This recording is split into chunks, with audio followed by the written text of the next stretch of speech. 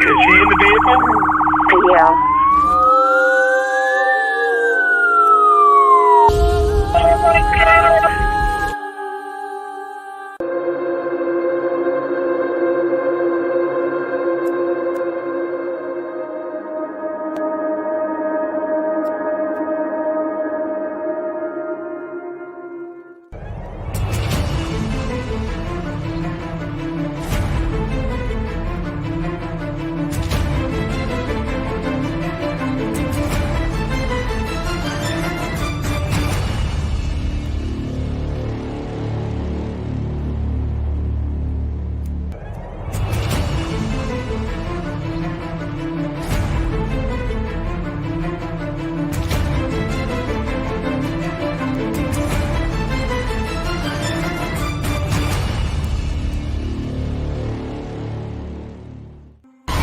I'm at Grace Church Road. I went to Waynesboro to bring this man down to this address.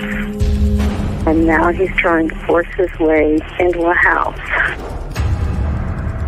I'm afraid to move my vehicle.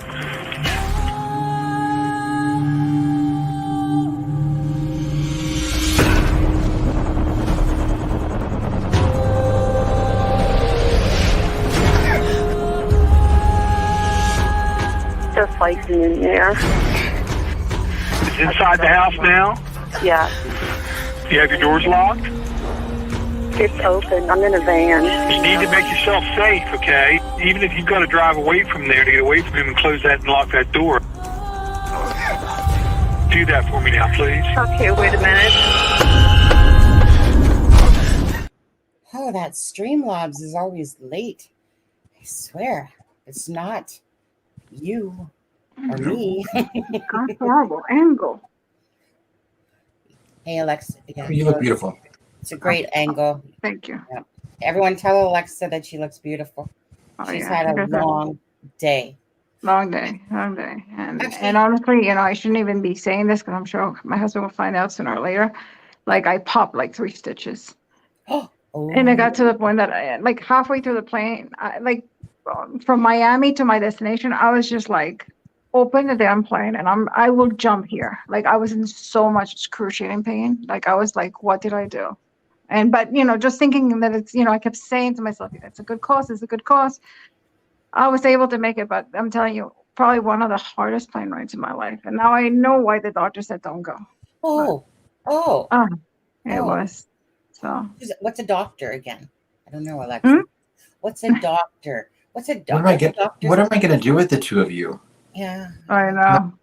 Neither of you. I mean, I'm going to have to call your doctor and tell her you're not a good girl, and I'm going to have to call your doctor and tell her you're an even worse girl. I know. He was like so mad when he found out that I came. He's like, oh my God, I told you not to. I mean, he knew I was going to do it, but he was like against it. But I'm saying to myself, it's only a day. Only 2 days. So, are you in a lot of pain now? No, I'm actually better. I'm actually better. One of the sons from the guy who owns the foundation, he's actually a doctor. He's a surgeon, and he was kind enough to, very cute, may I say. Sorry to my husband. Gotcha. He was kind enough to stitch it, to fix the stitch. But I'll go tomorrow morning and do it properly. Yeah. Well, who cares about the stitches? Tell us about that doctor again. No,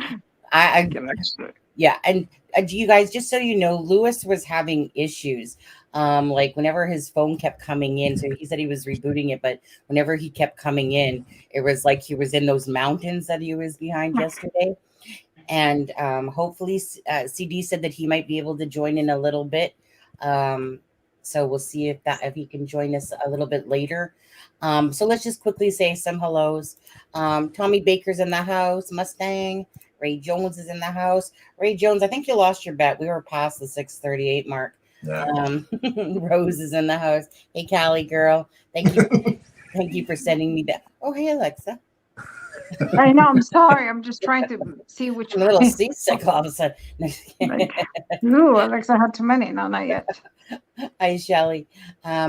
I didn't follow the Dylan Rounds case, but I'm happy for the family that someone was arrested and it starts for them. Absolutely. I'll just say angel to keep it easy. Right. Dylan Rounds was a case that mostly Adam was following, but I had followed it as well.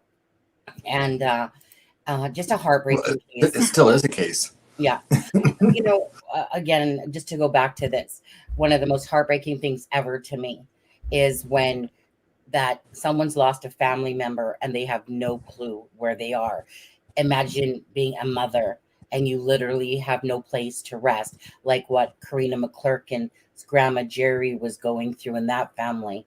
Just very tragic. So thankfully, Karina was brought home, and hopefully one day Dylan Rounds can be brought home, Suzanne Morphew can be brought home, and Maya Maletti can be brought home. There's tons of cases out there, you guys, where it's like someone even gets charged, but there's I don't. Sadly, I don't think that'll be the case for Anna Walsh, but yeah, I don't think so either.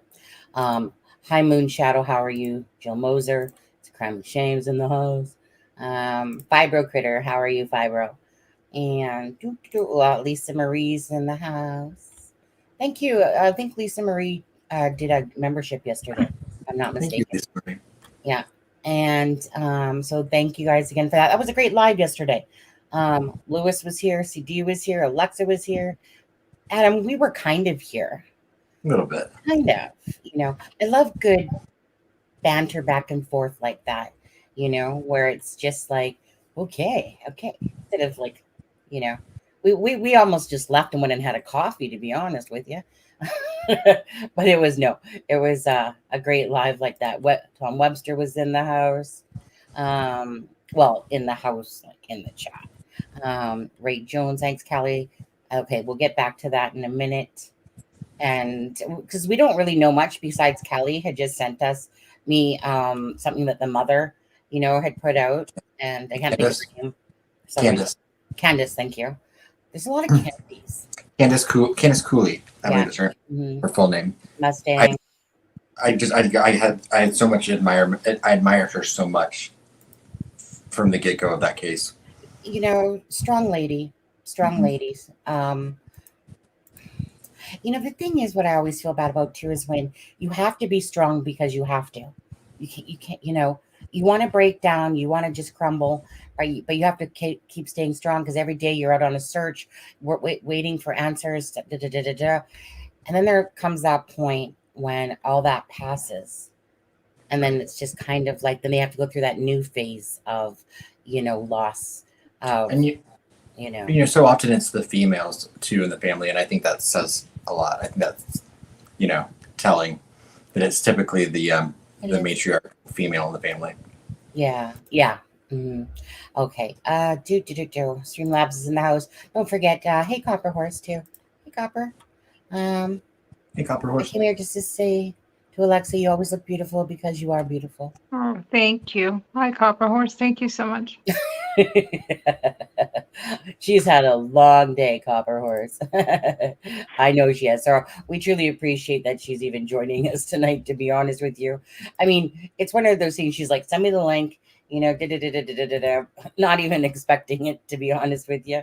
It was kind of like if she made it, she made it. And if she was too tired, so whenever you feel like you need to get going, of course, just say, there's CD is in the house. Hey, CD. Hey, buddy. Yeah, CD. I want to say, buddy, hopefully you can make it tonight on too as well. Loved having you on last night. It was really a great live. CD is, like I said, been down and out for a bit, with many different things, whether it's his children or whether it's himself and stuff like that. So it was really great to see him come on our live. And it was just really nice to see you, buddy. Love CD. If anyone doesn't know who CD is, of course, which I think most of you guys do in here, he's a retired police officer or former police officer. And he just tells it like it is, really. Just keeps it real. Hello, Phil Bond. Phil Bond, he received a gift membership yesterday. So, again, congratulations on that. Hey, JD. Okay, so sees through. Anybody else in the house? Let's see. Miracle Hearts. Got Miracle Hearts there. True Crime Mama's in the house. Hey. Sorry if I'm running behind on this a little bit. Just trying to see if I'm missing anyone. I think I'm good. Callie. Okay. So. Oh yeah, Callie, stay safe. It's really windy here too. So. Oh, okay. Yeah. Lewis was saying that he must still be having issues or something. I'm not really sure. He said that they were having a bad storm last night or something. Is that what he said? Right. It's been kind of going across the middle of the country, and I know it was really, really windy here, and it's died down a little bit, but yeah. Okay. So you know what? Let me wait before I start. Does Alexa, you good? What did I do? No, I'm just asking if you're good. Oh, Miss Dog Lover, you snuck in there. I am just moving. I missed you. I didn't see it, Miss Dog Lover. let me look. I'll look for it. Yeah. £1.99. Thank you. Sunny, please read my comment above. Okay. Sure, for another $1.99, I will. Oh, that's prolific, Miss Dog Lover. Just kidding. Thank you. I'm assuming there's another one. Yeah, I was gonna say, is there another one? Here you go. Oh, sorry. Hey, Sunny, all your prayers worked. Mom had her procedure today and has the all clear. She Good to know. Had to have 5 blood transfusions. God bless you, Alexza. Oh, Miss Dog Lover, that's wonderful. I'm so glad.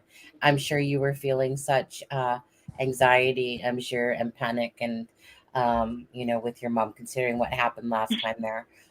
That's good to hear. Good to hear. Sorry, I didn't see that comment. I'm sorry. Yeah, it's Adam's fault. Yeah, no. Jumpin' Jack Flash loves your hair, Alexza. Oh, thank you. I washed it. I washed it. Okay. So Miss Dog Lover, again, I'm glad everything has worked out for your mom. Prayers and hugs. Love you. Thank you so much. And I'm going to, I guess, we'll share this with Dylan Rounds first, since this is news to us as well. I think I'm looking for this window here. Okay, let's see here. Let me put us off screen. Hi, Fallon. How are you? Looks like maybe Buster might have past problems resurfacing. Well, it won't shock me. Let me just go into it and bring it closer. So this is from Candace Cooley. Thank you again, Callie, for sending this. It says, Justin and I would like to thank everyone for the support you have shown us as we focus on finding answers in the disappearance of Dylan. James Brenner has been listed as the official suspect since July 2022. Today, James Brenner was charged with aggravated unaliving, we say, or homicide, and what is that word? Desecration? Desecration. Oh, desecration. Okay, of a corpse. The charges are based on solid evidence that has been released by Box Elder. We ask you continue your thoughts and prayers for justice for Dylan, and that we can bring him home. So now let me just come back out of here, and we will stop this screen, and then I'll go play a video that Adam had just sent me, and share screen. I think it's let's see. It's this one here. Okay. This is from the East Idaho News. Yeah. So let me just play that. 1 second. I gotta turn off my.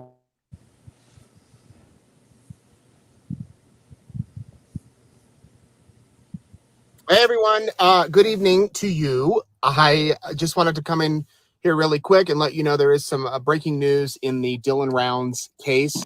James Brenner, the man who was squatting on property near Dylan's farm out in Lucin, Utah, was charged today with murder, aggravated murder, and desecration of a body.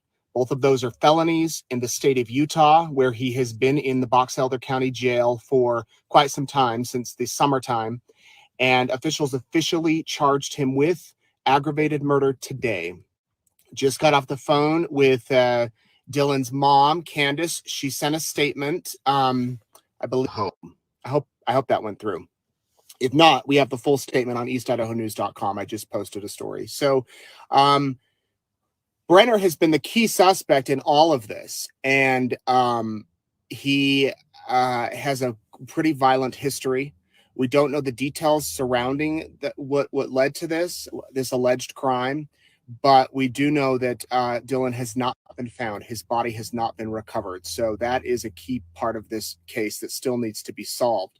But with these charges being filed, police must be pretty sure that they have the evidence they need, or at least the prosecutor in Box Elder County, Utah.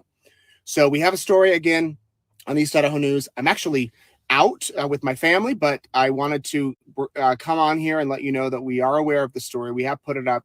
Candace, I think it's a sense of relief for her and her family, and they have been wanted me to pass along their thanks to you from them for all of your support, all of your prayers, as this case has been so perplexing since he disappeared in May. If you can believe it, it was Memorial Day weekend when he was last seen, when he last made that call to his grandmother, said he had to get the grain in the shed, it was going to rain, and then he vanished. And no sign of his wallet, no sign on his bank account, nothing like that. Some very weird and mysterious things happening, according to his family, in his trailer.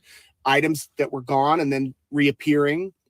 His truck was spotless, had been power washed. We have all the coverage. You can go back and watch it on East Idaho News from over the past year or so, and the interviews with their parents. So I'm gonna hopefully Candace and Justin Rounds will be able to come in and chat with me. We can do another interview early next week and get their perspective as this case moves forward. That's the latest. Thanks for watching. Oh, there we go. Okay. So yeah, I mean, prayers for Candace Cooley and her family, and of course, prayers that they find for Dylan Rounds. Yeah. To be honest with you, I had actually kind of forgotten about that case.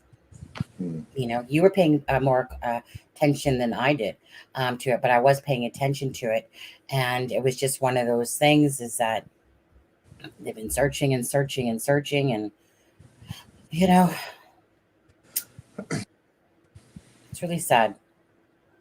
Well, I mean, I'm sorry. No, it's just, you know, I'm just picturing the big old desert, you know, and the vast area, you know, of, you know, how long between that time could somebody go somewhere, and, you know, it's just heartbreaking. Yeah. Hey, Lacey, go ahead. And I mean, I think it's safe to assume, Alexza, you would know, of course, probably better, but after an entire summer in the desert and, well, what is that, 9 months? It would be skeletal, right? Yeah.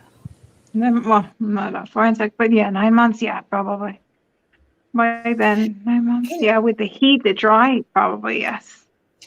You know what, Alexza, do you know, like, in time frame wise, what kind of the stages of on land, like on land or in, like, one for land, one for water?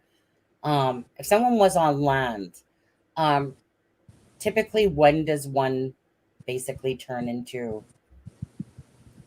bones? Well, it depends. I mean, if they're predators, you know, the condition, the heat, you know, is it a hot climate? Is it humidity? Look at So Brian all those Laundrie. play into factor. Yeah. Yeah. Brian Laundrie was literally, that was nothing. He was what, like 3 months? Not even. And he was basically skeletal. So it depends. It all depends. I mean, that's not my expertise and my forte, but I do know that it depends on the weather. Yes, she's Canadian now. I Canadianized her. Right, Alexa, I poured some maple syrup on your head. No, I don't think. Hold on. No, it is not. That looks like more American to me. I mean, no, she's still American. Safe to say she's got a little Canadian in her. She definitely has a little Canadian in her.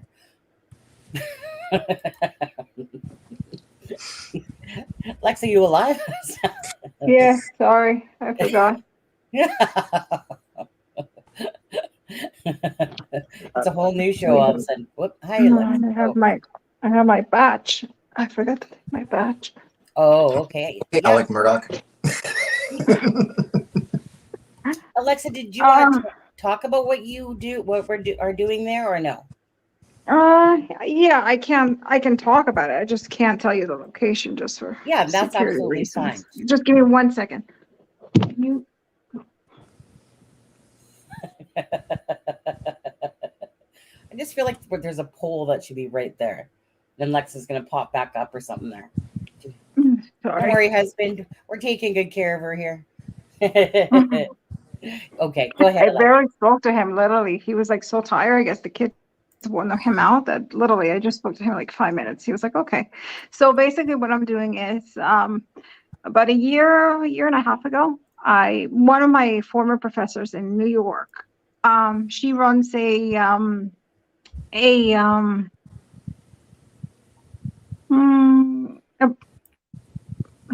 how can you call it? She runs a project. Basically, it's a project for incarcerated women and men in New York for rehabilitation. So basically, what they do is while they're incarcerated, the ones that are ready, that they have short sentences, they learn a trade. They either learn a trade or they learn something to do. That way, when they come out, they have something to fall on, and they don't go into their old ways. So I had this idea that third world countries really need that, because especially like the Central and the Latin American countries literally have nothing. Like women, especially women, are incarcerated and they're put there to rot, and then when they come out, the thing they have is either they prostitute or they turn into drugs. And so I had the idea, and I said, you know what about if we find somebody that can implement that over there and here, and we can do it. And after going back and forth with the government and that, I found this foundation, and this guy, the one that I'm working with, he was wonderful. He said, that's a wonderful idea. He said, if we can get the government to agree. So we've been for almost a year back and forth, and finally they gave us the okay. So today was the first time. We actually went to the person today, and it's the first time that they had they're going to have classes so that you can either learn. The ones that want to learn, they can even go to law school. So they can even go to college, or they can do a trade. So I am so happy that finally they get that, because I think, especially, I think some people, go to jail, not because they're bad people, because they make bad choices. And I think they shouldn't be punished. They shouldn't make you who you are for the rest of your life. And most of the people, when they come out, there's that stigma. So that's what I wanted to work. And my grandma did a lot of charity, especially in third world countries. So that's why this was so dear to me. And I had already canceled once. So this time I said I cannot cancel. So today we went. And thank God the government, because here the government, I can say it, it's like Mickey Mouse government. Mhm. So we weren't sure if they were going to come through, but they did. So they took us to the prison. It was really nice. I'm very happy, very proud. I think my grandmother would be very proud. So Yeah. that was what we're doing. Nice. So it's a little strange because I'm not used to like walking, like they have security for us, and Yeah. it's like so strange. But they tell us it's like such a high. It's a country where they kidnap a lot, so it's kind of like I cannot even go to the bathroom without having like 3 people next to me, and I'm like, okay, you can leave, and they're like, no, we cannot leave, and I'm like, okay. And your So husband's good it's at very strange. that, huh? Yeah. So That's my husband. yeah. So That's his when first. Mhm. No, I was just gonna say my husband, the same thing. It's like the minute I said, "Hey, honey, you want to we need to go on a vacation to Mexico?" He's like, "I ain't going there." And again, Yeah, no, like, especially for because Canadians, Mexico. yeah, And there's a lot of places like right now. yeah. But Honestly, most Central America, and that's where I am right now. And from Mexico to Central America, they're not good to come. Yeah. So yeah, I'll just thank stay you. on Canadian Earth, or Yeah. but yeah, Wow. yeah. What a great project for these women. Absolutely. Yeah. Again, I know you've been struggling, like I said, health wise and all that lately, and you really shouldn't be there. and you originally it was because you needed to get another application or something like that for Yeah. travel, and so again, Or this But it is your worked out third. because that application saved my life, because the doctor said that if I would have flown with that hernia the way it was, my stomach would have exploded yeah, on the plane so with the pressure on the plane. So that thing saved my life. I yeah, was so mad right, that it didn't. So and God yes, knows what, hindsight, like literally. yeah, yeah. Hindsight told you, right? Everything happens for reasons. I don't care if people don't believe that or not. Sometimes you have hindsight to look back and go, you know, um, I'm Yeah. sure just like those people that miss planes sometimes, and then, and then, you know what I mean? It's just, I always believe Like that. like the people that were dropping their kids off at school on 9/11, Oh my God. and went in Yeah. late that day. Hi, Kathy. Mhm. Yeah. Yeah. I actually have a Yeah. friend that he missed his plane and he was supposed to be on one of the planes and he overslept. Yeah. So, So it's one of those things. yeah, I mean, the world is, I always call it a roller coaster. That's Yeah. always my expression about it. It's like up and down and all around, and you never know. So Mhm. that's why it's like, love the things you love dearest, and get rid of the poison out of your life, because again, life's too short. It can be. Exactly. Yeah. Okay, so Adam or Alexa, is there anything else? And then other than that, I think we're gonna get into do you wanna do Idaho or Murdaugh first? Which one, you guys? Tell us in the chat. We'll let the chat pick. Yeah. Go ahead. Chat, 1 for Idaho, 2 for Murdaugh. Both. Yeah. Well, I'm waiting for Callie to get our dream. On an island, right, Callie? Yeah. We'll don't worry, Devin, Adam. We'll get, there's like, if we have little stepping stones around that island, it's yours, okay? Yeah. Ray Jones, you always have to be that way. So we got, I don't know. What did I say? Idaho 1 was Murdaugh 2. Okay, what do we got? 2-2. Come on, you guys, keep voting. It's like 50-50. Like, come on. And then we'll just do what we want. Don't make me vote. Okay. Callie says 1. I'm just trying to decide, because like the Murdaugh one's faster than the Idaho one. Well, let's talk about Murdaugh really quickly then, and because there's not a ton to talk about with Murdaugh today. 1, 2, 3. I know we asked you guys, and because it was close, I think let's do Murdaugh, because I think it's faster than the Idaho case. Right. So yeah, so let's do that. So should we talk about the breaking news that Murdaugh was, what his sentence was today, or the breaking news of what was yelled at him as he was being put onto the prison transport van? Oh, I know, right. that was funny. Okay, yeah, and I don't want you guys to miss out. I don't want anyone to miss out on that. So let's just hold on a second. I feel like we should like do a chant like JLR, JLR. Absolutely. And Alexa, Kathy Chapin says, "I just tuned in. I hope you're okay, Alexa." Oh, thank you. Hey, you just went off of Louder super chat. 4 pounds and 99 pence. Thank you. I had colleagues who survived the 7/7 London tube bombings by 2 minutes. One was in the carriage behind the bomber. Ooh. Wow. What's the 7/7 though? I don't know. You remember the London Tube, the subway? It was July 7th. Oh. Yeah, the London bombings. Mm-hmm. Yeah, wow. Thank goodness for your friends. And thank you for the super chat again, Miss Dog Lover. And of course, I want to make sure that nope, that's not it. Let me go back and re-grab it. I want to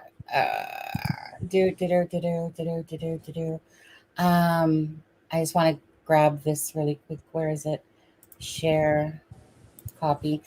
Ray Hanish's GoFundMe is at exactly 500. I tipped it up to the 500, so I could do right now.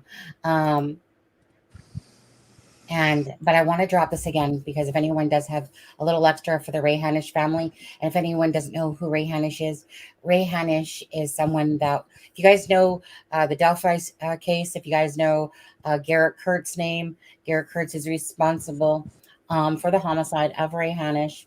And again, it's just to help a family out that could use the help. Is in need of getting back and forth to court when time comes and just having that little pocket money for them. So I just want to make sure that you guys, if you do have a little extra to spare, please consider for the Hanish family. Again, they need their justice. And again, if some people's pockets are a little bit deeper, if your pockets are a little bit deeper and you have a little extra, if you guys could do that. So I'll be dropping that link throughout the night. And it's when do we have to donate? When is like the due date? I don't know. Mel, is there a closing date on it, or I'm not sure. I didn't even know if there was or not. I have to wait until I get my credit cards because I literally flew in literally with no money. Poor Alexza too. I know. Somebody had to give me water for free. I mean, just everything. Yeah, I should have made it high. Well, no, I think you can change it to higher. Can you not? I've seen people have it and then they make it higher.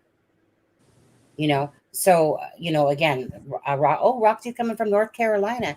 Hey, Aspen. I'll just hop in the car with her. Yeah. But yeah, I believe I've seen people do that all the time where they reach a goal and then it goes up to a higher goal. I'm pretty sure that I've seen that. Either way, I would like to donate, but I hopefully when I get back to New York, my cards should be waiting. No. But I mean, like I said, I'll be posting I'm pretty no closing date as of yet. Hopefully, yeah. But either way, people can still donate because it can go past. But I believe that you can change, the amount if I'm not mistaken, for sure. Literally, I was at the airport and I was like, I think I'm gonna steal a water. No. I mean, somebody was so nice because I didn't have enough because that's how bad it was. Because my wallet was lost during the hospital stay, so I had no credit cards. And I can't even put money. So I had to wait until the transactions did, and then when I came here, I had to do cashier's checks and everything. So until I got to Miami, I had no money, and I'm never hungry. I'm never thirsty. In New York, I was like a salivating dog. And actually, this guy was so nice that he actually paid for me because I literally was pulling out pennies. Oh wow, that's so nice. Oh, that's something I would do. Yeah, he was so nice. I offered to, I'm like, give me your address and I'll send you a check. And he's like, don't worry about it. So he was, and on top, he gave me $5. So wherever he is, thank you so much. That's that's so sweet. Yeah, that was very sweet because he overheard me when I was talking to the lady because I'm like, how much is this? I'm like, I don't know if and I told the lady why, and she's looking at me like, why don't you have money? So I told her, and he's like, you know what, buy whatever, I'll pay for it. And I'm like, oh, I should have bought an iPad, and an iPhone. I remember, I'm just gonna say this. I remember when I was in the States once. It was back a long time ago. Me and my twin and her daughter Paige were coming back from Disneyland, and we were in Seattle, and all we had was about $5 each, and so they had the McDonald's, and you could just smell it, the smell of McDonald's. And so of course we went up there and we're like, can you take Canadian? And I'm sorry, I've never had so many nastier looks when Americans look at you like you're Canadian. And I'm like, no. And I'm like, and all you're doing is look, okay, we take your money. We take your money just fine, but you guys can't take our money just fine. I want a darn burger, okay? But anyways, so as soon as we crossed over that border and hit the Canadian soil, felt like forever. I just wanted something to eat. I was just hungry. We were tired. But I always found that funny. Do you guys take Canadian money now? No. Snobbery. The snobbery. But But a lot of places you go, they take American money. It's funny.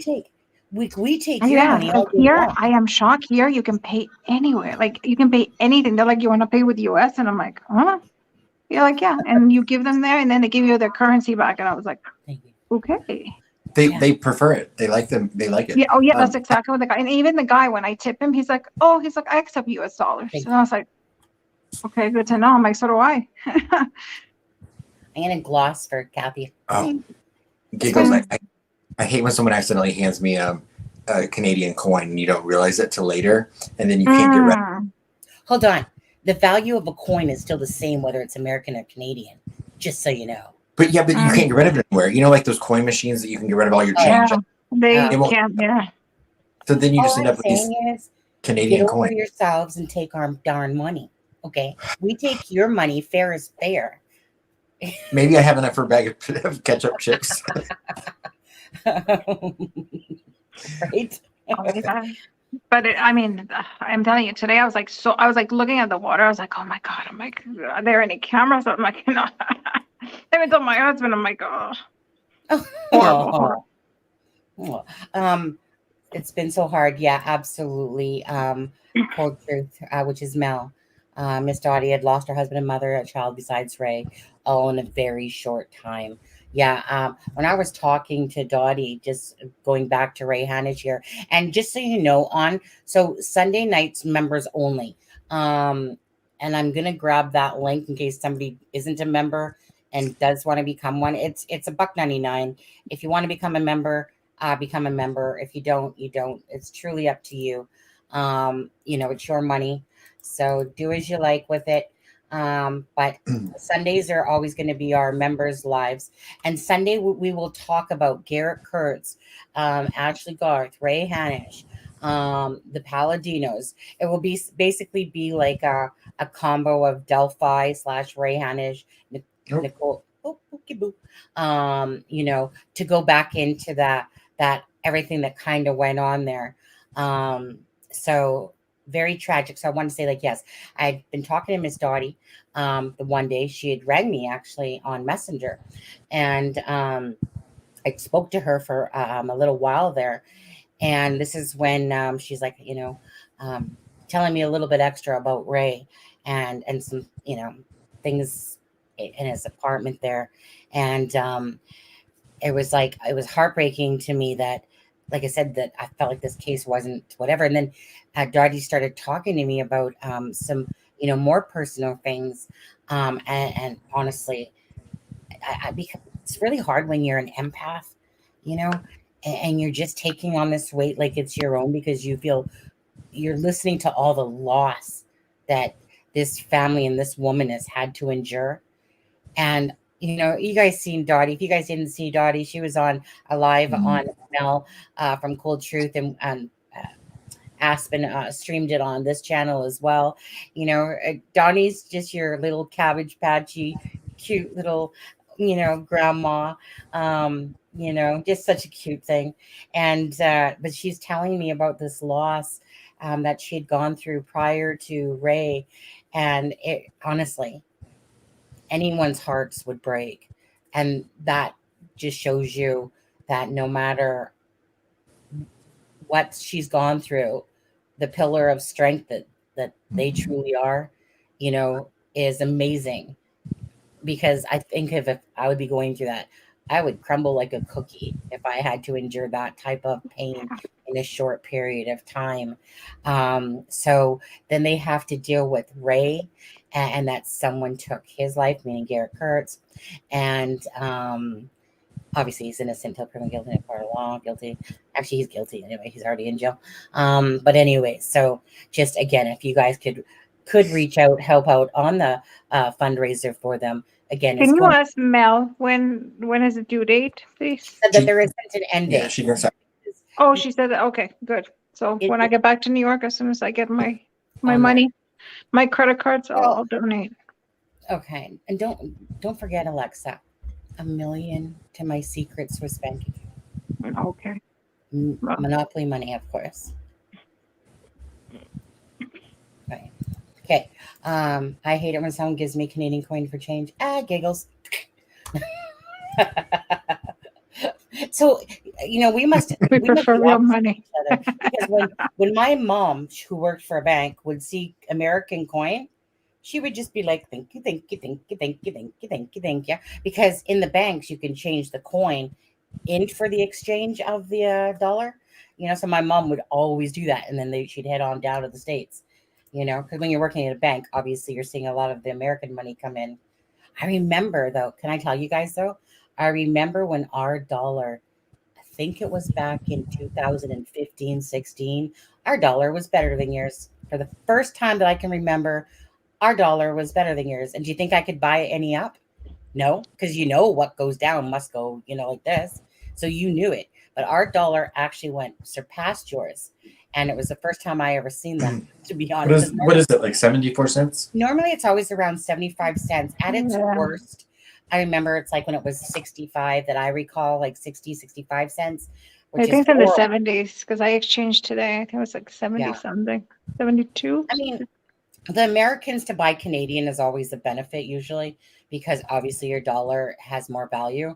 But yeah, that was the first time that I ever seen it. And I thought to myself, if I was a millionaire right now, I'd be buying up that freaking American dollar. No, what you need to buy is gold. Always when you have buy gold, invest in gold. Gold always goes up, steady and up. Yeah, I know, right? People are always trying to do those online things like buying your gold. Yeah, you should. I think everybody should have at least, at least a couple coins in gold. Well, Alexa, I mean, don't forget Easter's coming up. We've missed Christmas, haven't we, Adam? We've missed Christmas. We've missed Valentine's Day. Shoot. Easter, I feel like instead of, cracking out an Easter egg, I crack out a bar of gold. Better be careful, Sonny. She'll send us a voodoo doll. Yeah. Well, now I have to buy you something from here. So that's why I said, I told you before Easter you get it. So I can get you a little souvenir from here. Okay, I'm kind of lost in chat. You guys are all talking and I'm sorry. Wait, so what happened to, so apparently Ray was correct because we have not talked about Murdaugh or Idaho. We haven't really? No, not yet. We were about to. Yeah, when I told my airport story. Yes, I'm sorry. You're fine. Okay. Well, that's because I was doing a JR thing as well. All right. 42 minutes. We're pretty much on par with what we typically do. Shh. Okay. I don't want to share screen. I want to play you a nice little clip. You're lucky. How long is the clip? I need to go get a extension cord, I think. Okay. Just turn off your cam for a sec there. Yeah. Let's see. I think it's this one. Is it this one? Oh, yeah. Okay. Next. Justice for Stephen Smith, Alex. Buster is next. Your son is next, Alex. What about that? All right. Found it. Hold on. You all know that voice, right? There is the perfect view right there. JLR, where are you? Shame on you, Richard Allen. Where are you? D. Found in D. 13. Step by track D. Who's locator? Pick right. 1. Which is that's right. 23. Buster is next. Justice for Stephen Smith, Alex. Buster is next. Your son is next, Alex. What about that? All right. Found in D. Found in D. 13. Step by track D. Who's locator? Pick right. 1. Which is that's right. 23. Buster. Yes. Did you? Hold on.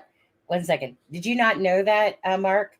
Shame on you, Richard Allen. It was JLR. Yeah. That's JLR. I'm dang straight. Yeah. I mean, honestly, the little hemorrhoids attaching to me. Buster is next. Justice for One more Stephen time. Smith, Alex. One more time. Buster is next. Your son is next, Alex. What about that? Oh, I already got that one now. Found in D. Found in D. 13. Step by track D. Who's locator? Pick right. 1. Which is that's right. 23. Buster is next. Buster's next. Justice for Stephen Smith, Alex. Okay, stop it now. I'm having too Buster much is fun next. with Your this son is voice. next, Alex. What about that? Okay. Found in D. Found in Okay, remove. Okay, fine. I was having too much fun. Yeah, shame on you, Richard Allen. Shame on you, you Emmer. Right. And then, so that was from this morning. And then, okay, so prison is aging Alec very quickly. Yeah. Because can we look at the difference in 6 hours? Oh, yeah, because they have to. I was reading that. Brian Enton, thank you. So hold on, let me just bring his picture in. Didn't I have it? Oh, there he is, right there. So if you think you've had a rough day today, just remember Alec Murdaugh started the morning off like with JLR and ended the day like this. Okay, Mark. Mark, you said you look like my husband.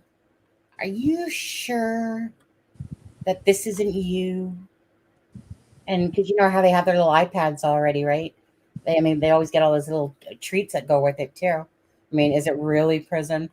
I mean, you sit there and you go on iPads and can text and all these good things on there. But hi, business. Oh, and Shelley, yeah, that sheriff behind him. Oh, he was saying so much without saying a word. What'd Kelt say? What was a good question, Kelt said? I don't know. Oh, right. How does he afford it? Oh, how is he? Yeah. Well. Yeah. So that's public knowledge. Okay. So, yeah. I mean, I've already seen a picture of him like this. You know, but isn't it just as fast as he had his hair, as fast it was gone? Yeah. And I mean, I know that I'm wearing neon yellow, but I mean, you know, we should not his color. You know, remember Richard Allen with his yellow boat pants that he had on, those big banana boats? Twinsies. Yeah. Yeah, right. I wonder what gang perhaps he might join in. What do you think? Right. And Fibro, I think he went to Washington, D.C. this afternoon, but he started his morning in South Carolina. Yeah, he said I remember him saying he was heading to Washington. I just remember him saying that. That's all I remember. Right. I mean, that sentencing hearing was over in 20 minutes. I'm a dog lover. Yeah, Mark, and the judge actually addressed that today. Yeah, no, I showed that yesterday, actually, Mark. In a video, I showed that they weren't supposed to. Right. But it happened. Yeah. Let me just. Okay. And did you see the juror that was on Good Morning America this morning? Okay, Adam, shut it. Okay, here you guys go. Really? Here we go, guys. Guilty. Murdaugh appearing emotionless as the unanimous verdict was read. His surviving son, Buster, who testified in support of his dad, putting his head in his hands. The defense asking for a mistrial, but the judge standing firm. The jury has now considered the evidence for a significant period of time, and the evidence of guilt is overwhelming, and I deny the motion. The disgraced attorney then taken out of the courtroom. Now, in an ABC News exclusive, juror Craig Moyer breaking his silence, revealing how the jury came to their decision. When you first got in the room, you took a vote? It was 2 not guilty, 1 not sure, and 9 guilty. What was your vote? Guilty. From the start? Yes. Moyer says it didn't take long to get everyone on the same page. We started deliberating, going through the evidence. Everybody was pretty much talking, and about 45 minutes later, after all our deliberating, we figured it out. So it took basically 45 minutes for you guys to come to a decision? Probably about 45, maybe an hour. That's really fast. Yeah, the evidence was clear. He says it was this piece of video featuring Alec's voice at the crime scene moments before the murders that convinced him. I hear his voice clearly, and everybody else could too. Alec finally admitting it was him for the first time a year and a half after the murders. When he said it was him, were you surprised? I was very surprised. Why? That was his only savior right there. For some people, it's so hard to understand how a husband, especially a father, would kill their own son. What made you so sure that he had? His responses, how quick he was with the defense, and his lies, steady lies. Did you feel like he was a liar? A good liar, but not good enough. Moyer also not convinced by moments like this. Alec appearing emotional on the stand. What did you think when Alec Murdaugh took the stand? I didn't think much of him. Really? Really. I didn't see any true remorse or any compassion or anything. Even though he cried a lot on the stand. He never cried. He never cried. What do you mean by that? All he did was blow snot. Did you not see tears? No tears. How did you know he wasn't crying? Because I saw his eyes. I was this close to him. Moyer says he also didn't buy the defense's argument that Alec didn't have enough time to commit the crime and create an alibi. The defense said there's no way he could have done all these things, clean everything up, get it all ready, and then go to his mom's and come back in that short amount of time. I think there's just enough time. All those factors leading the jury to hand over that guilty verdict. If you really look at everything, it's all plain and clear. And the judge delaying sentencing until this morning so that victims could make statements in court. And this morning, we will see Alec Murdaugh arriving to the courtroom in an orange jumpsuit. Guys. Okay, Eva, thanks. That was a fascinating interview. We're joined now by the lead prosecutor. Mr. Waters, thank you for joining us this morning. 28 days in the trial, 70 witnesses, yet only 3 hours to reach a verdict. How do you explain that? Well, I think I explain it with what you heard the jurors say. We presented a very compelling and strong case, and I think that it didn't take them long to figure this out.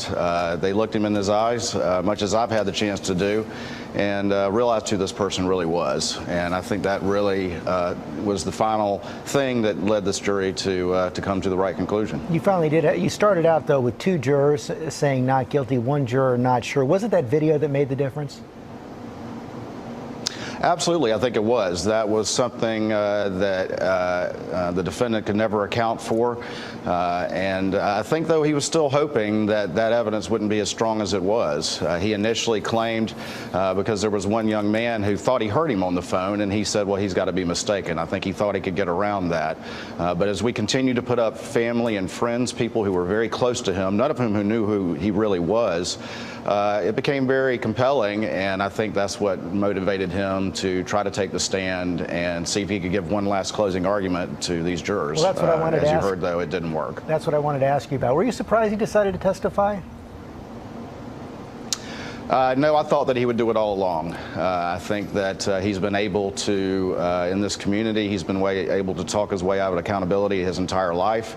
And people like that are convinced in their own ability to do so. So the second the defense put in an exhibit in the case, I was pretty convinced he was going to testify. That's usually a pretty good indication. You mentioned that he talked his way out of accountability his whole life. He's a skilled attorney. So what was your strategy going in on cross-examination?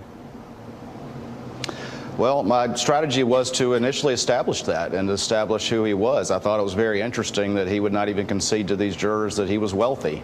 And that was sort of the idea, was to get him talking about himself and about his life, but then to first of all, hammer home the financial aspects of this case and the many lies that he had told to people that trusted him, and then move into the specifics of his new story that he was now telling the world for the first time, at least publicly. And I think that's very compelling and ultimately was convincing to the jury.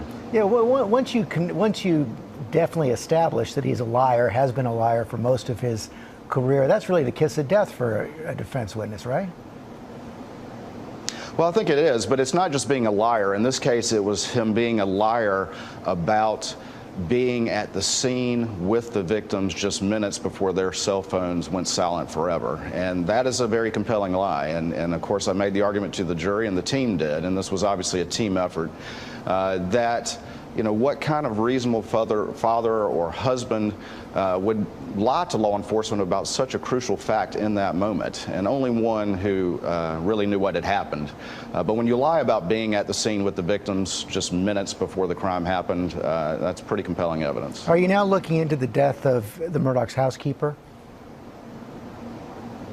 Well, I can't comment on any pending investigations. This thing that has been investigated by SLED and the South Carolina State Grand Jury, which I'm fortunate to lead, is far-reaching into a lot of different areas. I can't comment on any pending investigation, though. Sentencing this morning, what do you hope to see? I'm sorry, say again? The sentencing is this morning. What do you hope? That was like the day of the, the next day, meaning today, was going to be what the verdict was. And so, again, just to reiterate, Mark, the judge didn't basically he brought it up and really didn't it was for the record, simple as that. It was what it was. And at that point, really, it didn't really matter because the jurors could speak if they wanted to. So it was just, put down for the record. It was minutes. 8:46 was the video. Thing was is that Alexza and Adam, I want your guys' thoughts on this in chat as well. He needed to take that stand to try to do damage control because that video was pretty much sealed his deal as it was. And that's the reason why he took the stand, is because he had to try to eliminate that video a little bit. And if not, just going by that video, again, we're talking minutes. So basically the jury, for the most part, condemned them for, him for that video. Realistically, it didn't make sense. Now, when they went into the jury, there was one that was unsure and two that what was it? Two that were kind of, or two that said not guilty on the initial straw vote. Or straw poll. Yeah. And then within 15 minutes, they said, like 45 minutes total. I think it boiled down to the jury didn't like him. The jury didn't like him. Again, the Keno video is really what sealed his deal for him. And and I think, go ahead. I think the fact that jurors, and I hear quite a few of them, showed up today and sat in the gallery and watched him be sentenced when they had no obligation to do that. I mean, you can imagine the last place they probably wanted to be today was that courtroom, but they were invested and felt passionate enough about this case that they went today and watched him get sentenced. And usually the jury, like you said, usually the jury doesn't come back. I've only seen a few of those. So I think that was, like you said, I think they were very invested, and I think they wanted to see his reaction. And I think he's not, narcissistic people, sometimes they don't realize that. I think he thought that he could get in the stand and he could lie and charm and, oh yes, I am admitting that I did everything wrong, but I didn't kill, my wife and papa. It was, like I said, it was so fake. And if you see, finally, I can show you the glabella. This is called the glabella. The muscles between here is called the glabella. And usually when one is sad and when somebody's crying, this goes downwards. And it's something that you cannot fake. That's something, your true emotion, it goes down. And with him, if you see, go back and I think there was some, and then most of the newspapers today, they had his picture when he was trying to cry in the stand. And when he cries, he does like this. Yeah. It's frowning. And frowning is not crying. And it's different when you go like this, when you're different. It drops. Obviously, I can't do it because I'm not crying. So, but when you're sad, this drops. Well, that juror said, he goes, I didn't see him cry once. He blew snot out of his nose. He goes, but I didn't see him actually cry. Not once. you know. And when he cried, I don't know if anybody noticed that he would do this. He would try to cry, and then he kind of, I don't know if he was trying to see if he actually had it was tears. almost like That he was trying to, I think he thought that he was crying so good that he actually produced tears, and he would do like this, kind of like check. And I was just like, seriously, dude? And then he would put his glasses, which is a very demeaning thing to do, is when you put your glasses here and then you look down like this, it's such a demeaning thing to do to people, because basically it's like you're looking down on them. And he would do that, and then he would stare at the lawyer, and then at the and I'm like, you were a former lawyer, you know what. And and that's the thing. I don't know if he had Botox before, and maybe I don't know. I don't know. Because sometimes when people get Botox also, like this area, it's hard, but you can still do it. But he should have known how to play the game a little bit better. I mean, because he was a lawyer, he knew the court, he knew how it was, but he just couldn't do it right. Thank God. I mean, the evidence, Mark, really was that video, and it was about the guns. He was asking about the OnStar evidence. Oh, the OnStar. I mean, yeah. Right. Well, they had subpoenaed GMC for the vehicles. I'm just going to say OnStar because I can't. There's two different systems. There's like the GPS system and the informatics system, or something. I can't remember what it's called. Yeah. In a vehicle, basically the computer system in the car, and OnStar literally didn't get the reports from the evidence until halfway through the trial. Yeah. Oh wow. And so it did change the timeline a little bit, because that's where they had the confirmation of when the car was in drive, when the car was in park, when the car was moving, what speed it was moving at. Yeah. And they didn't have that. How many footsteps he took. Right. Well, they had that information from the cell phone, but they didn't have anything from the vehicle, like when the car doors opened. Yeah. Anything like that, and so neither did the defense. And then as soon as the prosecution received that, they of course had to turn it over to the defense for discovery. Right. But no one had that information until halfway through the case. Yeah. So I mean, what people have to realize is that when you unalive somebody, there's so many things that you have to take into consideration, and most people don't. And one of the things that I was appalled in this case is that I know he has a septic tank. I am sure when he cleaned up, the DNA goes in the drain, and most of the SKs or the case, they never clean the drain. So, and especially this one that has a septic tank, they could have gone there and looked at it. So I don't understand, why didn't they go? Alexza, I kept, I'm glad you brought that up, because I kept thinking to myself, well, hold on, this guy obviously showered. There must be something that inside went the drain. Yeah. That's one of the most likely places there are for there to be evidence. So why didn't we get any of that evidence? Like, why? Like I said, because they were too busy going at Alex, at the time, don't worry about it, bud. Because they didn't do a great investigation. I mean, I'm gonna maintain that. I mean, thank God they got the guilty verdict, but they didn't do a good investigation. No. And honestly, I think it was part of it. They was thanks to his testimony, like you said, Adam, that they didn't like him, because watching the trial, I don't know if I would have said, guilty. Yeah. So I'm glad that she was his hair. Well, it's reasonable doubt, they keep saying, right? Right.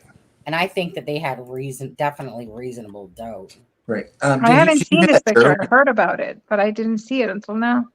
When that one juror said he was, he was a good actor, just not good enough. I mean, you could see that juror did not like Alec Murdaugh.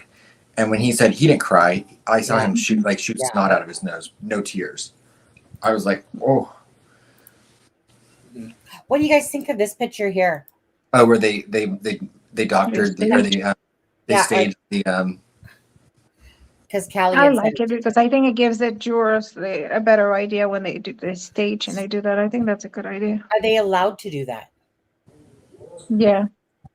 They're allowed to put out things to make it. I mean, I'm not a lawyer, but I think you're supposed to. You can do a recreation. Yes, I don't think that's illegal. Yes, Mark. Mark, yeah, that was some of the hardest testimony to hear. That I really felt for John Marvin. I mean, until he started talking about Alec pooping his pants. That was a What? little awkward here. When he talked about Alec going to the bathroom in his pants. Who? Wait, who? Well, John Marvin gave the testimony. He talked about the time that Alec Mhm. asked his pants. Nope. And what happened to How'd Buster you miss today? that?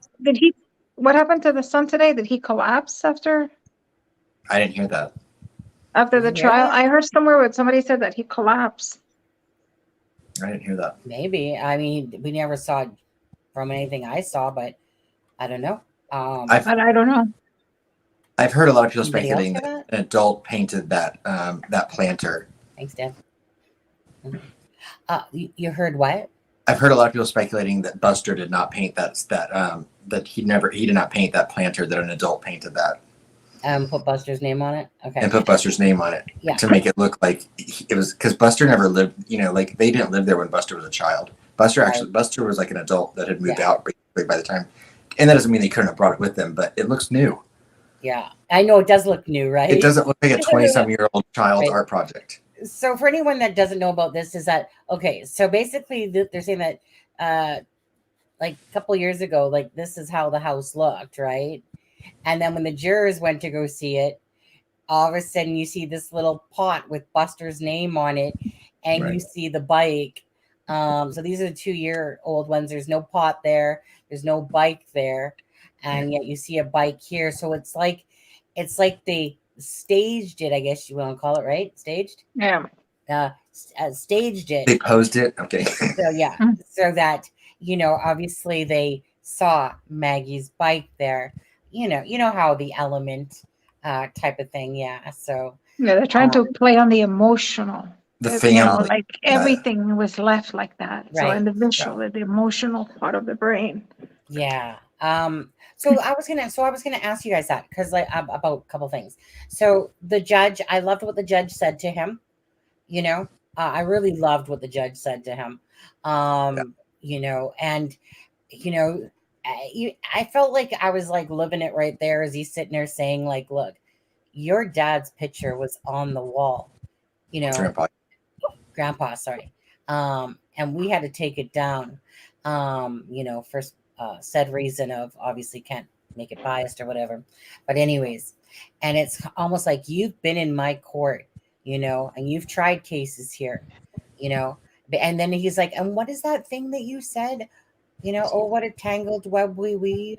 Oh, yes. Oh, good. When we first practiced to deceive. And he's like, what did you mean by that? And he says, well, I just mean that, basically I didn't stop lying. Yeah. And he's like, and here you have the opportunity, basically to put an end to that, tell the truth, because he's basically saying, dude, I know that you took out your wife and your son, and you're going to stand here before me still and everyone else and act like you didn't. And then, of course, at the end there, obviously the judge is like, or Alex is like, sir, I would never harm my wife or my son, and then that's all you just said.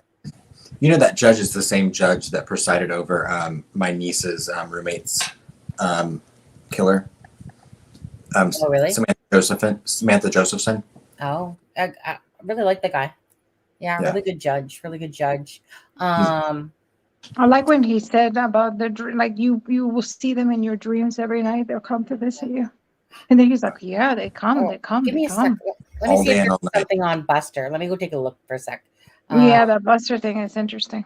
You guys can just talk about whatever people are talking about in chat or talk about it more, but because it was like there was no emotion coming out of Buster or like Alex. Like it was, I'm sitting there watching both of them and I'm just like, okay, expecting Buster, like, I think Buster's a mini Alec. He is. Oh my God. And you see they do the same thing with their mouth. Oh, did you see the oh, that was like hey. You don't see the Buster all the time, he's like this. Yeah, he does exactly what his dad does.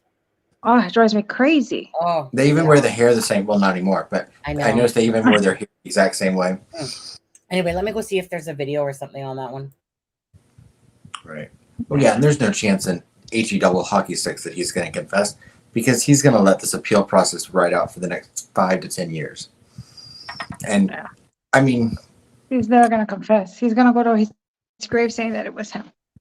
right. And, I actually wasn't, a lot of people were like, oh, I can't believe that, Buster didn't give a statement today for his dad or any of the family members. And I mean, I understand why he didn't. The sentence was going to be what it was.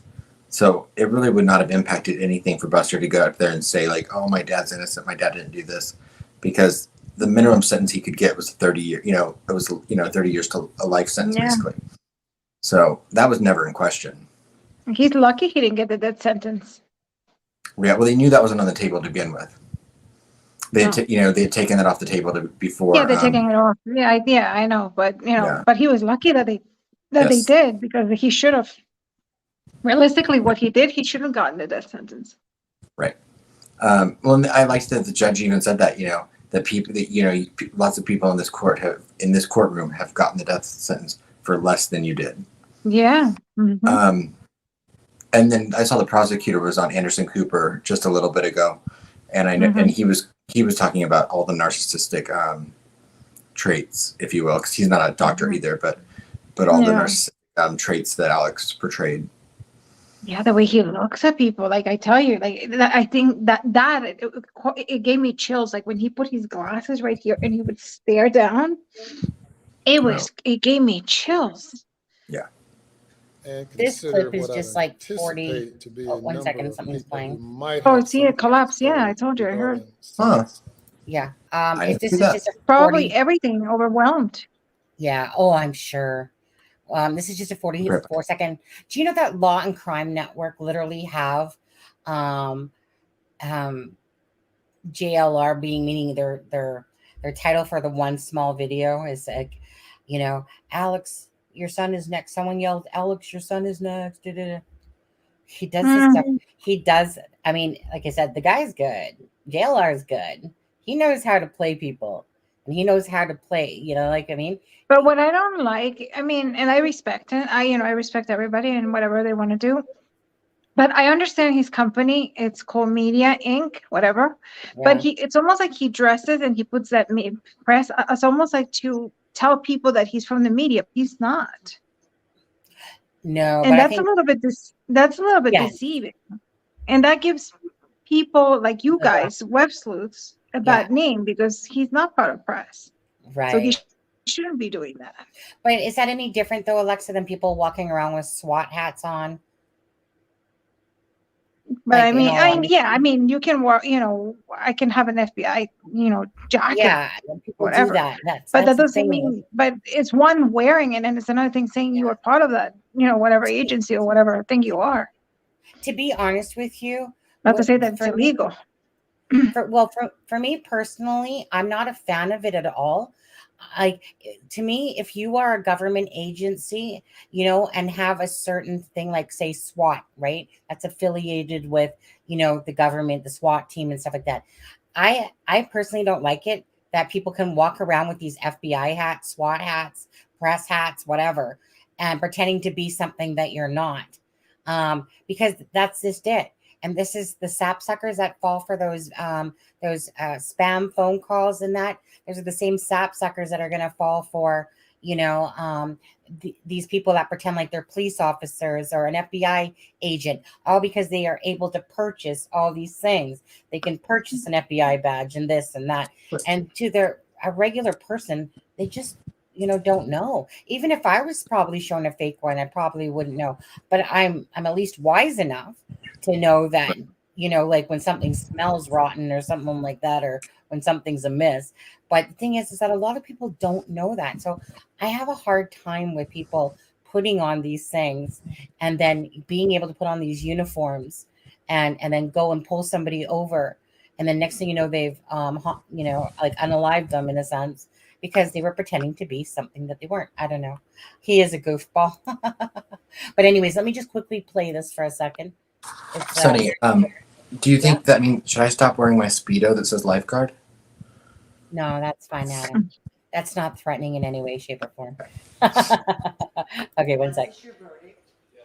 Is it still your verdict? Yes. and consider what I would anticipate to be a number of people who might have something to say. Oh, I don't think this is. I think that they just put this video on it, the first sentence and then to a later date. Of course, that's an afro. Minimum Holy. sentence for murder is 30 years. The maximum sentence is life imprisonment. As to each defendant is remanded to the custody of the Colleton County. Oops. Yeah, they obviously just put it underneath this. So let me stop it. I actually thought it was a different lady behind it, and then I realized it was her hair on there. I was wondering how ticked off that whoops, still playing. I was wondering how ticked off Murdaugh Buster was going to get when that one sheriff lady kept standing almost like right in front of his view all the time. I was just like, but you could always still see him. It's almost like she knew where the camera was, and you could still see. Talk about her. What? Ms. Tucker says, why does this family have such an issue getting haircuts? I'm gonna sneeze. So let me just go back to. Oh, what video is this? Should have just kept it playing. I think this was the. I think this was the. I'm just gonna finish playing this one. Okay. Both gunshot wounds to the head. That's the body cam from the night when the first responders got there. Okay. It's in your vehicle. Have you not seen that? On you at all? No, sir. It's leaning up against the side of my car. This is your wife and son? That's fine. Okay. It's just a short clip. Yeah. That's the blur over there is Paul. It's bad. It's bad. Check the pulses. Yes, right there. And then that's Maggie, blurred. That's my brother. It just hurts so much. When was the last time you were here with them? Or talked to them or anything like that?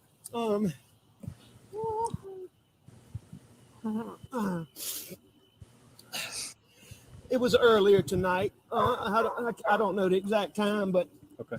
I left. I was probably gone an hour and a half from my mom's, and I saw them about 45 minutes before that. Okay. I rode around with Paul for 2 hours this afternoon in the pickup truck. That's your son, Paul? Okay. Did you guys hear the tempo in his voice when he goes? He goes like really high. Yeah. Faker.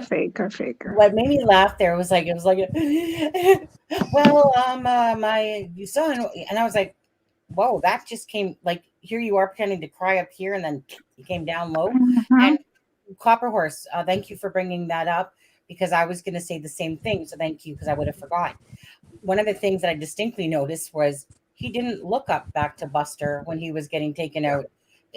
I'm probably rightfully so. Shame. When somebody's humiliated that much, and he was humiliated.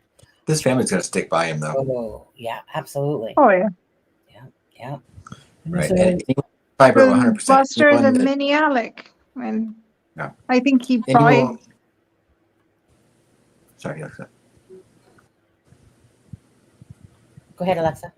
No. I just said he's just a mini Alec, and same pattern, same everything.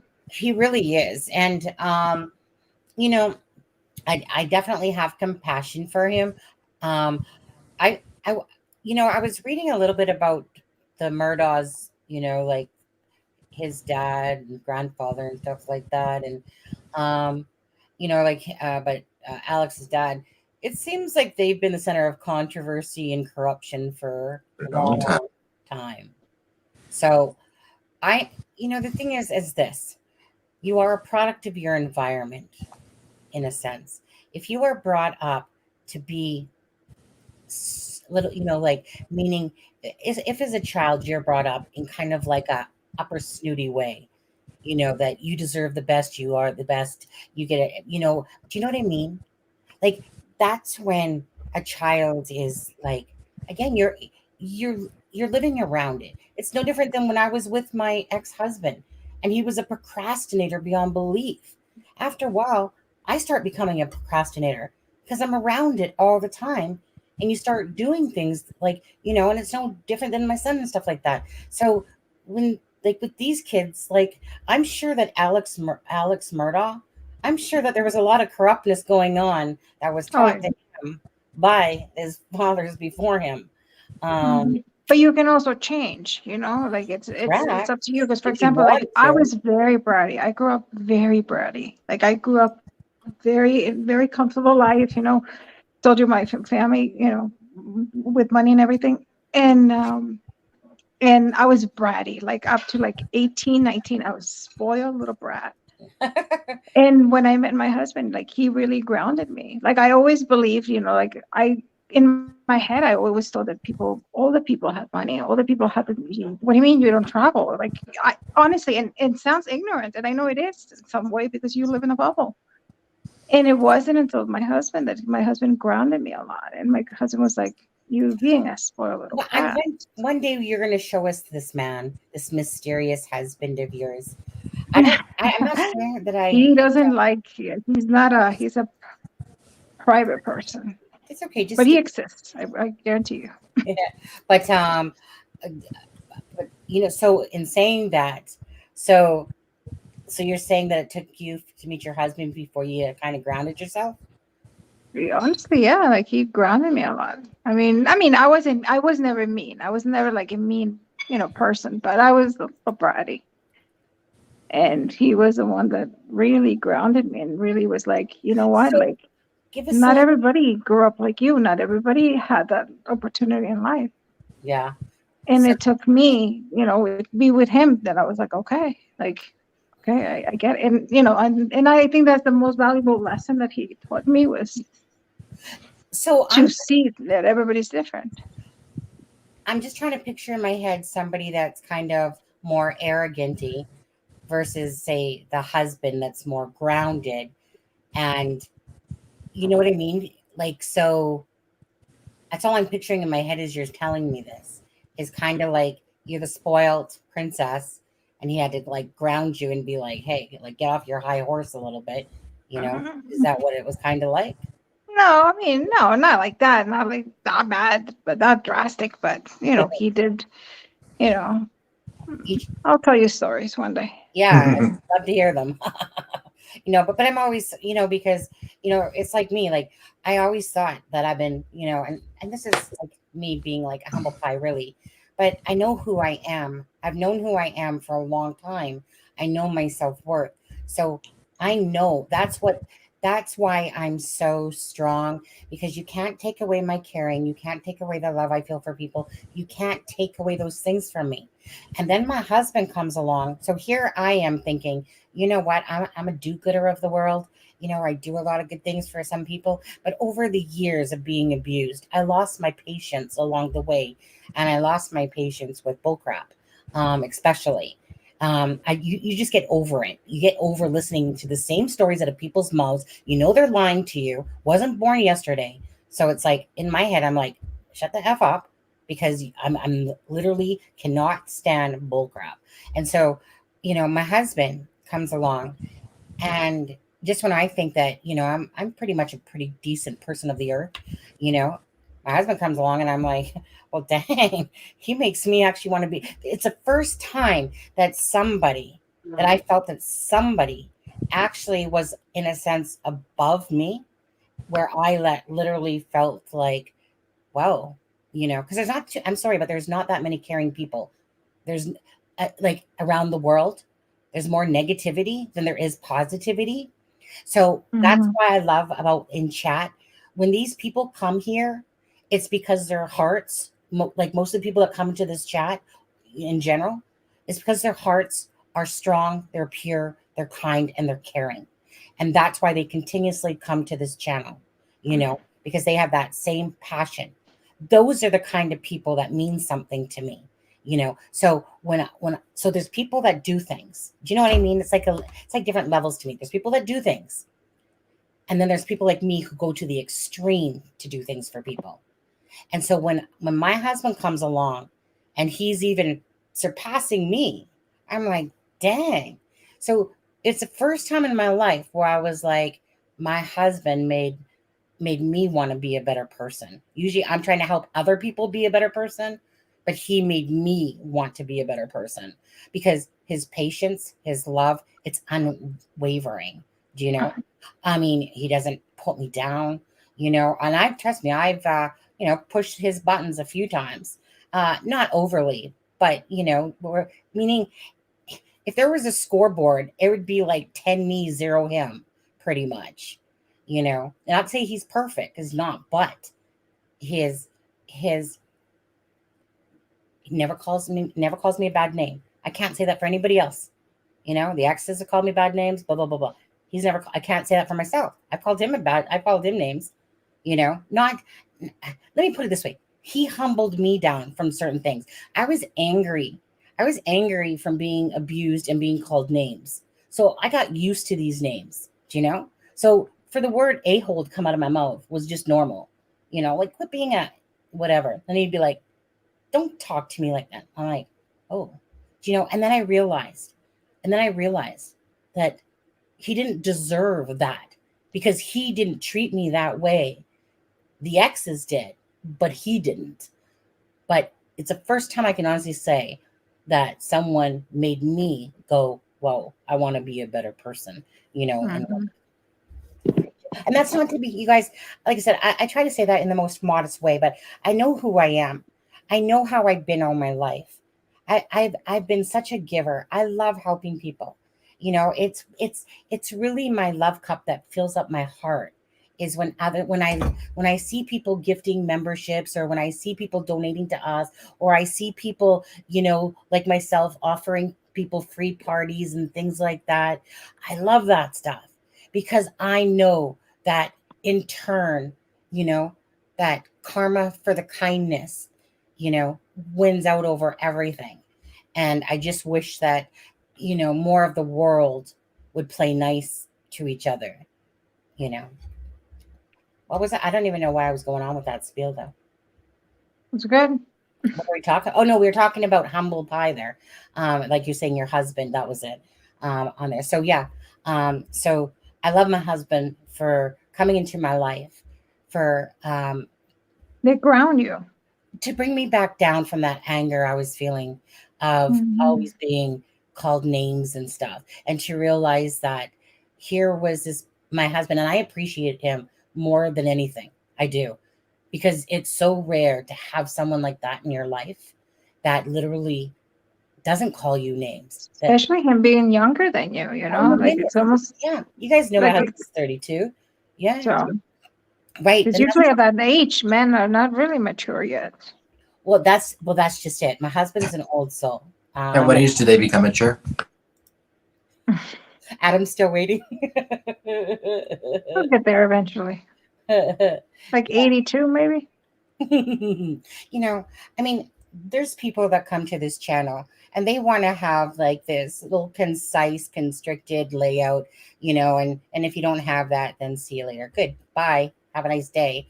Here, we treat it as a family. We go off sometimes on different little tangents and talk about ourselves or other, have little stories to tell and stuff like that, all while dealing with true crime. That's our way. And that's the way it will remain. I keep thinking to myself sometimes, like, do we need to restructure? Like, what's going? No, you just plunk forward, going ahead, always be who you are. Because it feels like a family. People get to know you. Like people. Some of you guys, like they email me, or message me, and it's so nice because, like, especially now that I was missing for a few days, like it felt really nice to be appreciated. People were asking and emailing and like, where are you? Sunny has worried. So it really felt like a community. It really felt like, people care. And I think also it shows that we're being real, because what you see here is raw. Yeah. Nothing is made up. Nothing is, you see Adam the way Adam is. You see Sunny the way Sunny is. You see Louis the way he is. Yeah. With our imperfections, with the perfections, we make mistakes, we laugh, whatever. So this is real deal. And a lot of people don't have that. And I think that's what makes this channel different. And what I'd like about this. Yeah. Well, I was going to say, as I scroll up and down the names that are in the chat here, these, besides some maybe people that are in here that are the odd trolls that want to come in here and there. But as I scroll up and down here, like I said, these are the consistent people. And there has been people that have come and then, they hi, bye at some point, and whatever, Mhm. and whatever. You can't change that. Like, right? Things evolve, things happen, whatever. But as I scroll up and down the list here, these are the same people that continuously come in, support whenever you have a live. They're always here. They're always supportive. That's what I'm talking about. These are people that are building you up, the people that you want to associate yourself with, because those are the people that are lifting you up. They're not trying to bring you down. They're not trying to hurt you. They're just trying to come in Mhm. here, join the family in a sense. And that's the difference, and that's why I'm so set against trolls and people, like Noah there calling in, pretending his name was David, stuff like that. Dude, don't take me for a fool. You're the fool. You're the fool that's trying to message me on Messenger before. And you're pretending, and your message was like, oh, is Austin your last name? Oh, that's a nice name. Like, how you doing, young lady? Okay, dude, I know it's you. Okay, bird, because his name was the bird or whatever on the thing. But I'm just like, don't be fake, don't whatever, just be real. Because I just cannot stand trolls. I can't stand people that are always trying to hurt each other all the time. And that's why I'm very adamant a lot of times about certain people, because they're trying to hurt other people, you know. And you guys, I don't even have to say one name, not JLR, but I'm talking about another person. But I mean, do you know what I mean? It's because they're trying to hurt people. They're literally trying to victimize other people. And I just feel it's like, maybe it's not my duty, but you kind of feel like it's your duty to at least bring awareness to that, because you don't want other people to be victimized by these con artists, or people that are just out for their own well-being only, and they're not really in it. Sure, okay, it's a moral compass thing, but I mean, most people, if someone's going to be a con artist to them, most people would want you to tell them. In real life, you would want, or I could just stand there and I could go, fine. You know what? Let him con you then. Hey, you want to be that sapsucker? You want to give this guy thousands of dollars? Go right ahead. You asked for it then. You know, but what people want on the internet and what they do in their real life is two different things. Because you would not want these people in any part of your life, but yet somehow people can forgive them because it's just internet. Doesn't matter if they're an axe murderer. Doesn't matter because it's just the internet. I don't care about their personal life. They say, well, maybe you should a little bit. Save yourself some money on where it should go. Anyways, chaotic beauty and crime. Hello. Okay, so for the Murdaugh case, is there anything else that you guys wanted to say about the Murdaugh case at all? Buster, like maybe just quickly tap on Buster. I mean, Buster, I feel obviously horrible for. He's had his whole family basically wiped out of his immediate family. What do you feel for him, if anything? You feel sad. I mean, obviously, as a human being, you feel sad because, I mean, Yeah. regardless whether he's a narcissist or he's an Alec Jr., whatever, that was his mom and his brother. And I'm sure he loved his mom. In his way, I'm sure he loved his mom, he loved his brother. But at the same time, I think he wanted to show loyalty to his dad because his dad, I guess, had the kashing. And, he's the only one alive from that family.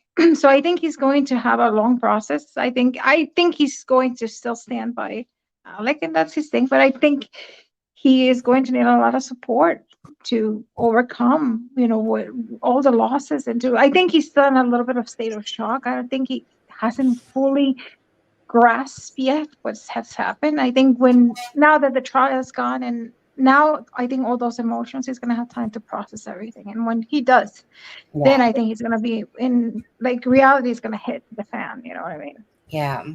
I mean, so for me, it's always heartache when I mean, I know he's above a certain age, but to me, they're still children because, they're not even close to touching my age.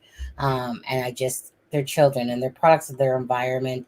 And he is a mini-me of his dad, like my son. He's a little mini-me of his dad, stuff like that. And, I know that a lot of who he is was because I when I look at Buster, I kind of still was thinking about my own kid going, he wanted to give his dad his loyalty, Do you know? Mm-hmm. And that's how I see Buster. That yes, he probably, I'm sure, might be thinking something, but it's his dad, and it's his only line to his immediate family still. And who knows? Who knows? I just feel bad for the dude, obviously, because that's a lot for any young person to have on the heart for a long time, to know that his brother's gone, his mom's gone, and all those times that Christmas goes by, all those events that happen. God, I'm going to tear up myself. Stop me, people. Yeah, when he realizes that he's alone, basically. Yeah, but just remember, he also may have unalived someone. So it's okay to have empathy for him, but doesn't make him a good person.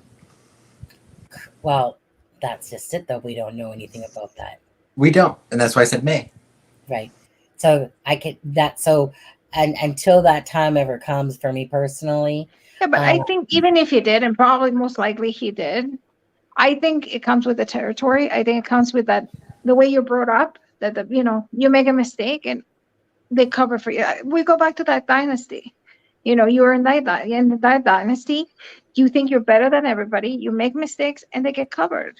Yeah. Because money buys everything. Right. And I'm not saying that he did it. I'm just saying, And I truly believe that he did it. I truly believe he did it. But, again, I don't even think he feels any remorse or anything, because he was brought up to, okay, you do something bad, we'll pay, we'll hush it, and it will go away. Pretty much. Right. And that's why I think this thing with Paul was so infuriating to the family, is because he couldn't make it go away. With all the money, with all the influences, with everything, he couldn't make it go away. Right. And I only brought that up because I think that a lot of people look at it as very black and white. They look at it as you can either feel sorry for Buster or you can hate Buster.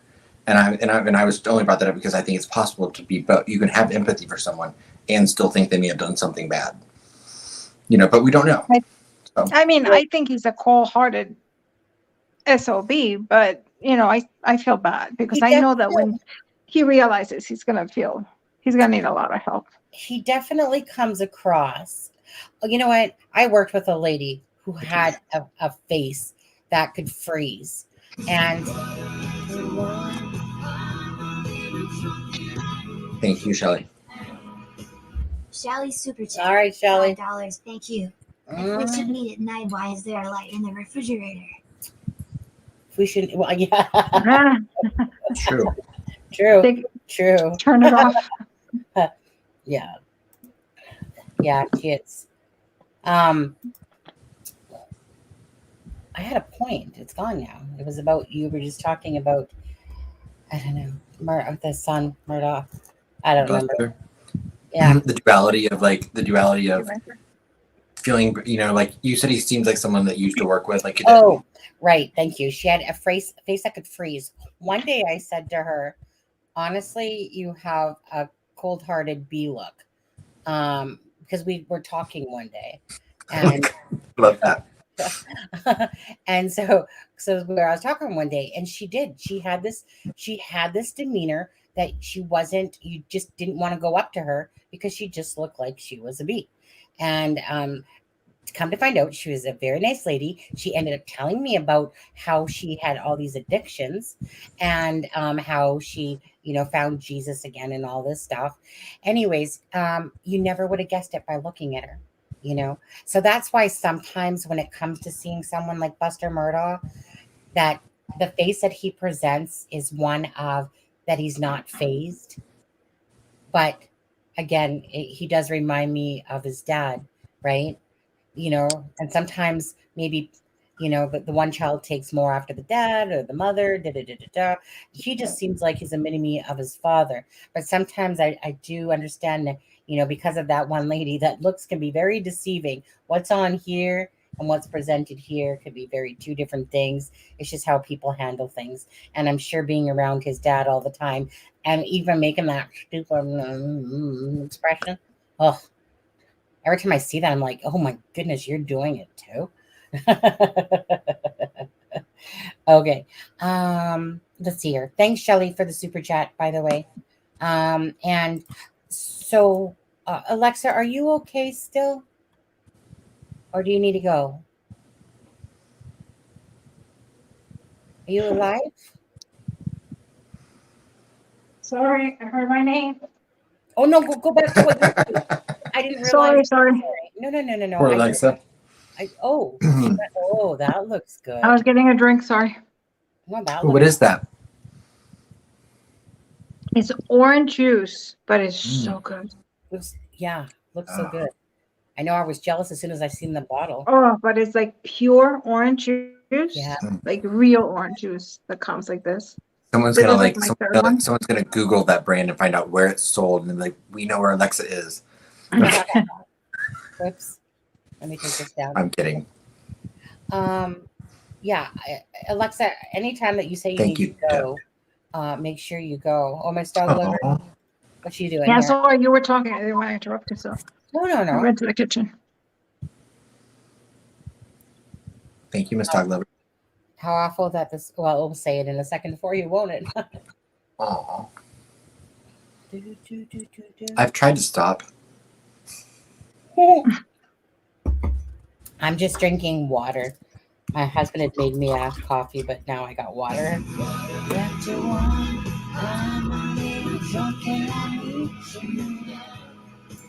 Miss Dog, check. 4 pounds and 99 pence. Thank you. How awful that the school playground bullies bring their aggression through to adulthood. Absolutely. Thank you so much, Miss Dog Lover, on there. I just wanted to make sure that played out first. Mustang. I have caught like 10 minutes of one of them and like 5 minutes of another. Mustang said, have you been on JLR's lives yet? I can honestly say, I might have caught one for a minute. And I said, I know I caught 10 minutes one because I was messaging you about it. And then I caught like 5 minutes of another one. One was like early in the morning, like 6 in the morning. And then one was like at night. Because that's when he said, oh, those prison blankets are tampon thin. And I was like, Sonny, what does tampon thin mean? Thin. So for me personally, I think I might have caught a 2. Like, just one of those things. It's like, okay. I am subscribed to JLR. Okay. I admit it. I admit my addiction. I admit it. You're in love with him. No. Oh no. You probably have his picture. You do voodoo every day. Please contact me so we can collaborate. No. It's for me, it's how cheesy can someone go? I can prove I'm not subscribed. I can, see? And so when a video pops up, so I think I have caught a couple lives because I happen to wake up at 6 o'clock in the morning or something. Next thing I know, like JLR pops up and I'm like, it's live. He's got his mug and he's like, I actually caught one, when he was outside in his backyard and he was with his coffee mug. Are you, Mark? Oh, okay. Well, that changes the whole thing right there, Mark. Kind of like a whole salt and pepper thing going on there. I'm sorry. What does that matter? I was like, I don't know why. I was like, either way, I don't know why it matters. Oh, you're welcome, Mustang.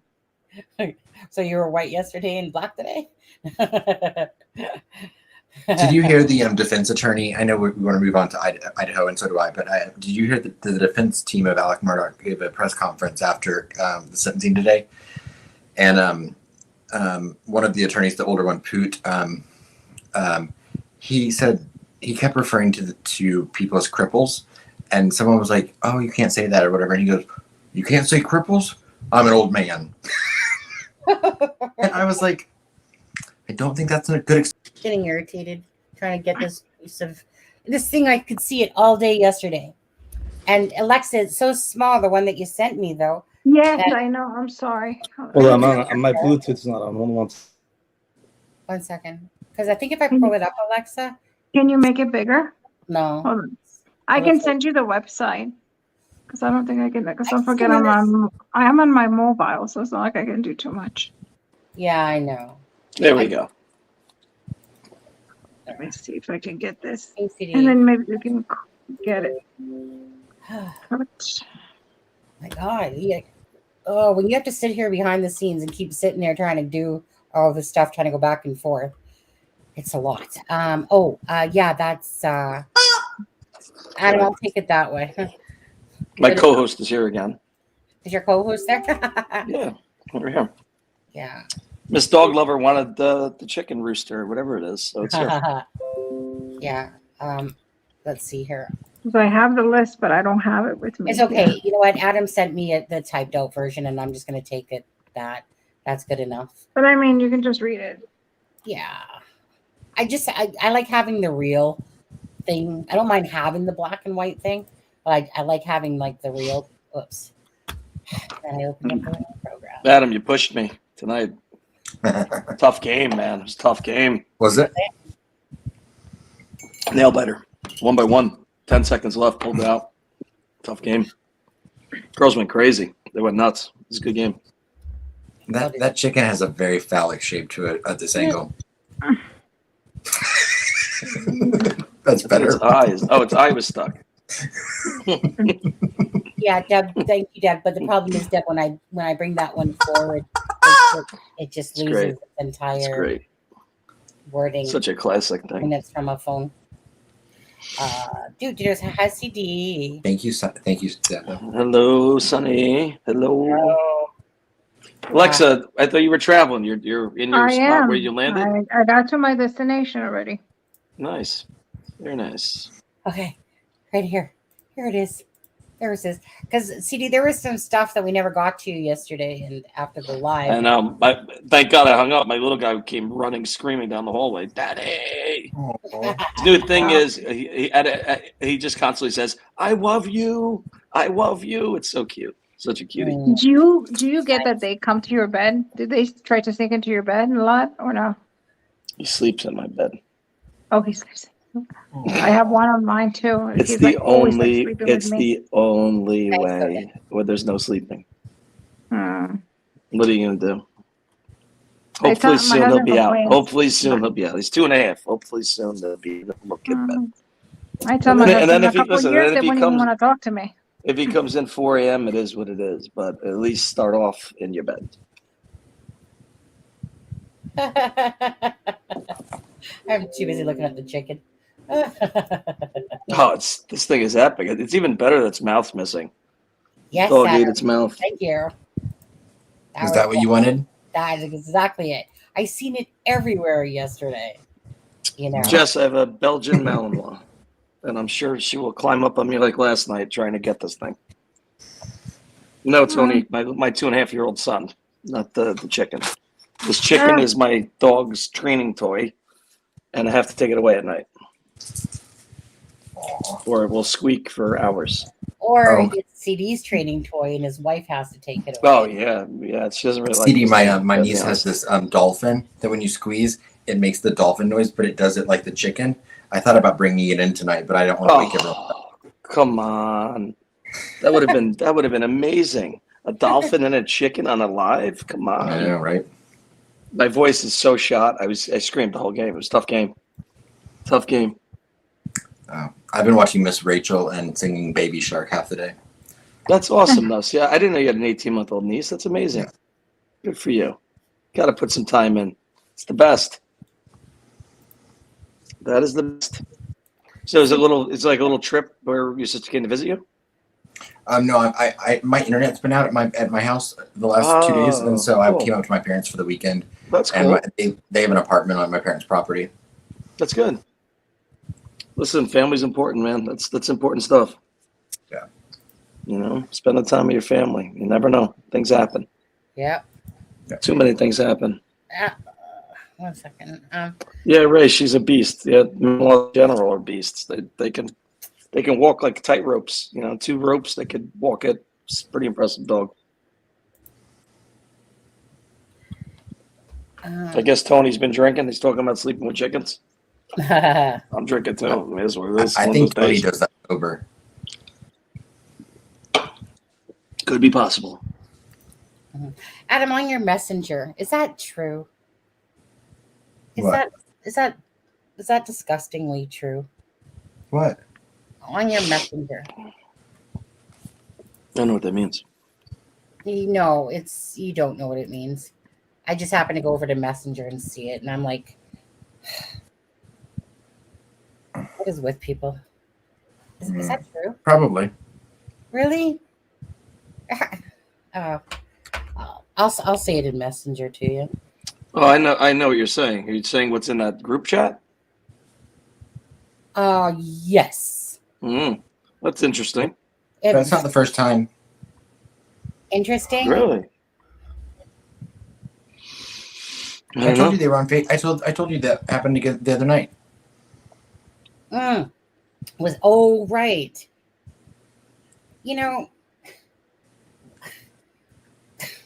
Whatever. Whatever.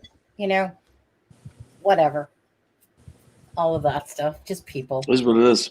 Is what it is, right? Right. Teach their own. To each their own. Absolutely. Disgusting. Jumpin' Jack, this is my new co-host. So Monday's live. The chicken without the nose, without its beak, will be on the live. And when you get out of line, you hear a little. Yeah. It really sounds like those noisemakers at New Year's Day. It does. Here comes the dog. Okay. Yeah, no, but you can't have it. You can't have it. Adam, do you want to read what's on that list right there? Yeah, you want me to read the one that's on screen? Yeah. Yeah, absolutely.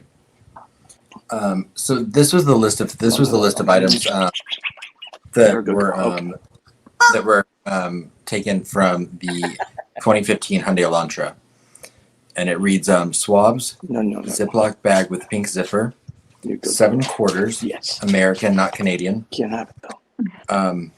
Plastic baggie with green zipper, 36 dimes, again American, not Canadian, 32 nickels, 8 pennies, gloves, receipts, insurance card, car registration, hiking boots, Comfort Inn room key holder, classy, and stay information, tire irons, shovel, goggles, floor mats, reflective vest, used water bottles, wrench, door panel, seats and seat cushions, headrest, seatbelt, visor, fiber, brake pedal, gas pedal, glad those were there, phone charger, Band-Aid, wrappers, maps, document, sweat belt boot.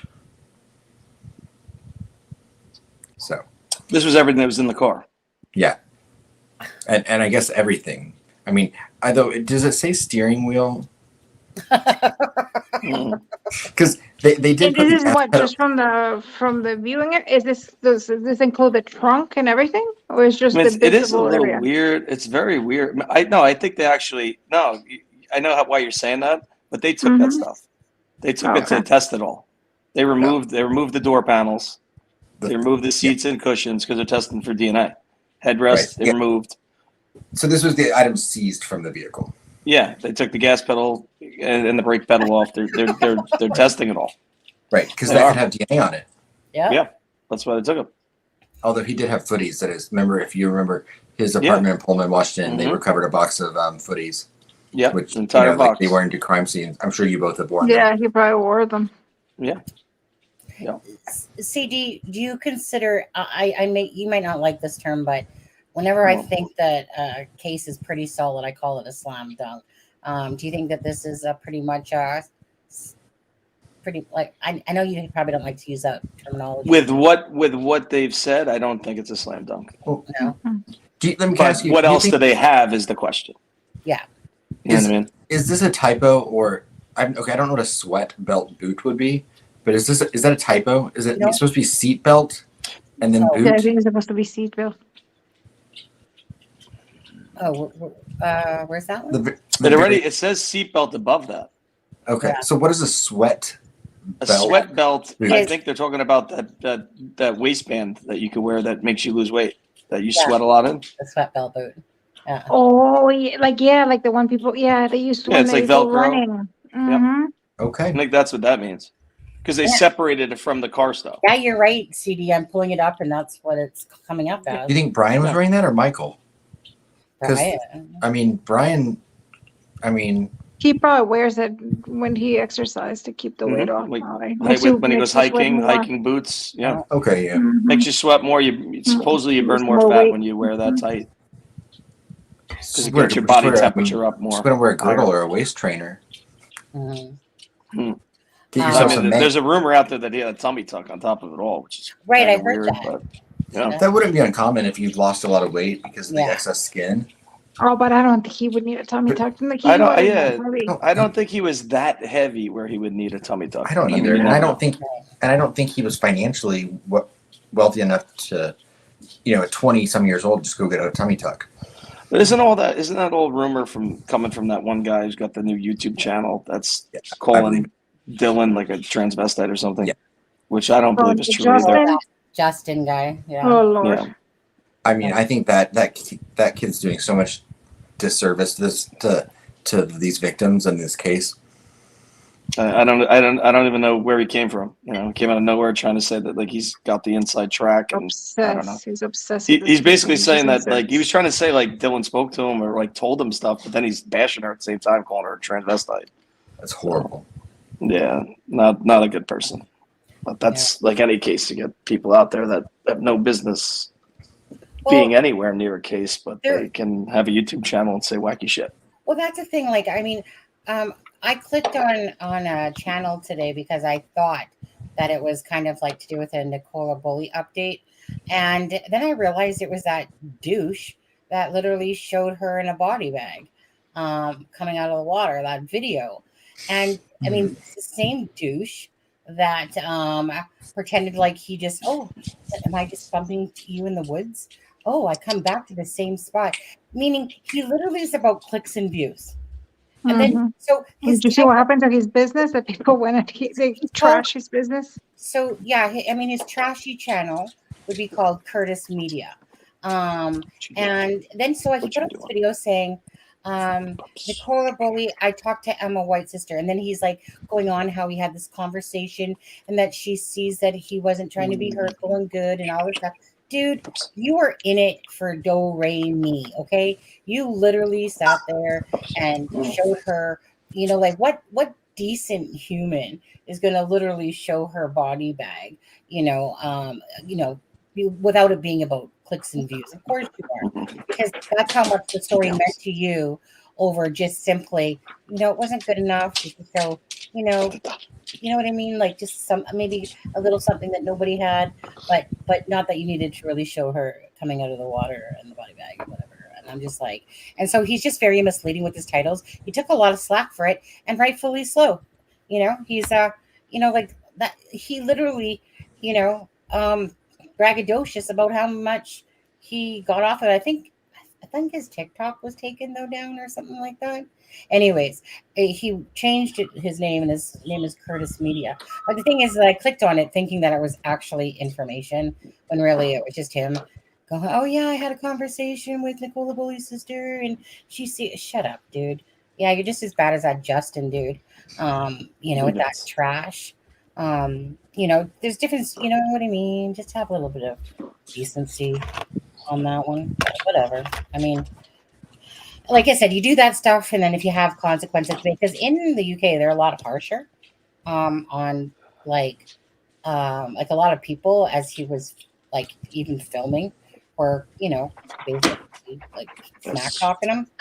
So because out there it's more here it's more deemed as okay, whatever, but over there it's like lack of respect for Nicola and her family and stuff like that. But anyways, I'll be curious to see what her autopsy does say when it is finally released. And I don't think it's going to be released till like June or something like that, if I'm not mistaken. Her post-mortem. I would just be nice to lay to rest people's speculation anymore. I haven't even, I've just been keeping an eye on it just to see kind of what's been. Yeah, that case is very interesting how law enforcement handled it from the beginning. Correct.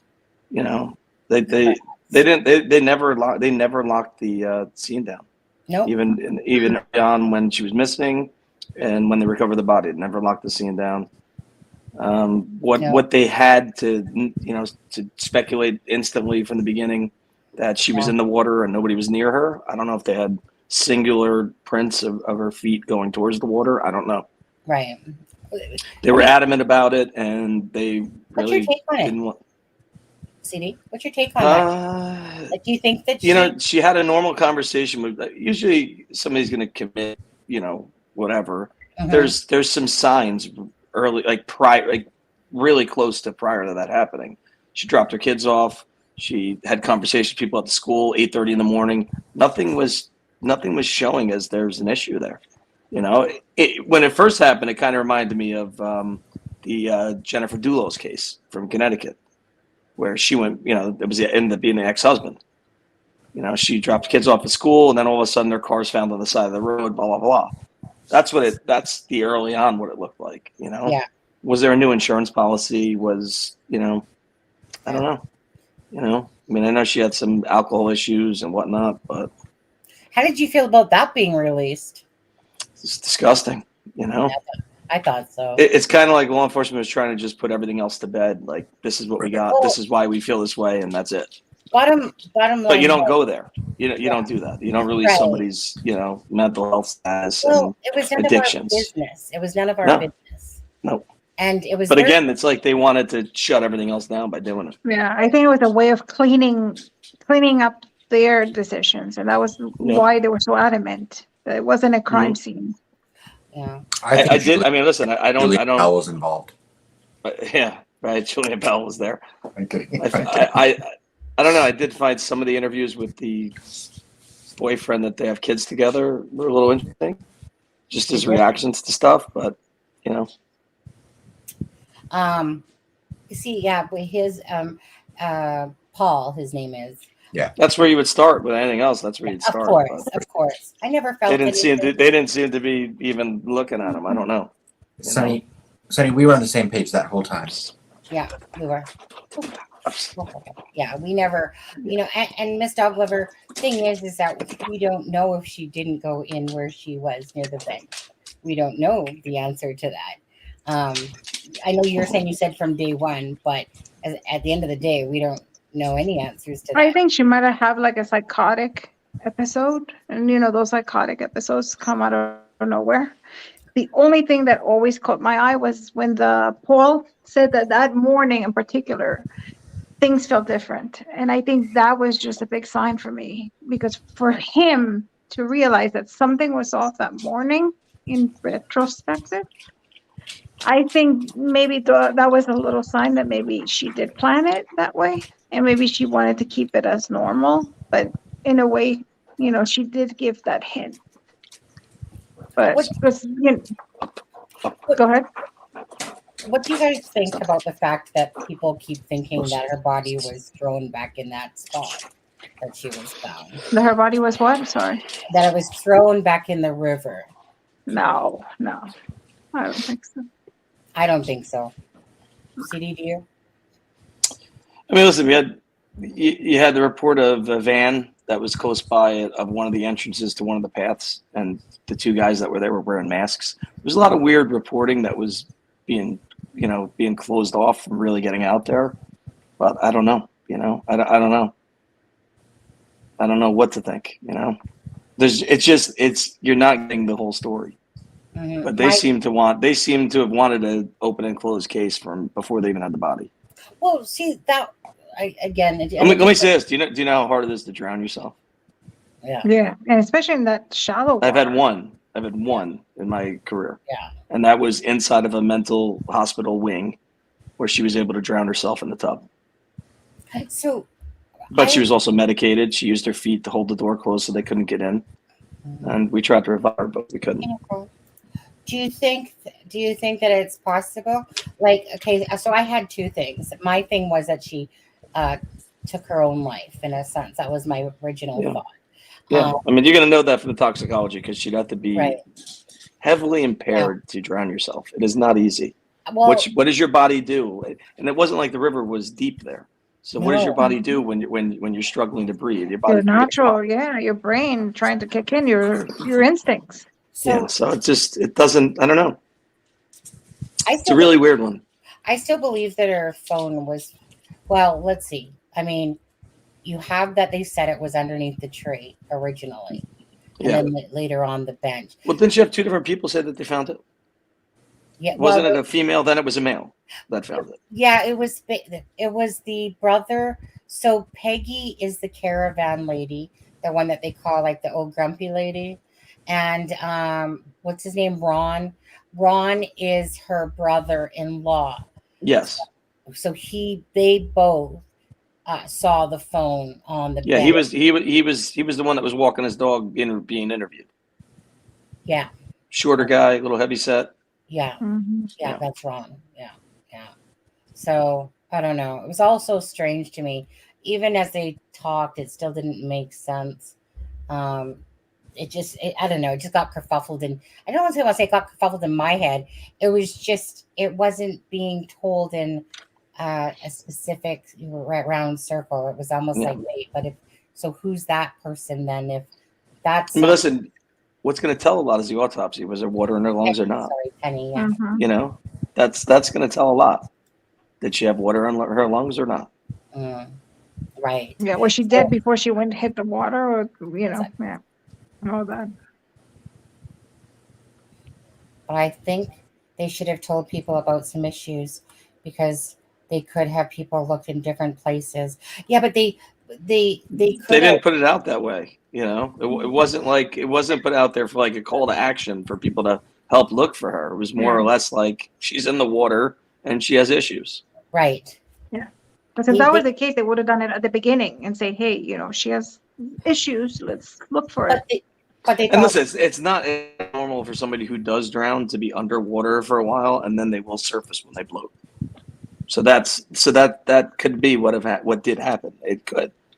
I mean, I've seen some of the grossest floaters when I was in NYPD. Yeah. Right by the bridges down to the Bronx. I mean, you have no idea what somebody 3-4 weeks in the ocean looks like. I mean, wow. Yeah. Disgusting. Green little monsters. Just think of a dead fish that you come across. What that smells like, and then add 20x that because it's a person. Horrible. Yeah. Pretty horrible. Yeah. I never wanted to be that. The divers that got to go in there and bag that up, man. No, thank you. Yeah. How many, Alexza and CD, how many dead bodies have you guys seen in your life? Would you estimate? Hundreds. Yeah. I saw one a day. As a rookie, I saw one a day. Yeah. They would do it just to desensitize you. They'd send you on, every DOA there was. Mm-hmm. Seeing everything. It's horrible. I mean, I didn't get to see them like CD. I got to see few in person, but most of them were in pictures. Because by the time they got to me, they were pictures. So not too many in real life. My first NPD DOA was a guy who was about 550 pounds. He looked like a sumo wrestler, and the poor guy had a massive heart attack trying to get to the bathroom. And we knew it was a heart attack because he took all his clothes off. Sometimes if somebody's having the widowmaker, they're trying to get everything off because they feel like everything's squeezing on them. Okay. And let me tell you, that was an interesting one because the detectives came and they're like, "Oh, you got to sit inside the room," and it stunk to high hell. And I sat there, you got to wait. Oh, the smell! You have to wait for the ME, and I'm sitting there, and then I see them taking pictures with their phone. What are you guys doing? Because they weren't using the camera, They're like, this man has elephantitis of the balls. Did you ever see that? And I'm like, what? So, of course, I had to look. And I'm like, oh, my God. But then, I mean, it's terrible. I mean, listen, it's terrible. But it's like anything else. You have to have some kind of dark humor because that shit will destroy you. Yeah. Doesn't matter, who you are. It does. No, it does. No, it does. It'll destroy you. It doesn't matter who you are. Yeah. But the kicker of it all was the ME comes and signs off on it. Nothing here to see. So the funeral home comes and they get him on the stretcher, and the stretcher by the head breaks down because of his weight. Oh my God. And his body slides down in the bag and goes through the sheetrock. Now I'm freaking out. I mean, this is my first dead. I'm out of the academy a week. This is my first dead body, and now the guy's body goes through the wall. I'm like, you guys are gonna get me fired? What the, you know? And they're like, help us pick him up. I go, I do not get paid to pick him up. That is, you go to get more guys here. They had to get a couple more guys. But yeah, his stretcher broke, and he slid down, and his head went through the walls. It was horrible, absolutely horrible. But that's just, that's just luck of the draw. It's, kind of shit luck.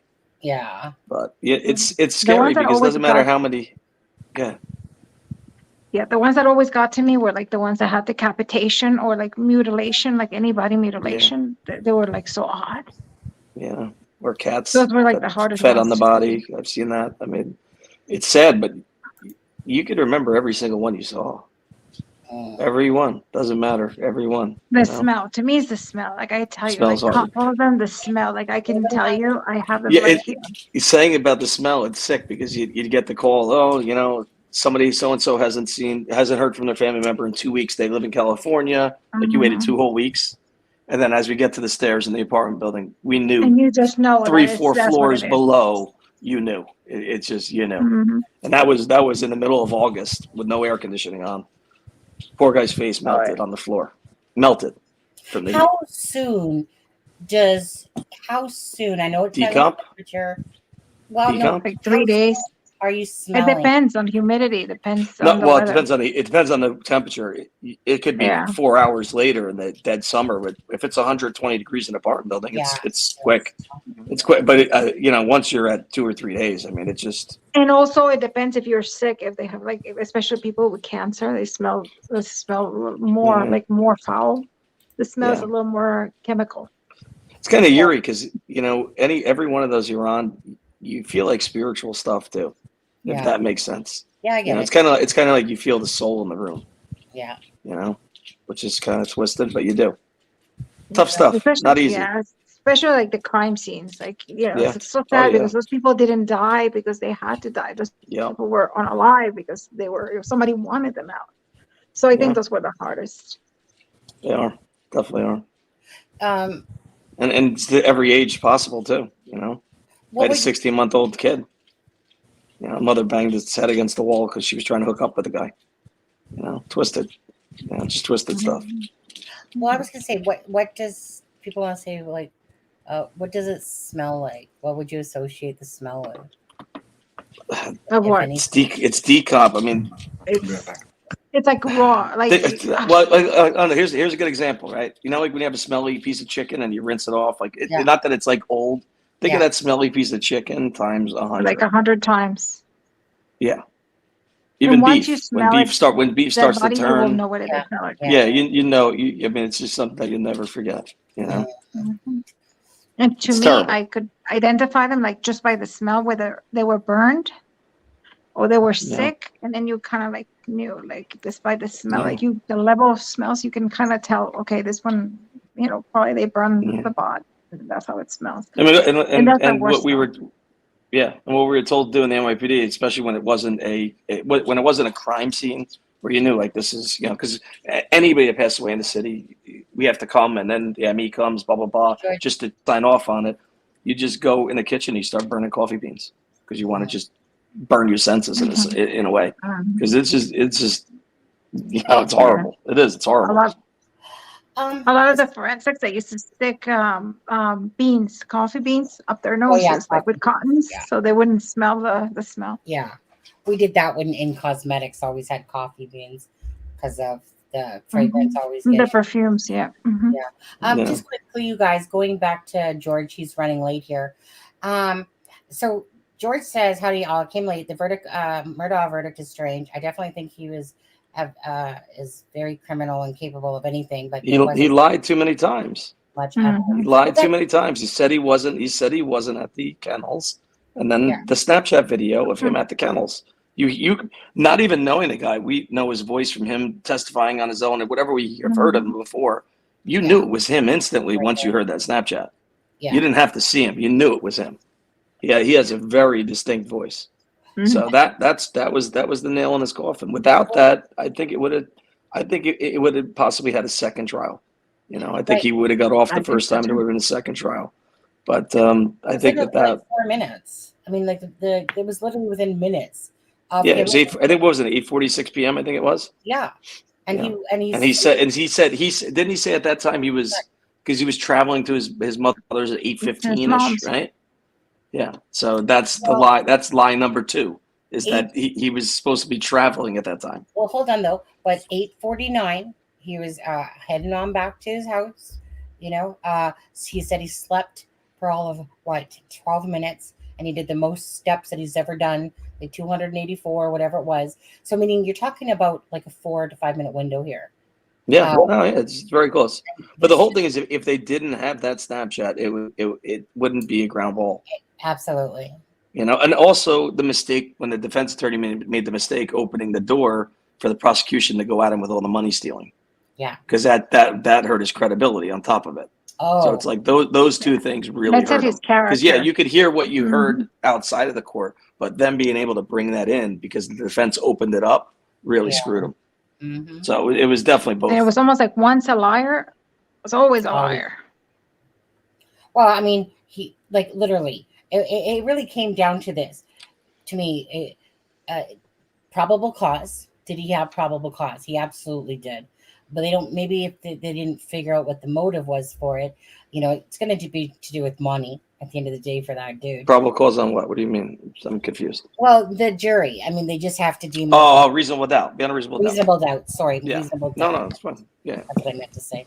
No, that's fine. And there was absolutely, to me, reasonable doubt with him. And that more or less came the Snapchat video, and then just all the lies that were just going in a row. You know, you can't escape that. You just can't. And also his lack of remorse, that even though he lied, he couldn't say that he felt sorry about lying. Well, didn't he say today when the judge asked him if he wanted to say anything that he didn't he say again that I didn't murder Maggie and Papa? Didn't he say that today? He said I Yeah, never not guilty. He said I never hurt I never hurt my wife. I never hurt my son. Yeah. He never said he did it. And supposedly he never, like, nobody ever heard him call the son Papa before. It was more or less like his little, toy name to say Peter. now to make it seem like there was affection there. Mm-hmm. But you could see just from, hearing from the outside that was the second son in his eyes. That Bubba, what was his name? Buster? Buster. Like, I don't know why I keep calling him Bubba. But Buster was, Because Bubba Buster was the dog. Buster was the king, he was his pride and joy. Yeah. I just can't get it out of my head though that I think Paul may have taken his pills. I can't think of another plausible reason they would have found blood inside Paul's pant pocket. Oh, I didn't know Well, that. that's interesting too. Yeah, that's interesting. Could be. Because isn't that what the housekeeper told Paul instead of telling the wife? She told Paul that he was on pills hidden underneath some kind of furniture. Yeah, under the mattress. And they read text messages. They read a text message from Paul to Alec about me and Mom know about the pills again. Right. Yeah. And so I'm not saying I think the shame of what happened with the boat case could have definitely been a premeditating factor. I think the catalyst, is something that happened that night. Yes. And I believe it might have had. I don't buy the $50,000 a week thing. I don't buy the addiction that severe. Yeah. But I don't.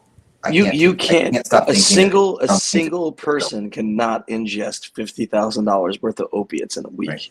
They would not be alive. Even Alec himself testified that he had stopped taking. He was the night before or the morning of the 7th. He was going through withdrawals. Could be, yeah. He could have went down there and asked him, "Give me my shit. Where is it?" And check this, check this podcast afterwards, knowing that he was lying or something. Could be. Right. Yeah. And the whole thing about somebody said he's going to appeal. He could appeal all he wants. He's not getting off on an appeal. No. Very hard to appeal when a jury convicts you. Very hard. Yeah. But he'll play whatever games, I guess. Either way, the money alone, he was toast. Huh? George, there's a 3-part documentary on Netflix that came out a week or two ago. Yeah. What is it called? I haven't Murdaugh seen Murders. it. Is right? it good? It's good. It is good. It's good. Yeah, I it's believe good. the one on HBO Max was just as good as well. That came Oh, out well, in I didn't see that one. It was good. I got to watch that. But it was I have good. to see It them. I heard actually about it went through everything. It went through the boating. It went through the housekeeper, and then went through the Smith kid. Is that kid the that one was where they murdered. interview the former girlfriend? Yeah, the girlfriend's Yeah. there. Yeah. Yeah. Yeah, they interviewed this. They interviewed several of the same people in both of them, like Jim Griffin, the lawyer, the brother. They interviewed all the people that were in the boat. Everybody that was in Yeah. the boat, right? It was interviewed. Oh, that would be interesting to watch. I want to see that then. It was both of them were very good. I'd watched the HBO Max one earlier, like before when the trial first started, and then the Netflix one, because the trial was only supposed to last 3 weeks. So when they scheduled the Netflix one to come out, they scheduled it to come out after the trial was supposed to be over. And so Netflix got a little bit of flack for the fact that they released it midway through the trial, but no one requested that they not release it. And to me, that was a huge conflict because, these jurors, they're not supposed to know that this is a national case. So they might go home at night. They weren't sequestered.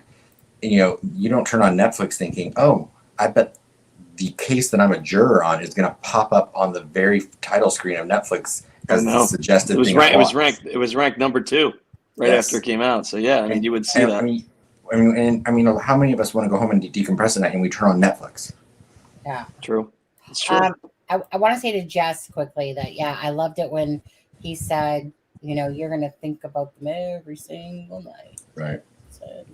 But what was his answer? Instead of saying, first, I love the body language, which he's shaking, yes. And even the guy behind the officer, he was like, yes. Right. I love it. Sheriff. I meant to tell you the that sheriff, too. yeah. But instead of having humility and thinking what does he say? Yes, because I missed them. I'm gonna miss them. And again, his arrogancy. You can see his arrogancy again. Yeah. Well, he took his badge, and when he went into the hospital the night of the boat accident, he had the badge like a detective would clipped on his pants. Right. Trying to throw weight around. Alexa took her badge off when she came on tonight. Yeah. You guys, let me quickly play this video. It's 2 minutes and something long, and they're kind of just referencing about the boat accident thing here. Yeah. Let me just play that for a second. Big screen. Hold on. Let me just go to it. I came across it today, and I was just watching it. And I thought, yeah, this is the bar they were at right before they got back on the boat to go home. Yeah. Let me hit play, I guess. But here they were already drunk, right? Yeah. Oh, very. That's Paul right there with the highlight, and that's Connor. Oh no, that's not Connor. I thought that was.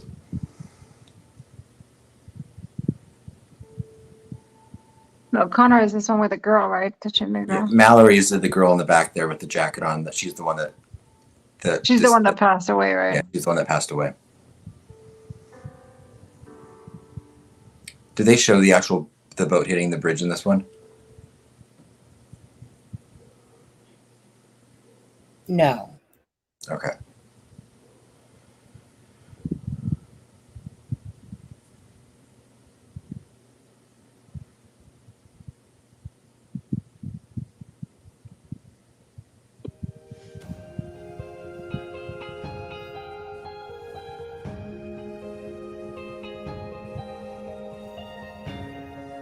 You just got to turn off the music just in case. Mm-hmm. It's fascinating watching how they determined where they were sitting, basically by the trajectory of the way they flew when the boat crashed.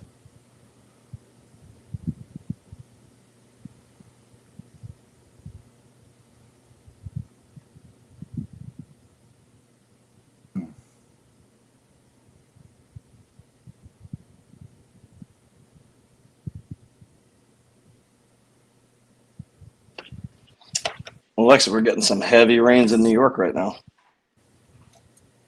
Pouring.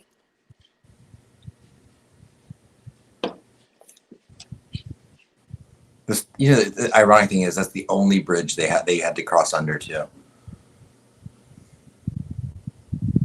Tony, it's the Stephen Smith case that they're talking about with the Murdaughs.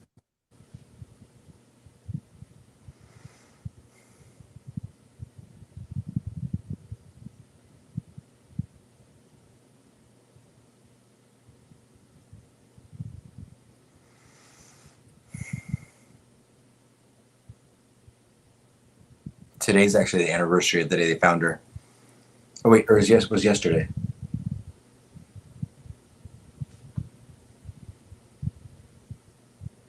Yeah, so I had just come across that. It was just basically kind of giving you a bird's eye view. And for people that don't know, of course, this is the Stephen Smith case, the case of where Paul Murdaugh was basically, well, they were trying to say it with Anthony Cook. So basically they were trying to say it was Connor Cook that, and somehow, of course, the Trying to cheers you. tape went missing. Solid. Yeah. Go for it, Sonny. Go for it. Come on. It's one of those nights. And so it was just kind of like all of a sudden miraculously this evidence went missing, because basically the police, they knew the Murdaughs, and of course it had gone vacationing with them, these people that were in charge. But you know how things just go missing, and what they were trying to say, it was that Connor Cook that was in the home. But anyways, obviously, bull crap to that. And so that's why did I say the Stephen Smith case? This is the Mallory Beach case. Stephen Smith case is a whole different case in itself. Yeah. This is I knew what you meant. This was the Yeah. boat crash. You're talking about the boat crash. Boat crash, yeah. I knew what you meant. Yeah. So I didn't realize up until now, until you just said, until they showed darkness, it didn't dawn on me. I had just heard about the boat crash, but I didn't really realize it was during the nighttime that they were in the boat at nighttime. They took the boat because I guess it was a holiday or whatnot. They knew a lot of cops were going to be on the road, so that's why he took the boat. And look how it ended. Yeah, and Mallory, the crash happened February 23rd, I believe, 2019, and her body was recovered on March 3rd, which is that today? Yeah. So yeah, today was the anniversary of the day they found her. Okay. Oh, well then, you know what? Perfect then, right? The day that the verdict came down. Sentencing, yeah. I mean, Kind of what you call, justice a little bit. Justice. Because I told you yesterday, the boat crash was the start of the fall of the dynasty. Yeah, I truly believe so too. Yeah. Yeah. And I bet you any money that Alex went to go look for his little pills, couldn't find them. Perhaps, if he was taking 50, K worth a week, I'm sure he must have had about 10 stashes somewhere. It's so impossible. I know. Also, it not being impossible doesn't explain to why he was giving so much money to the guy. Yeah. $26,000 in a check, and I don't know. It doesn't explain it. The other thing I think that stands out to me too is, Alec kept saying how this was nothing out of the ordinary, and nothing out of the ordinary. with Alexza was talking about with Nicole Bully,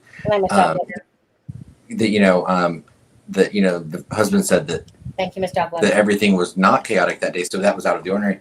But Alec kept saying everything was ordinary that day. But you have to remember, Alec's dad got put on hospice that day. Yeah. There were a lot of things that were not an ordinary day that happened that day.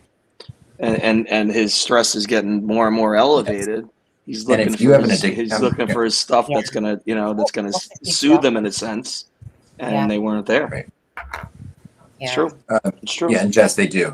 Those are all financial, and most of them probably, I would assume, after he testified in court and admitted to all of them, I would assume some of those will get settled without him going to court, but it'll be interesting to see. Well, they're good.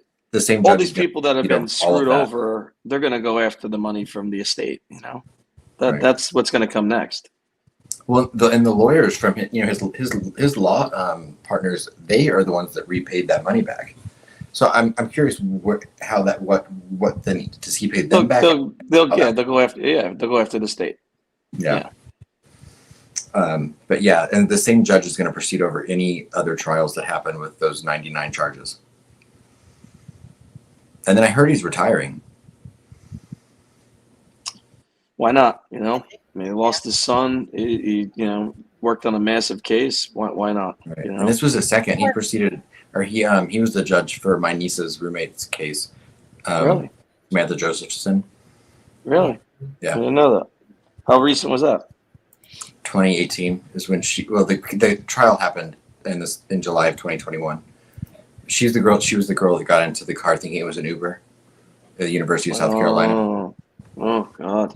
Horrible. Sammy. Yeah. She was from New Jersey. Horrible. Yeah. Remember, there was one of those college one like that year. It got to be probably 20 years ago. But a guy like broke in and like, what happened? Alexa, your face was like this. Oh, I think it's frozen. She's frozen. No, but it was down more, and she looked like she was this evil person coming up. She was like the evil eyes. Yeah. Yeah, some real loser broke in, and he broke into the apartment, did what he did, and then he lit her on fire. Oh. Yeah, fucked up. Alexa, are you lagging?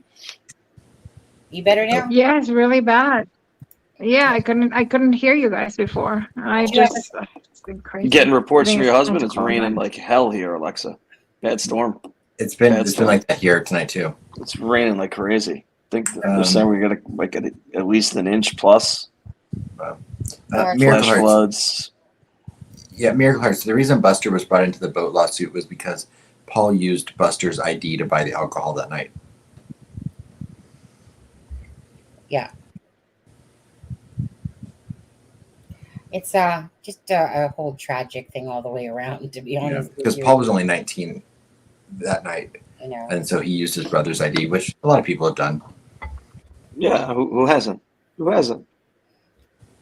We all did that as kids, Somebody older would give you their ID and you'd use it, and it worked. Mine was valid, Mine was golden. Mine was golden too. It was a good friend of mine. He was 3 years older than me. I was 18. I had a 21 ID. And who didn't do that? Everybody did that. Alexa, are you still lagging really bad? It got a little better. Okay. George is a good point. See George's comment? Yeah. Yeah. Everything was a lie. But she was on to the lies. It took her a while. But that's also, that's why I'm saying that once that boat happened, crack started and just started moving on its way. Shelly said, I never used my brother's ID, LOL. Hey, Ashley Garth might have gotten away with using hers. Be interesting to see if she gets charged with something in that Ray Hainish case. Oh, it's just so funny you said that, only because I literally was just about to drop the link for the GoFundMe for Ray Hainish. Poor Alexa. I feel Alexa's like Big Blue right now. How is that GoFundMe doing? I know I topped it up, but let's see if there's any more to it. There's poor thing. Can you let her back on, Adam? Yeah. 520s. Oh, Deb donated another $20. Oh, thank you, Deb. That was very sweet. Thanks, Deb. And again, if anyone can help out for that would be great. And thanks to CD as well. And yeah, no problem. Thank you guys. I remember speaking with his sister, and terrible stuff. It's like they didn't want to touch it, and that's disturbing. Just like I said, hopefully. Yeah, poor Alexa. I think you're having issues over there, Missy. Alexa? She blinked. She just blinked. Yeah, I saw that too. Yeah. She's moving. Yeah. But she's a freezing.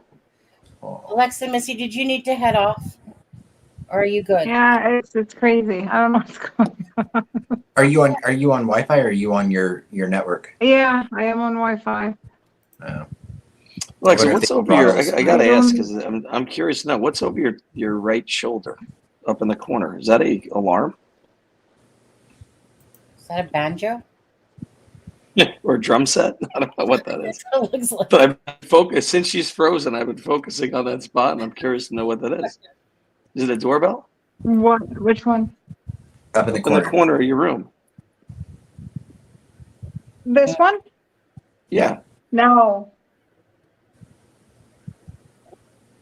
No, it's a decoration. Oh, Alexa's traveling. No, I know. No, I know. Okay. That's why I was just curious. I didn't know if it was like, oh, there we go. Yeah, much different that way. Oh, okay, yeah. It looks a lot different like that. Adam. Interesting. Yes, dear. I'm sorry. I just want to send. I'm just gonna send you a message in Messenger. Yes. Tony says, "Make Alexa bigger. I won't complain." Tony's he's sipping it up in his house right now. Let's have a sippy for Tony. Tony, sippy. Let's do it. Gotcha. Good for Granny. Me too. Had to wash one down with the other. So wait, I thought Lewis was coming on tonight. What happened? Oh, he's having bad connection problems himself. Oh boy. That's what happened. Oh. Tastes like chicken. So we're gonna argue about Julian Powell again. That's not so. That was interesting. It was. You know, the thing is that there's lots of weird things with that, but I agree there is, but we do know he has a lot of mental health issues too. You know. Yeah. I mean, Joker mentality seems to be there. You know, it's like he wants a persona. Yeah, absolutely. I agree with that correlation, to be honest with you, because that's pretty much what it seems like. Yeah, because he acted very Joker-like with a lot of the ways he was talking. Yeah, absolutely. I totally picture what you're saying there when I think of the Joker and how he was acting and how he was trying to portray himself. Yeah. I didn't see it until you said it. I was like, oh my God, yes, you're right. That's just what he was really giving it off. But Lewis wanted to go have lunch with him. Like, dude, you better put some armor on your neck, because you never know. Yeah, you never know. He might come at you with a butter knife. That's not a good idea. Yeah, you don't want to corner somebody like that. And if you're not a professional, it's just things could go bad. It's not worth it. Not worth it. Leave it to professionals. Yep. But you get to put him in a hot seat, and it just brings them down. You put him in public, you just never know. Never know.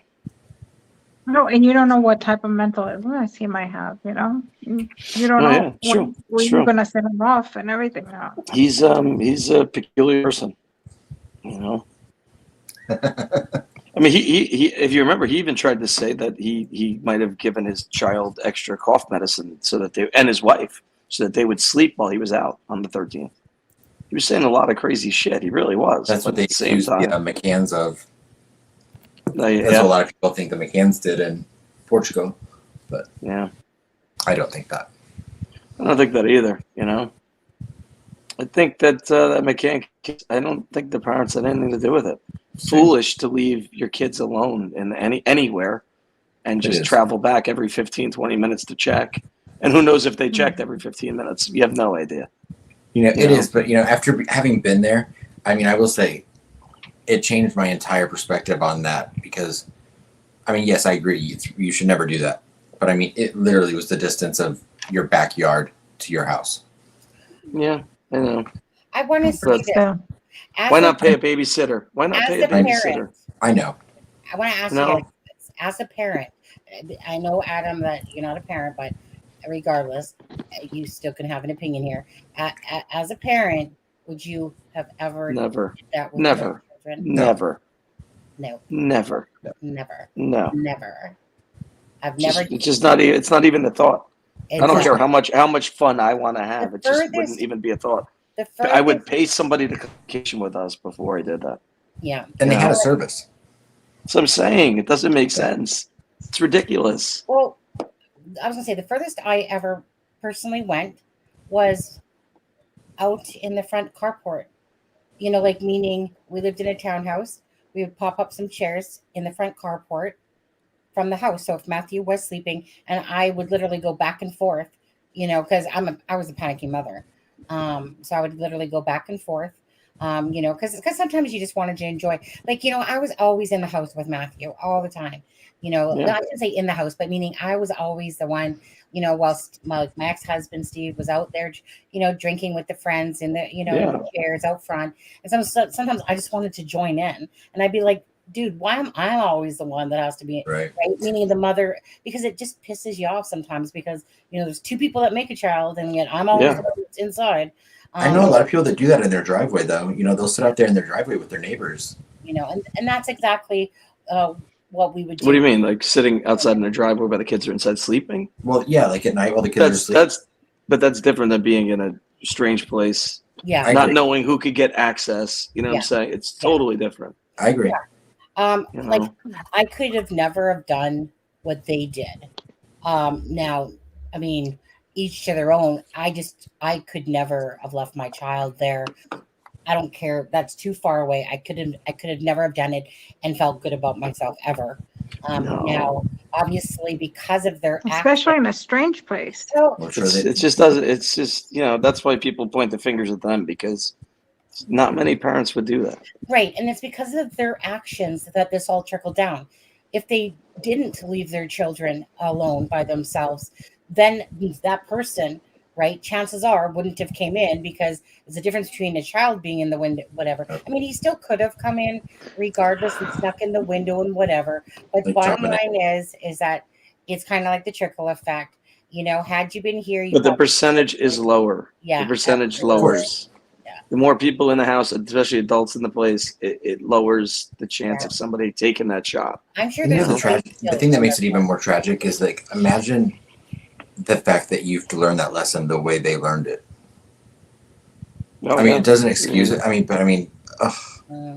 It breaks my heart for them. It's heartbreaking. It is. It's heartbreaking. It's just there's no coming back from that. There's no coming back from that. No. And agreed, Rick. And what happened when, I know that girl came out, right? There was a girl that came out trying to say that she believed she was her. But she's like 21. She's 3 years or 4 years too old, right? Is she 3 or 4 years too old? Two. Well, no, Maddie was... she was 17 or 18, and this girl was 21. 21. Right? Maddie would have been 19. 21 is this girl. Bottom line is, it's not Madeline. It's not. It's not. It's a 2 year. There's a 2 year difference by birth certificate. You're not changing whatever. She was 21. I want to say at the beginning. Whatever that means. Whatever that means. She was told. This girl just wanted attention. Very hard to. What you wanted. Yeah. Yeah. I was gonna say at first, I didn't know the story too well, but I was just kind of like thinking, she's obviously someone that's inquiring about her life, and even if she's not Madeline McCann, she's whatever. But then once I looked into it more, she's definitely, to me, doing this for attention now. That meaning that she's basically, she's got a platform now. She's got I think a million plus followers, right, on Instagram. When her own parents are saying no, she has her pictures. No, you know what I mean? It's almost like you can see what's happening here is that she's trying to claim this. Her parents are disgusted in her behavior. It's probably one of multiple tunes. She's was trying to be a model of this and that, so now I do see her as more of just doing this for self-serving purposes versus feeling sorry for her. And that's why Pat Brown was very harsh on her, because like Pat Brown, the criminologist. Pat Brown who? Profile. Pat Brown is this profile. Pat Brown, who has made her own definition of serial killer. Pat Brown. I think so. Okay. I don't really watch her. Nonsense. Sorry, but nonsense. Oh, you don't like her too much? I don't really watch. It's not that I don't like her too much. You just can't make your own definition of serial killer. I don't care who you are. It just doesn't work that way. Yeah. Please try to say SK. And SK. Oh, you can't say cereal for breakfast killer. Can't say that. Well, it really does affect it. I was watching when I was watching it when you guys were talking about the whole body thing and using certain terms. Instantly, it was like yellow for a while, at least a good. Really? Yeah. It's ridiculous. So I mean, I like to say homicide more than M word now, or because I really do hate saying unaliving. But sometimes I know. Yeah, you have to because you can't say the other one. I mean, it does sound Well, ridiculous, but if you say the other one, it just depends. I mean, you can say it, but it's honestly, CD, it depends on how many times things are said. Right. Determines if it Yeah. turns yellow, you know. Sure. And so, like, so I kind of watch it because I'm kind of keeping track of when it does this. And like, for instance, as soon as it went into that topic of talking about the Murdaughs when I asked you guys about, dead bodies or whatever, instantly it was like yellow for about 25 minutes. And then once it feels like it's on a proper balance, then it goes back green. But if there's too much talk of it, then it ends up just kind of staying yellow. So it's crazy. Yeah. You know how many of those I've fought and you end up winning them, but it's just annoying you have to fight them. Well, it's annoying because you're losing. Any person that's viewed it, you've lost any amount of revenue you add for it. Yeah, I know. And that can add up to a little And, bit. and if it takes a day, especially if it's your first day publishing it, you just lost everything. You're not getting it. Right. Anything on it. And that's the thing in the stuff that we do, a day matters. And the thing is, CD, they're not usually doing them in a day. Like they are. They've even had said to me that they're understaffed or whatever. And so of course, everywhere's understaffed. CD, I literally had 14 days and 9 days on some. That's crazy. Right? That's ridiculous. So then at that point, it's like you're not getting anything off that. Because it makes you feel like, well, why do you want to do a live then? Yeah, especially the lives that you do, they're informative. And like, there's ones where I broke down the probable cause affidavit with Adam. We spend hours and people don't go back and watch that. It doesn't make sense, but it's just the way it is. It's just the way it is. It's just the way it is. It doesn't make sense. It's very informative, but people aren't going to go back. Yeah, I think your name is in the title. Anyone that's a creator knows how frustrating that YouTube can be, because it is not a fair. It's definitely not. Like I said, I can put a video. Go ahead. But I heard, I don't know much about the guy, but there's that guy like Steve will do it. I don't know who he is, but YouTube took his channel away. He had millions of followers. Chris Dog Lover said. I think he was a little bit crazy. I don't really know much about the guy, but he would gift people's cars, like subscribers. He would gift them a car and all this stuff. Who are we talking about? Steve will do it. I think he might be. I think he's Canadian. Who? I think. Who? Oh, are you talking about Mr. Beast? Right. No, his name is his YouTube name was Steve Will Do It. Oh, okay. I've never heard of it. And he had millions of followers. He was making probably a shit ton of revenue, but he was giving people cars. I don't know much about him. I don't know what he did wrong. I have no idea. But it's just showing that you do something and they can just take everything away from you. Sonny, Emily D. Baker, who I watch, she's my favorite streamer, and she's been streaming the Murdaugh trial. And she's had on average between 45 to 55,000 people a day in her lives. Yellow. Yep. Not monetized. Yep. So she's at 50. The streamer my favorite streamer has been showing the Murdaugh trial, Emily D. Baker. So she's been averaging about 45, 50,000 people a day in her lives. Yeah. And yellow, so not getting any ad revenue from it. But why? Who's going to go back and watch it later? It doesn't make sense. It's a public trial. Anybody can watch it anywhere else, but she's streaming law and crime, and then they're using killer. They're using all of them. Yeah. No, I mean, I get it, but there's a lot worse things out there than talking true crime. There's a lot worse things that are out there.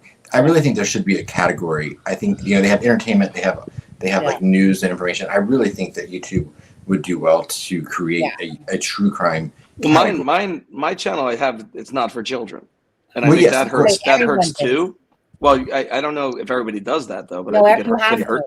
But I think if there was a specific category for true crime, I really think that it could change the trigger words that they use. Be 18 in order to join the channel or whatnot, and I think that would put it in its own category. But I think it would really help the whole situation. YouTube's not going to listen to us. No, but it also does a disservice, I think, when you're talking about human lives and you have to use words like unalived, Okay, so it doesn't pay them the respect they deserve. I can hear you, Alexa. Okay, I am saying goodnight because I know it's getting so and bad. I'm saying, there's people here, so I really should go. So love you all. Thank you so much. Good hanging with you. Good night. Stay safe, Alexa. Bye, Alexa. Thank you. Bye-bye. Good night. Yeah. Correct. And I knew that, Adam. I was thinking to myself that for all these people that are playing the live on Alex Murdaugh, they're all getting yellows because all that language being used throughout the entire day, those people are yellow, yellow, yellow. And Yeah, that's but if you think about it, though, I don't think they care if they're yellow if they have 50,000 people watching and people are throwing money at them. Well, if people are throwing money at them, nobody's caring. Some of these people that are they don't care about the yellow because they're getting 2,000-3,000 in over 8 hours. Oh yeah, you know? she's making probably 5,000 a day. Yeah. Yeah, I mean that's I mean think about it, it's insane. A YouTuber makes that much money. It's insane. Like in all fairness, she'd probably really depends on, I guess, her CPM and stuff like that. But she's probably, if she got 55,000, she's probably missing out on a few $100s off those ad revenues for that day. Yeah. Hold on a second. Hold on. Well, 50,000 views sorry. during the live. I don't think you get as much, but During it's the afterwards. live, you don't get nothing. Right. Yeah. During the It's after it's published. Correct. When people are donating during the lives, that's the revenue you're getting. Mhm. You're not getting any revenue during the live. But once the live is over, if it stays yellow and it takes 2 and 3 days and stuff like that, you've lost all that ad revenue. Like who's going back to watch day 25 of the trial now? But I also don't think she cares though, because if she's getting that much, that's a lot of money to make. Just, That's wow, right. It's getting wild outside right now. So I mean, I think. Sorry. No, go ahead. I think she cares about the ridiculousness of it. It is. I mean, it is. It is. The idea of being able to because it's not anything that you can't see by just going on Law and Crime. Right. Well, and she this is someone that's a big enough. She has a big enough audience. She's literally working on getting her own cameras in courtrooms. Wow. So she doesn't even have to use Law and Crime's cameras. Well, it's interesting. Oh, and I heard, I don't know how true this is, but is there somebody emailed me asking me, and I don't know the answer. Is Indiana, is the murders dealt like, it is changing? Yeah. It's still up to the judge's discretion. Each judge can still decide, but as of May 1st, they'll have each judge will have the ability to choose. Thank you. I'm not sure what this means. I came in late, so now you're talking about gender. What bothers me more is if you go into school and say you're a cat, they have to. So no, they say you are a cat. Like somebody identifies as a cat. Oh, you are me. So there should have been an E on it. So it's you. If they're actually putting litter boxes in the bathroom, I mean that's just batshit crazy. What's going on? Yeah. What's going on? Wait, we had a brick wall. Thank you, Fibro. So CD, are you gonna start doing more lives on your channel? Yeah, Monday. Going back Monday. Yeah. Yeah. Please never have G on your channel. Please. Who? GG. What the hell's that? Hey, YouTube. Hey, Twitter. Me? Yeah. No, he wouldn't come on my channel. What are you talking about? Might be surprised. What does that mean? What? Well, I think he would come on your channel. I don't think you'd invite him. You'd have to be invited, though. Mm-hmm. No. You know what was funny though? I just happened to look at it, and we're not going to talk about it. But I just happened to look at it, and honestly, from a week ago when I looked, just for curiosity's sakes, he hasn't gained a subscriber. Yeah, I mean, listen. He spent a lot of time. I hope he's rehabilitated. That's all I can say about it. That's all I can say. It's just April Fool's Day. Yeah, that's not happening. It's not happening. That as soon as he came out, there's that big post about a year, or taking time, all this stuff. That lasted all of a day. The next day, YouTube channel up, blah blah blah. Anyways, not speaking about it. Tony, you're joking, right? You don't really think that. Who's Justin? He speaks. Oh, is he talking about me going on that guy Justin? Oh, he's saying get him on. He's saying get Justin on your channel. Get on Justin. Yeah. No, thank you. Yeah, I just like to keep the trash where it belongs. To be honest, I just don't think anything that guy's saying is credible. No. To go from I think in the beginning, from what I've seen, is he basically said that Dylan was telling him things to then he was bashing her. It just doesn't really make Not sense. only that, somebody already proved that he was a liar anyway. He is. It's horrible because I mean, even if it was true, why does it matter? Yeah. And then he uses the whole like, it's okay for me to do it because I'm trans. I'm like, go suck a. Sorry. Yeah. Go suck a chicken. Yeah. Eat my jockstrap. Right. Get off my jockstrap. Oh boy. But Oh boy. yeah, I mean, I know we didn't.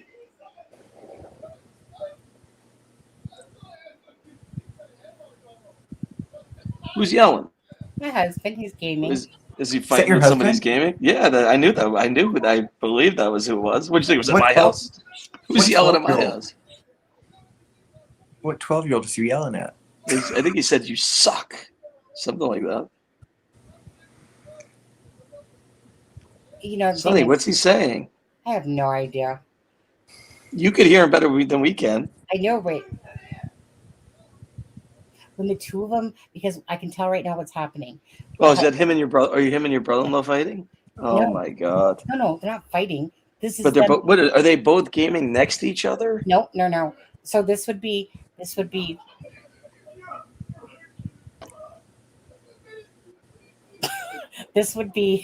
my husband at his computer, his brother watching him, and they're laughing so hard about something during the game that they're playing. And I mean, their voices hit altos that I don't need to hear. What games are you playing? Hold on, I'll turn off my camera for a sec. 1 second. Hold on. 1 second.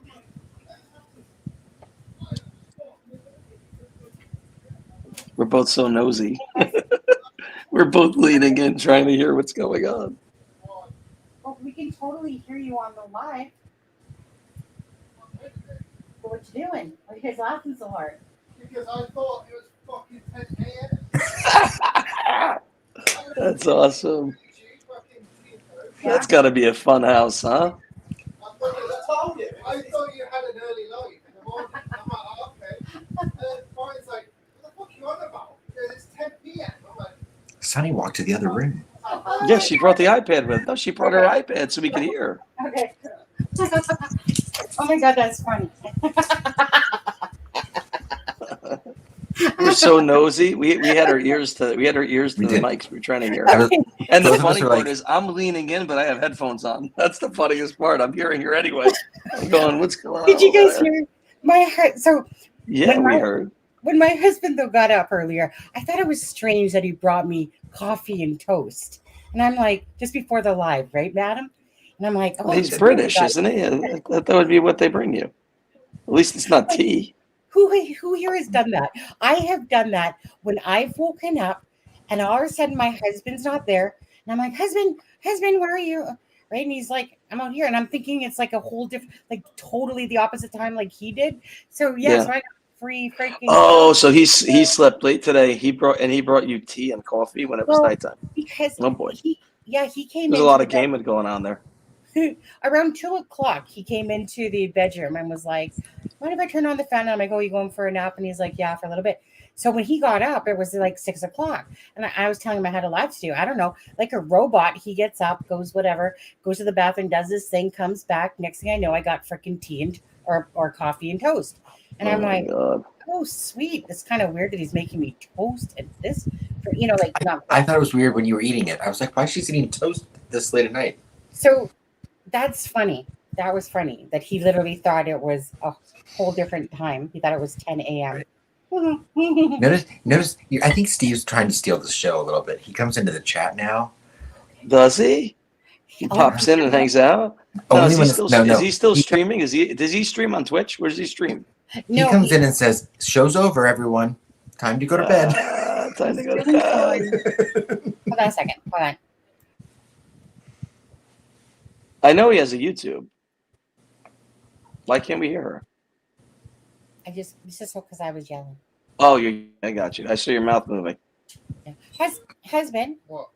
That's funny, by the way. Thanks for the tea or coffee and toast. Yeah, I thought it was breakfast. Question. Do you stream on YouTube? No. What do you stream on? half and half. Twitch. Twitch and half Kick. Yeah, Twitch is for gamers. Okay. It's on Kick at the minute. I'm streaming. On Kick. Okay. What game are you guys playing? Just the new Call of Duty. New Call of Duty. Okay. What's your name on Twitch? Oh, that's the Stormer one. Yeah.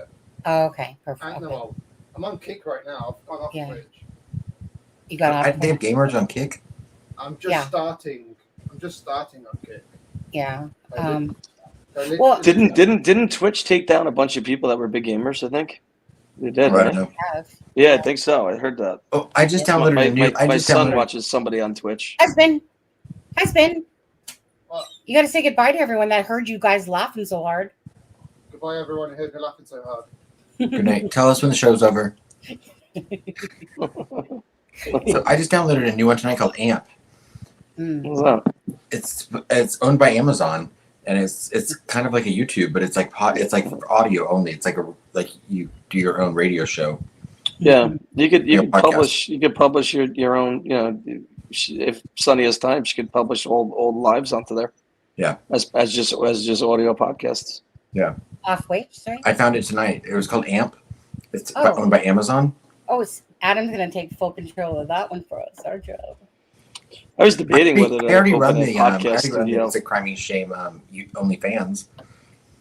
Did you hear me? I was debating if I should open a podcast studio or not. Yeah. Right. You should. Yeah. Yeah. Well, just Absolutely. rent it out. You know, if you want to record a lot, not in New York. Yeah. Yeah. I mean, that's the way. I just want it for me, actually. But yeah, really. I know. I do. Rent it out, I'm yeah. being serious. You know, why not? I just want to go hang out in Mel's guest closet that she uses. What happened to Deb's basement? Well, I mean, the screams of the people that are already in there are going to be a little hard to podcast over. Oh, so I boy. would rather use Mel's guest room closet. Yeah. Except for when Is somebody. Deb has people handcuffed to the water heater down there. Yeah. Oh boy. Lots changed, CD. Oh boy. The stories goes that way. Deb Uh-oh. tries. Yeah, I know. It's always the innocent ones that have the most skeletons, isn't it? CD? Uh-oh. In their Uh-oh. closet. Yeah. Uh-oh, Deb, they're bashing you. You better straighten them out. CD, in your vast knowledge of experience as a police officer, Yeah. what would you say that the more outspoken people have less things to hide, and how would you deem people? Like us? That depends. That When depends. you read people, Because there are very nervous people that talk a lot that are fucked up. yeah. But there are also people that, I mean, some of the weirdest people are the ones that are really closed off, you know? Yeah. Oh, Deb. Deb, you have something to say about that? No? I wouldn't put Deb in that category though. No. She's outspoken when she wants to be. You know? Deb was in a band. She's not closed off. I'll put her in the 50K category of these things. Tony's pretty funny. Did you hear what Tony said? No. Apps are crap. I only use Grindr and I still can't find a girlfriend. That's pretty funny. It's pretty funny. I mean, he almost found one when he showed me his moose knuckle. You know, you Oh boy. Oh boy. Tony, you obviously didn't meet Ashley Garth in time, did you? No. Wait, is Grindr? Yeah, it's male only. That's the joke. I don't know. You know. Okay, my cat's meowing. Be right back. Oh, well, the cat's got to eat. Yeah, Cat's got to eat. Oh, cat's got to get out of here. Is what cat got to Feed the. I'm not going to say it. It's a Bambi girl. I was going to say something, but I'm not going to do it. Bambi girl. Feed the chicken. Well, if I wrote, that's a question for Deb. I've already given too much of her business. And I disturbed the dog by that one because here she comes. What? You can't have it. I know. You had it all day today. You can't have it. It's very late. It's like you're talking to your child, you know? It's over. It's over now. Come here. What is it? Ups. Come say hi to Adam. Come on. Come up. Up. Aww. Get up. Who's the chicken? Come say hi to Adam. Aw, my girl. I can barely even see him. Look at those teeth. I see the she's got teeth. a black Yeah. face. Yeah. All right. Thank you. Thank you. Thank you. What's her That's what name? I guess is thank you. Sasha. That's right. Sasha. She's a good girl. She's like mom number 2 around here, man.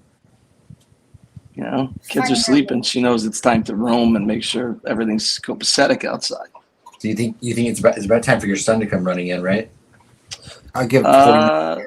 About usually around 120 to 135. Yeah, he comes Sorry. busting out.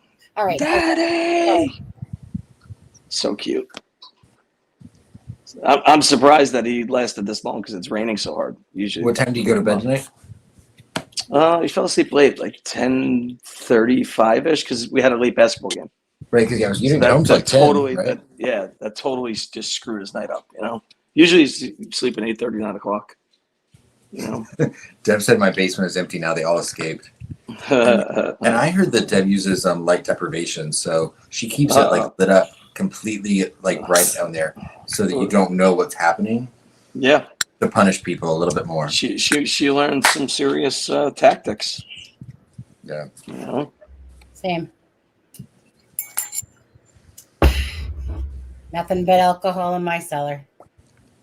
I don't have a cellar, but if I did, it would have alcohol. Just saying. I hear you. Yeah. Such is life. So, let me ask you, City. What you got? I want to ask you, what is your Carol? What is your I don't want to say favorite. I hate to use that word. What is your case that you've liked working on the most? Yeah. Narcotics cases. Yeah. Yeah. Especially when you got an undercover doing buys and stuff. Just gets the level up, But I've done crazy cases. I had a case that I told you, 6 wiretaps at the same time. They knew we were onto them, so they were switching phones. So we had a call in state that has I forget what the hell the thing's called, Marlin Stream. Basically, they'd be able to zap it and get the new cell phone instantly. So we'd get on the wire within 12 hours. We had their new phone, new wires. I had to go to Vegas for it. Had some NASCAR ties. It was a good case. Some people probably haven't heard of the high heel story. What you're talking about? You're talking about the sergeant that wore high heels? Yeah. Well, yeah. Let me tell you, that was some barbecue. We had to check his room because we heard rumors, and he did. He had high heels and dresses. Yeah. And he wasn't married at the time, so figured that one out. And those were some big high heels. The rumors were true. You never lived that one down. No. Yeah. Yep. Tough guy as hell at work, but when he went, oh boy, he was doing the strut around the living room. Listen, even cops can have some weird shit going on when they're home. Hey, he might have made some new friends after that barbecue. You never know. Okay. No, there was guys that he used to work with at a different job, and they always said how peculiar he was, outside of work, and just was what it was. He ended up getting married and had a nasty divorce, terrible stuff. Some of these marriages you hear about, it's like, wow, why'd you get into that to begin with? But yeah. Tony says, CD, I want to fight him just to be beaten by a better man. He's so cool. Let's go, Tony. Quick arm bar and a trip, and you'll just hit the pavement, and we'll just shake and have some beers. Tony lives in New Zealand. Yeah, no, he asked me to go over there. Oh, okay, sorry. I think he said he's in the UK now, though, right? No, he's in New Zealand. Oh, I thought he said UK. I think he might be. Isn't he from New Zealand and living in the UK? No. He said he asked you to go to the UK and drink with him, but you wouldn't go. Adam, he asked you. Oh, he asked me? That's what he said. He never asked all the me. way up a while ago. He said I asked Adam to come with me, and he wouldn't go. Don't make me said, get do out you want my to come and phone. drink? Okay. He said, do you want to drink whiskey and rails? And when I hear rails, I'm thinking of a possible white substance. Yeah. I think that's what he meant. Hey, maybe it means something different in other parts of the world, but here in America, same thing everywhere. When you say rails, it means a certain substance. And we have Ray Jones who's like, no, I love whiskey and rails. Hey, CD, you want to see my badge? I have a badge. It's like in here. It's like, can you see it? I can't see anything. Oh, yeah, I saw the wallet now. Yeah. Hold on. Oh, yeah. I was going to say, is that a manicure kit? That's my badge. It's very interesting. Oh, that's not true, Tony. How would you like me to arrest you? With my fingernail clippers? Let's do it. Tony, I just don't know how to do that. I'm just nervous about it. I love it when my Siri goes off and I'm not. When I say CD, it's so different being retired and not having my beaded chain on. I had my bead on, my shield, and my handcuff key. Always. Do you have your badge? You do have your badge, like your yeah, badge? I've retired one. Yeah, retired one. Do you have it? Like, what do you have it in? You still have it in your case, or do you have it in like? It's in the same wallet I always used to carry. Right. It's got a little flip over it, so it cover the badge, but you don't want people. I know some people put theirs in like the like a case or something. So I didn't know if you had it in the same. Yeah, it's a leather. I mean, some people that will wear it around their neck that way, but I just used to wear a shield with the handcuff key on a bead, always. Just put it on your dashboard. Somebody would steal it. These days, somebody sees a badge on the dashboard, they're taking it. Now, when I was in NYPD, we had a placard where we could park anywhere. That was back in the day. Now those placards, those were in the post every day about 6 years ago. But yeah, I mean, the whole thing is when you're a city cop and there's hundreds of cops in the precinct, there's no parking. So you have to just park anywhere. So you have a placard and you just park your car. I mean, you have to go to work. You have to go to work and you just park as long as you don't block a fire hydrant, which is kind of not the right thing to do. Unless you're an Amazon driver. Yeah. I think it's like almost like I don't want to say $1 billion, but I think New York City parking summonses Amazon like millions of dollars a year, millions, and they just settle on a certain number, But what are you gonna do? They got to deliver. It's like anything else. I mean, you got to. It's tough. It's a very tough thing. But parking authority, it's all about money. That's all it is. It's a money machine. It's a money machine. Yep. I mean, they wrote my placard once, and they had to go to their headquarters, and it was such a pain in the ass. It's like, you wrote a placard. Like, are you kidding me? How about if I write you for speed next week? Like, come on, let's be real. Mm-hmm. Oh yeah. How many people have multiple accounts in here that aren't subscribed to this channel? I'm really sick and tired of not. Why you're still not at 7,000? What are you at now? In fact, we dropped another 3 probably because somebody got offended by something. Yeah, it's a game. You'll get over the hump. You'll get over. You guys got multiple accounts there? So what are you guys' plans for the weekend? Anything? I want to try to get my husband to go shopping and get groceries tomorrow. Nice. You should. You need food in the house. Well, we have like $400 in gift certificates from his Christmas time, like him and his brother for Save On Foods. And my husband every week comes by. He's like, "Yeah, I'm not wasting my weekend doing that." Yeah, and yeah. I mean, with 3 kids, I'm at the grocery store twice a week. It's so crazy. Yeah. So crazy. I can't even tell you what we spend on food a month. It's insane. It's absolutely insane. The thing I just sent you was something that happened this morning in a suburb of Charlotte at the bus stop. You should play it. Okay. Let's show this. One sec, CD. To this account and myself. For anyone with kids, I'm like, they luckily found this POS, but I just saw it like 2 hours ago. But this video, I've rarely seen anything like this. So it's so close. Let me just see where it went. Mustang. Yes, I did do a mafia case. That case I was on had mafia ties. Where did it go? Oh, hold on. Okay, there it is. Okay. Very interesting people. And they don't like when you're Italian and you're working on those cases either. Oh, really? Better than if you say you're Irish. I don't look Irish. I'll tell you a funny story, though. When I was a rookie as a city cop, I was on a foot post in the Bronx, on Westchester Avenue in the Bronx. Very Italian neighborhood, okay? It was my first day on a foot post. I didn't know, like, you get like a page of where you can't go. These places are off limits. I would never read the thing. You're a rookie. You just put the paper in, whatever. So I'm standing on Westchester Avenue underneath the L, whatever. And this guy looks at my name and he's like, "Oh, Italian guy. Yeah, come on in." I thought it was a store. "Yeah, you want a soda?" I'm like, it was hot. I was sweating. I'm like, "Yeah, I'll take a soda." You know where I end up? I end up in an Italian social club. Wow. And all of a sudden I hear a chirp of a siren. The sergeant wanted to scratch my book where they take your memo book and they sign it. And he's like, so I go outside. He goes, "Do you know where you were in?" I go, "I figured it out when I went inside." Okay. I feel like the guy was doing it on purpose. So I got scratched that I was in the wrong place, that I wasn't supposed to be there. Wow. But yeah, I mean, social clubs still exist. They still exist. Yeah. You know, there's card games going on right inside. I'm like, oh, I am so screwed right now. 7:30. Sorry, guys. Adam?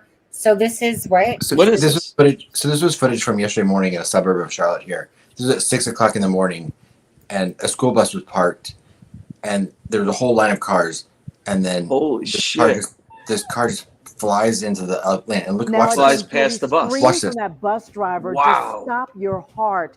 I She mean, witnessed that close call was that a Thursday Kia? morning It looked like a Kia. when those Yeah. two girls were nearly hit. Kia, right? Well, I think now it's a Kia. troopers in Idaho County say they found the car involved and identified the driver. They said it was 6 They inches. just need help finding him. Tonight's Channel 9's Dave Faraday was the first reporter to speak with the mother of the children who were watched in that close call. Scary shit, man. Well, she says she was watching her children get on the bus when suddenly a car appeared out of nowhere. The school buses here in Iredell County do have cameras on them, and that allowed state troopers to identify the car and find it. It was a split second that a mother in Iredell County says she'll never forget, when her 4th and 2nd grader nearly got hit while trying to get on their school bus. Anger fled my body because that's your child, and so many things could have happened and so many things could have went wrong. Fighting back tears, she asked we not show her face. It was her 2nd grader who was closest to the car, just the little kid from the almost family's got it. front door along Old Mountain Road. You can hear the bus driver scream. The school district shared this image of the Kia Soul that ran through the stop right. It arm was a Kia. of the See school that bus. shit? By lunchtime today, we spotted the highway patrol along with a tow truck at this home 2 miles away, where they say they found the car and also identified a person of interest. I've seen the video several times, and same thing as you guys thought. It was awful. I mean, that little child almost got hurt, almost got hit, and almost possibly got killed. The child's mother says the car was so close, it grazed her daughter's leg. Hours after the incident, she placed these signs near the bus stop asking other drivers to slow down and to exercise caution around school buses. She had amazing guardian angels watching over her, because that split second could have took her and changed my whole entire life, her siblings' whole entire life. And we found out from the Highway Patrol this afternoon here in Iredell County that just last year, they had 5 different cases where someone was caught passing a stopped school bus. Reporting from Iredell County, I'm Dave Faraday, Channel 9 Eyewitness. Yeah, that's terrible. I saw that earlier today, and I was like, oh. Yeah. How important is it to you to rush to work like that? Right. That's probably what the person was doing. Total asshole. Total asshole. Throw the book. I'm happy they impounded that car. Oh, absolutely. That's evidence. That's evidence. I didn't know the school bus because it could have touched a kid. It's evidence. Because then you got hit and run on top of it. Yeah, somebody subscribed. Thank you. Now I want, I wish I had the footage to show you where now Steve's mom's vehicle, and this is what pisses me off, okay? That vehicle literally didn't matter. He kept going all the way home. Didn't care about that. He just almost took out a girl, didn't stop for nothing. Selfish. And so, like I said, that mother could have lost her kid. That person is so lucky that child was not, killed. You're behind a bus with the flashing lights. But anyway, so, but I wish I had the video to show you with my husband's mom. What everybody should do when the bus is stopped, right, and you're the first car behind it, just inch out a little bit so they can't go get around you. Yeah. Block them, because people are assholes. It's sick. Yeah. And I know, right? And it's just like, what do you, whoops, I went blurry. Hold on. Tony, the vehicle slid to the left because they saw a kid. And they kind of just moved out of the way. If they kept going straight, they probably would have killed her. Yeah. Oh, absolutely. And I felt bad for the bus driver. That bus driver is just helpless. Like, helpless.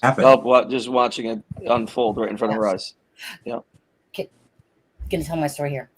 Yes. Steve's mom's vehicle. It was like this little red cake. Now there was nobody in it, but okay, the vehicle was given to her. The money was given to her, like when Steve's grandpa died, which is his mom's and his sister's, of course, father. They were each given, like, I think $10,000 when he passed. Not a lot, but they each bought themselves. Steve's other sister, like her sister that she's close to, Katrina, they got money, okay, but Steve's mom doesn't really. Anyway, she bought this little red car with the money. This Uber driver, I'm not kidding you guys, this Uber driver literally Ran it over. Went Yeah. on top of the effing roof. Yeah, yeah. I've seen that happen many times. Roof. People don't know a parked car can actually, somebody could drive almost over it. They're going fast Well, enough. that's the thing. Like this vehicle. You got to not hit the brakes in order to get up and over it. But yeah, it's pretty sick. I mean, this vehicle, you could see it go like this right on the roof, and then all of a sudden it was like. Was it a smaller SUV or a bigger SUV that got up on it? It was a typical, I would say typical like SUV. And Yeah, anyway, it's usually, I've seen them. takes off. Now, meanwhile, so there is camera footage, but there's not enough to see the license plate, and they couldn't figure out, I don't think ever to who it was that ran it over. Either way, so now she's out of car. She has to pay this, so she gets a little shit car from the deductible that they give her back or from the insurance. She didn't have full insurance on it, huh? She had full insurance, but out there they just remember like blue book value, right? Yeah. And so it's like she totally became a victim. Yeah, so she got half of the car that she had. Yeah. Oh my God, not even like just It's terrible. Shit. So sad. Oh, it's so what?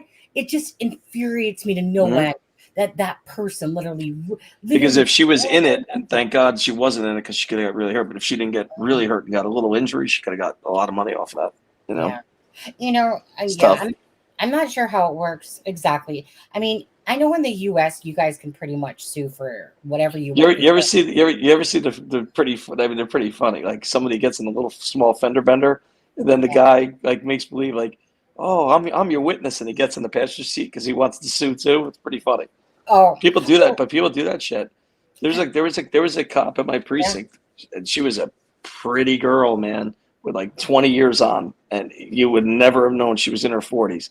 Right. She got busted. Her and her partner were doing fake accident reports for money. There you go. What are you drinking wine? Good for you. Yeah. And they got busted for like 400 staged car accidents, and they were getting paid $500 for each one. Yeah, they both lost their jobs. Was it work? Lost their pension. Right. Yeah. He lost his job. She had a retirement because she had enough time, so she was able to leave with her pension. But just embarrassing to lose your job like that. Right. Embarrassing. I was going to say my husband was showing me one, and he said this happens all the time in the UK, and he was showing me this video, and these East Indians basically ram into the car in front of them, and then they get out. Going wah, wah, wah, wah. But if you hit the car in front of you, it's your fault. Pardon? You can't sue them. No, sorry. If you rear end somebody, yes, you're right. Sorry, they backed up. They backed up. Or do they stop check them? Sorry, they backed up. Yeah, but even if somebody brake checks you and you hit them, it doesn't matter. It's your fault. You're supposed to leave enough distance, car lengths, in between to not hit the person if they jam on their brakes. But they were ahead. Sorry, they were ahead. So say they were at the lights and then the car was behind them. They backed into the car purposely because they know the rule of if you're in the back, it's usually your fault. Oh yeah. True. They backed. Yeah, sorry. People are doing that. They're doing that shady. Yeah, they all got out of the car, and if it wasn't for that camera, yeah. Right? Well, they had a dash cam. Yeah, there was. Good. Exactly. There was. I don't think it was their dash cam, but it was somebody else's dash cam that caught it. They caught it. And so Wow. but Steve goes like, I'm sitting here going, really? Yeah, you can understand. Somebody gets in a fender bender, right? Little fender bender, and they complain about a neck issue. They'll get at least $10,000 in the U.S. In this, they will. They get $10,000. And how do you go about doing this? Right? Yeah. They will though, which is sick. But yeah. But you got to remember something. That's why insurance is so high in New York, especially. New York is off the charts. Murdaugh is a lawyer. Yeah. But that's why car insurance is high because how many people commit fraud. Oh, absolutely. It's not like it was now. Years ago, people would get in a little accident and some of these body shops would crack the engine on purpose so that they would get the whole car's value and get something else. You know, they're over mileage. They're over mileage on their lease by 50,000 miles. Yeah. Get in an accident, the engine's cracked, they get a whole new car. But now, are you ever at like the grocery store and you see like that like bottle spilled or something? And you're like,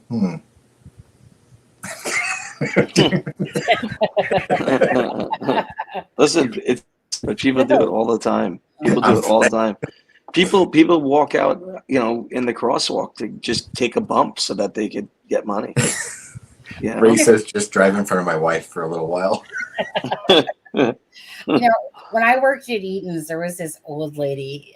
You know, I would say she was in her 70s, and she said I don't know. I said something to her, and she goes, "Oh, you know, don't worry about it, young lady. I sue everyone all the time." Like, she's like she literally. So if there's snow on the sidewalk, she sues the city of Alberta, and she's like, "Oh no, I do this all the time." You know, and I'm just like, what? Like this freaking old lady sitting there telling me that that's basically how she makes her money is just by simply, you know, there's snow and oops, I slipped. Do it all the time. People are bad drivers. I had somebody almost kill me, sent me into a tree. I was going lights and sirens to a call.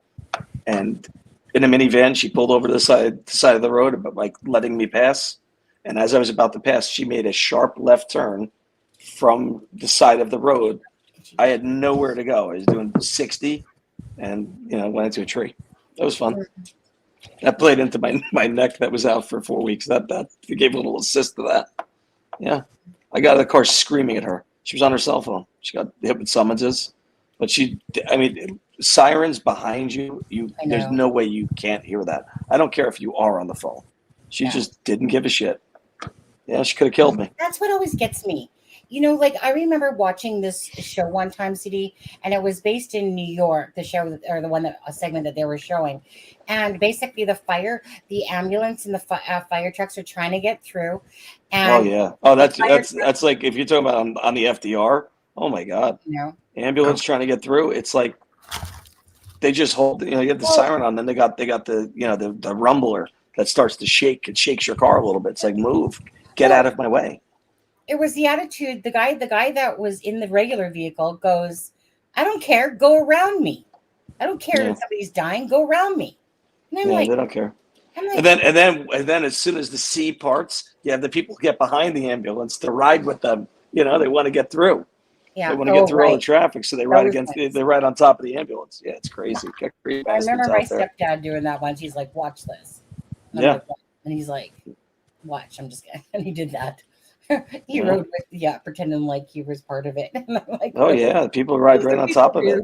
Oh my goodness. And you know the thing is that it's those type of people though that literally really cause the accidents and cause all because they just don't give a shit about anybody.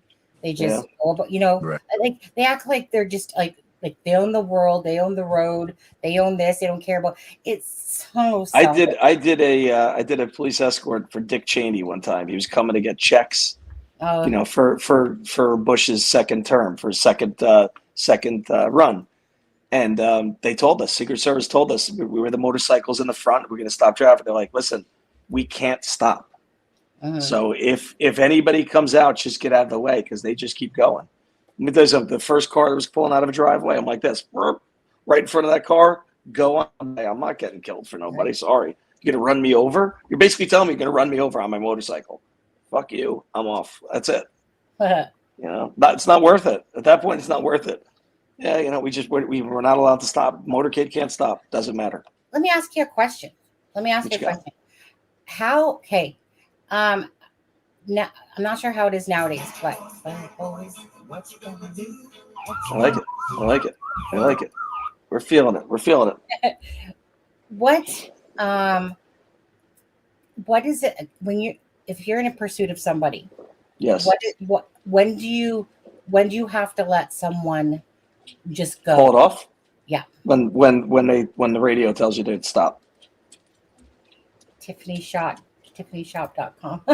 the only time I've been called off is motorcycles. You can't chase a motorcycle. It's just I know. It's too bad. They're gonna, right. Yeah. Anybody's seen a motorcycle accident, you can understand why. 150 miles an hour motorcycle hitting something, it's an explosion. I've seen explosion. You know. Yeah, thank you, Tiffany. I had a guy I grew up with. He was pulling a wheelie on like a parkway, and when he came down with the wheelie, he came down close to the guardrail, and he ripped his arm right off. And he got up because of the adrenaline, and then he just dropped. But he lost his arm, being an idiot, you know, doing wheelies.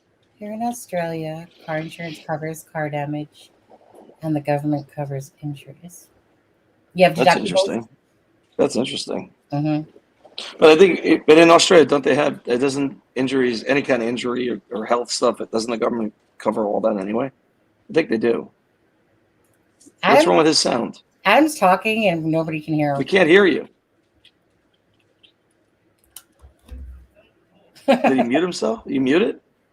No, his thing's screwed up. Oh. He's been. I looked over a few times and he's been talking and nothing's coming out. I had looked up there and I'm like, he's sitting there like, and I'm like, dude, I know he's not faking it this time because like you can always tell when he's trying to fake it. Yeah, so I saw Air Force One up close. It was very cool. I mean, it wasn't. I guess it's not Air Force One because the president wasn't in it, but Dick Cheney was. And I saw the Cadillac. We were right next to it. Very cool stuff. You know, the Cadillac to ride in. They had all their bomb sniffing dogs smell our motorcycles. It's pretty cool. Pretty cool stuff. I seen something cool, but I can't remember what it was, and it landed in Whitecourt, and it was a Russia helicopter. Oh, I know what it was. So I think at the time they were the two biggest.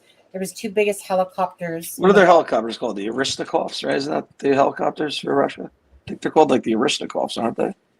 I think so. I don't know. I might be wrong. I don't know. Yeah.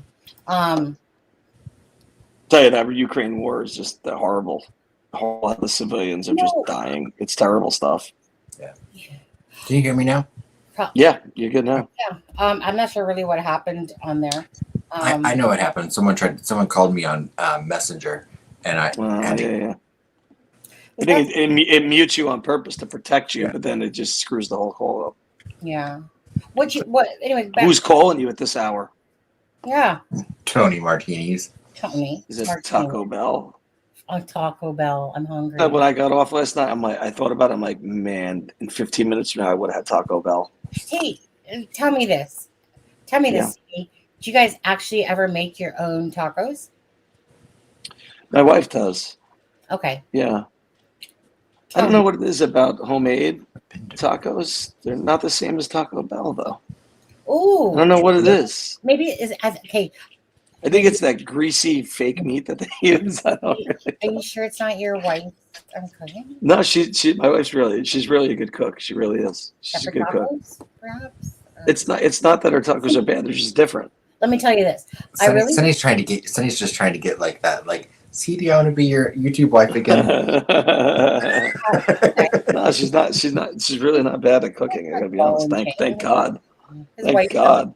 Yeah. No, but there's something about that gooey meat inside a Taco Bell taco.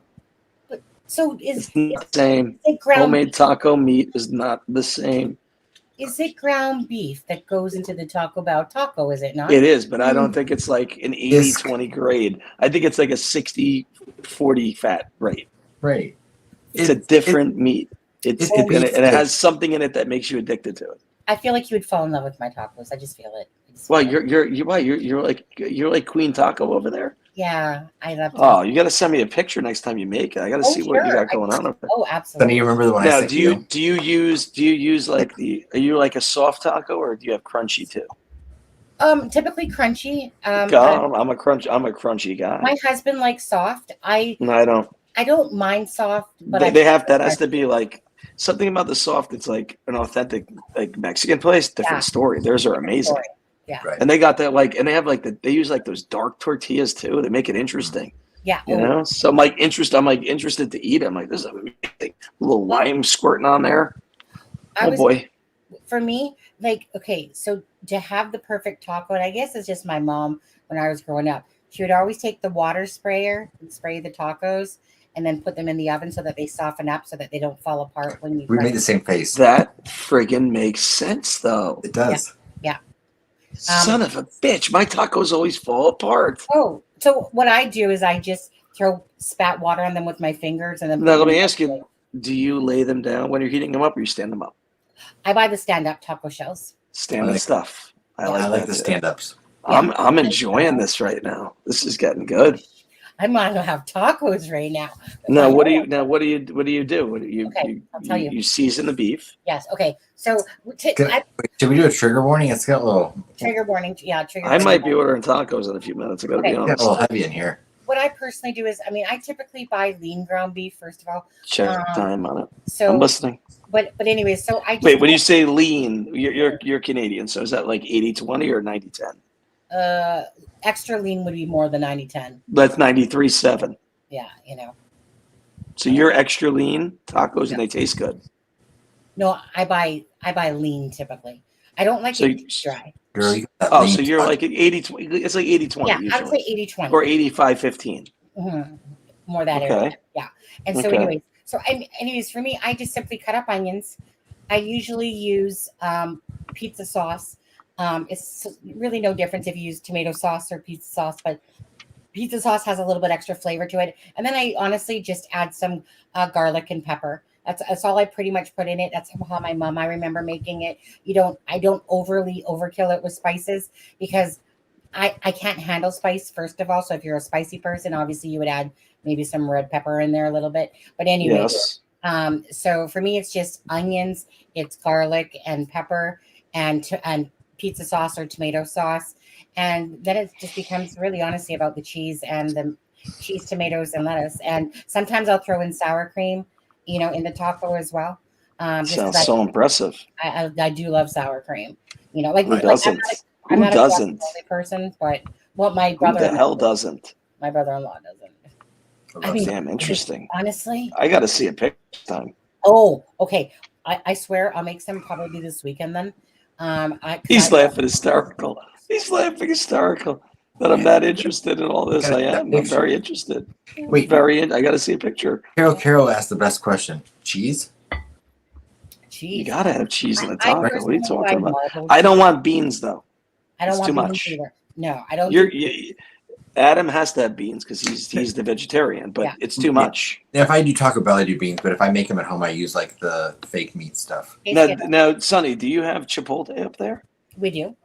You do. Are you a big Chipotle person? Because I'm not. I'm not. I'm not either. Me It's either. too much. No. It's overboard. It's overkill. I agree. Listen, when I eat, my wife thinks I'm crazy, but I have, everything has to be separate. It has to be separate.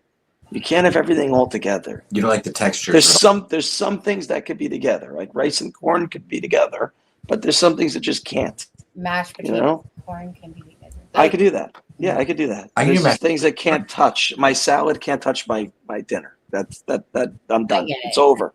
Mentally, it's over for me. Isn't that funny? My husband's. The I don't same. want dinner sauce stuff touching the salad. It's just it's My ruined.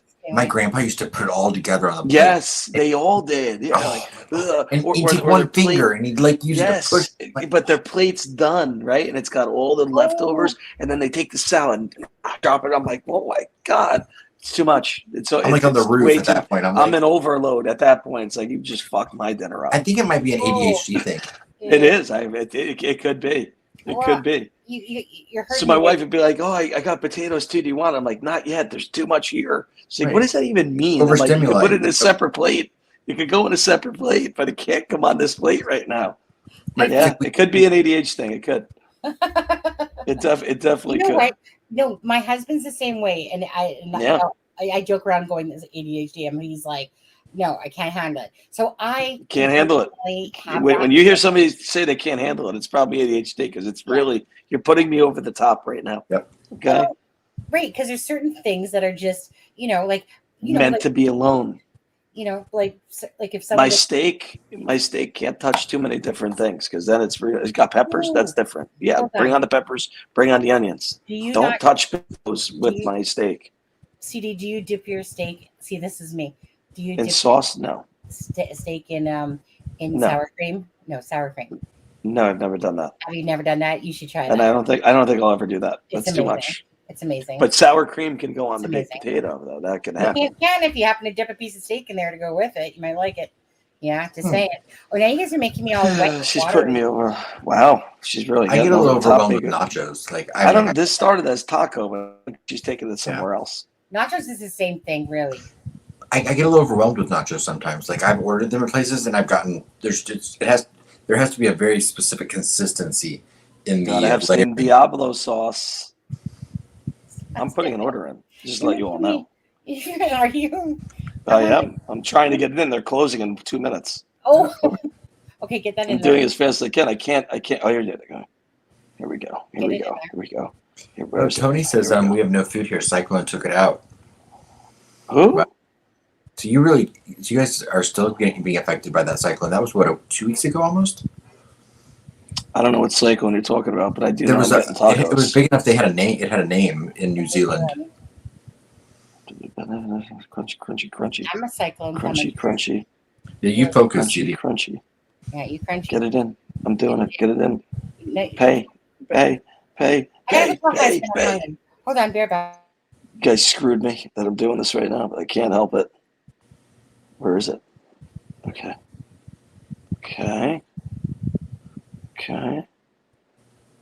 Nice order. Yeah, we're in. Yes. You're in. Yes. Got it. So their cyclone was called Gabrielle in New Zealand, and it did I didn't know they had a cyclone. I didn't know this. This was recently. Yeah. I'm waiting for the green light. Yep, they took my money. Okay, green light me that they're preparing your order. Wow, it says they'll be here in 30 minutes. Wow. 30 minutes. Oh, hey, Skittles. Good to see you. Oh, nice, CD. Skittles, you're in New Zealand as well. But they haven't messaged me saying that they're preparing it yet. When you put the order in and then it says preparing order. Yeah. I haven't gotten that one yet. If I get a cancel, I'm going to be pissed. Oh. I deserve tacos after the day I had. Yeah, nachos. So, we have a lot of Crunchy Supreme. New Zealand and Australia, which yes, I got it. I got it. Yes, it went through. Why am I happy? Fuck yeah. I don't have nachos coming my way, people. I don't have nachos coming either, but I got Crunchy Taco Supremes coming.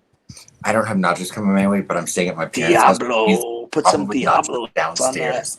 Put some Diablo.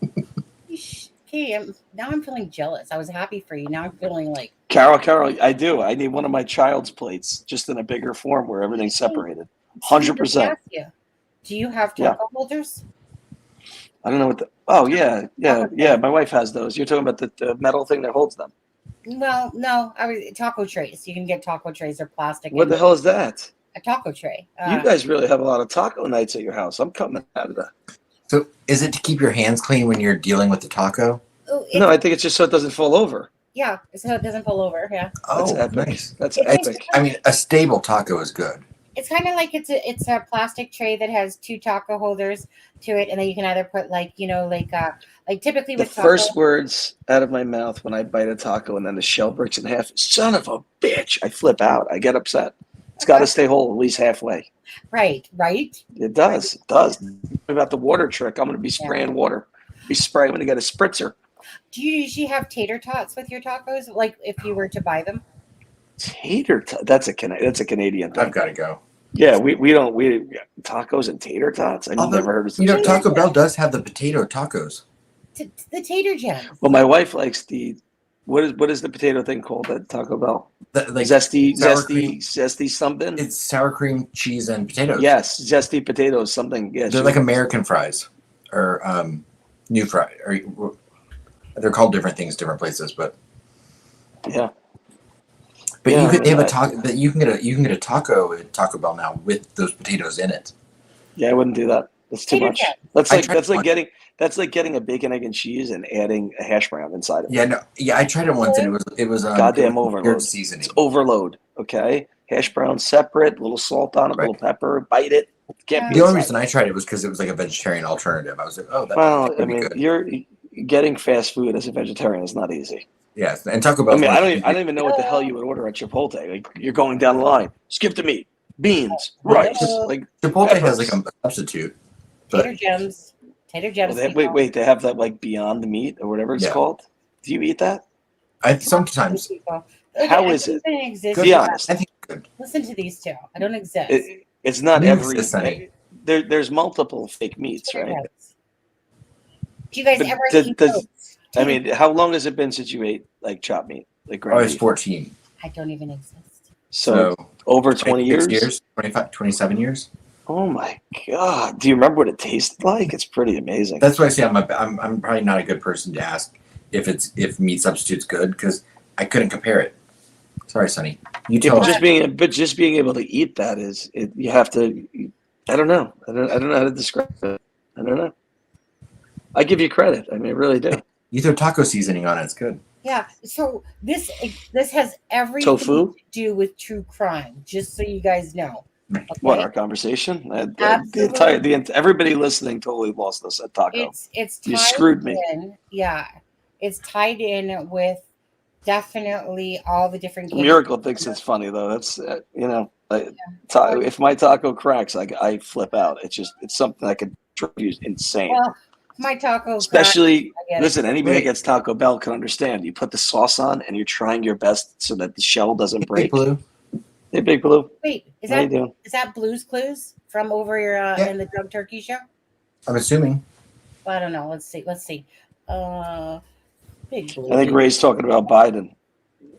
Biden. Let's I not mean, do listen, it's scary stuff. I mean, I feel bad. He had skin cancer removed in February. It's like, I just don't think it's best that he runs again. And that's not even just being political. It's just health-wise. Why put that stress on the body? Politics. Yeah, right. So Sonny's like, I just want to know. and for anyone that's wondering, that's Captain Morgan that Sonny's swigging. I don't. Is it really? I thought it was wine. No, it's. Nope, that's Captain Morgan. Good for you. It's almost empty. You better finish that. We had some people think it was vodka, and I'm like, no, Sonny, that's Captain Well, Morgan. I thought it was wine because when she tipped it up, I saw it dark and I couldn't see it. It was very quick. I'm not a big What wine was drinker, that? to be honest with you. And next, she's gonna buy. Wow. What's it called, Sonny? It honestly sounds like something just Taylor in my Jerry. house. Sailor Jerry. Have you ever had Sailor Jerry? I've had it. Yeah. See, Cat? He's No. checking the status of his Taco Bell. Hold on 1 second. I got to see what just hit the deck. I'll be right back. What just hit the deck? No, something really just hit my deck. I'll be right back. That was a branch. Chaotic Beauty, she wants me to go check out to see if there's any Scream cups at the Cineplex Odeon thing. So I have What? to Any check what? that. Scream cups. Any of the Scream. Who wants you to see that? Chaotic Beauty. She wants me to see. I thought she ordered one. Of the, I don't know. I don't think so. I don't know. Because I was going to call and get her one, and then she said, "I thought she ordered one." Well, hold on, but this is Canadian. Oh, is it different? Yeah, it's only. Do they scream in metric? It's only exclusive in Canada. These ones. No, I know exactly this bucket that she's talking about. We've had several conversations about it. There's buckets and then there's cups. I got the popcorn tub, not the cups. Okay, not the cups. I was like, wait, I've heard about this tub. We've had lots of conversations. Yeah, we were talking about cups, so he wasn't listening. Hi, CD, welcome back. Yeah, that was a branch. It's a big branch. It's getting wild here. It really is. It's like you just hear a little bit of rain, then you hear the windy rain, and then something crashed on the deck. I gotta go check. Yeah, I don't. You probably can't hear it, but it's the same here. Yeah, it's getting wild. Yeah. So I'm a little bit choked because I really want tacos. Do you guys have Uber Eats up there? Yes, Do they deliver to you? maybe. Yes, they would. You should look. Husband, I have to rely on husband. Well, I would have him look. Well, it's also only like 10:51 there. Oh shit! I see them putting the seasonings in on Uber Eats. You know the little animated thing. It's amazing. So friggin' epic. They know. Listen, they know how to draw you in. My little guy loves McDonald's, and not the dinner. He loves their breakfast. He's 2.5. He eats 2 whole sausage patties. He likes just sausage patties and a hash brown. Pounds it all. Loves it. But he'll run at me and he'll go, let me see. He wants to see Uber Eats. And as soon as he sees the McDonald's, like the colors, he goes nuts. So cute. Cute kid. What a cute kid. Hey, I want to see pictures Oh yeah, don't we all, right? Big Blue. What'd that say? Which one? It said, I want to see pictures Brian Koberger was sent by his new girlfriends to analyze the case. What losers. What losers that they're no, I'm talking about the people that are actually contacting him in jail. Yeah. What losers. Big Blue. Let's go around, actually. CD, your thoughts on the verdict today for Murdaugh? Or the sentencing. Yeah, I mean, it was coming. He's guilty. I mean, he's guilty. Without the Snapchat video, he probably would have got off, and they would have had to have a second trial. But placing him inside the kennels, he's done. Toast. He's not getting off on appeal. I agree. My reaction to the sentencing today was, I mean, justice served. Non-reaction, because, I mean, we knew this wasn't a DP case because they had already said that it wasn't, and so the law in South Carolina is very black and white when it comes to this. He was going to be sentenced to 30-year life. He was going to be sentenced to life.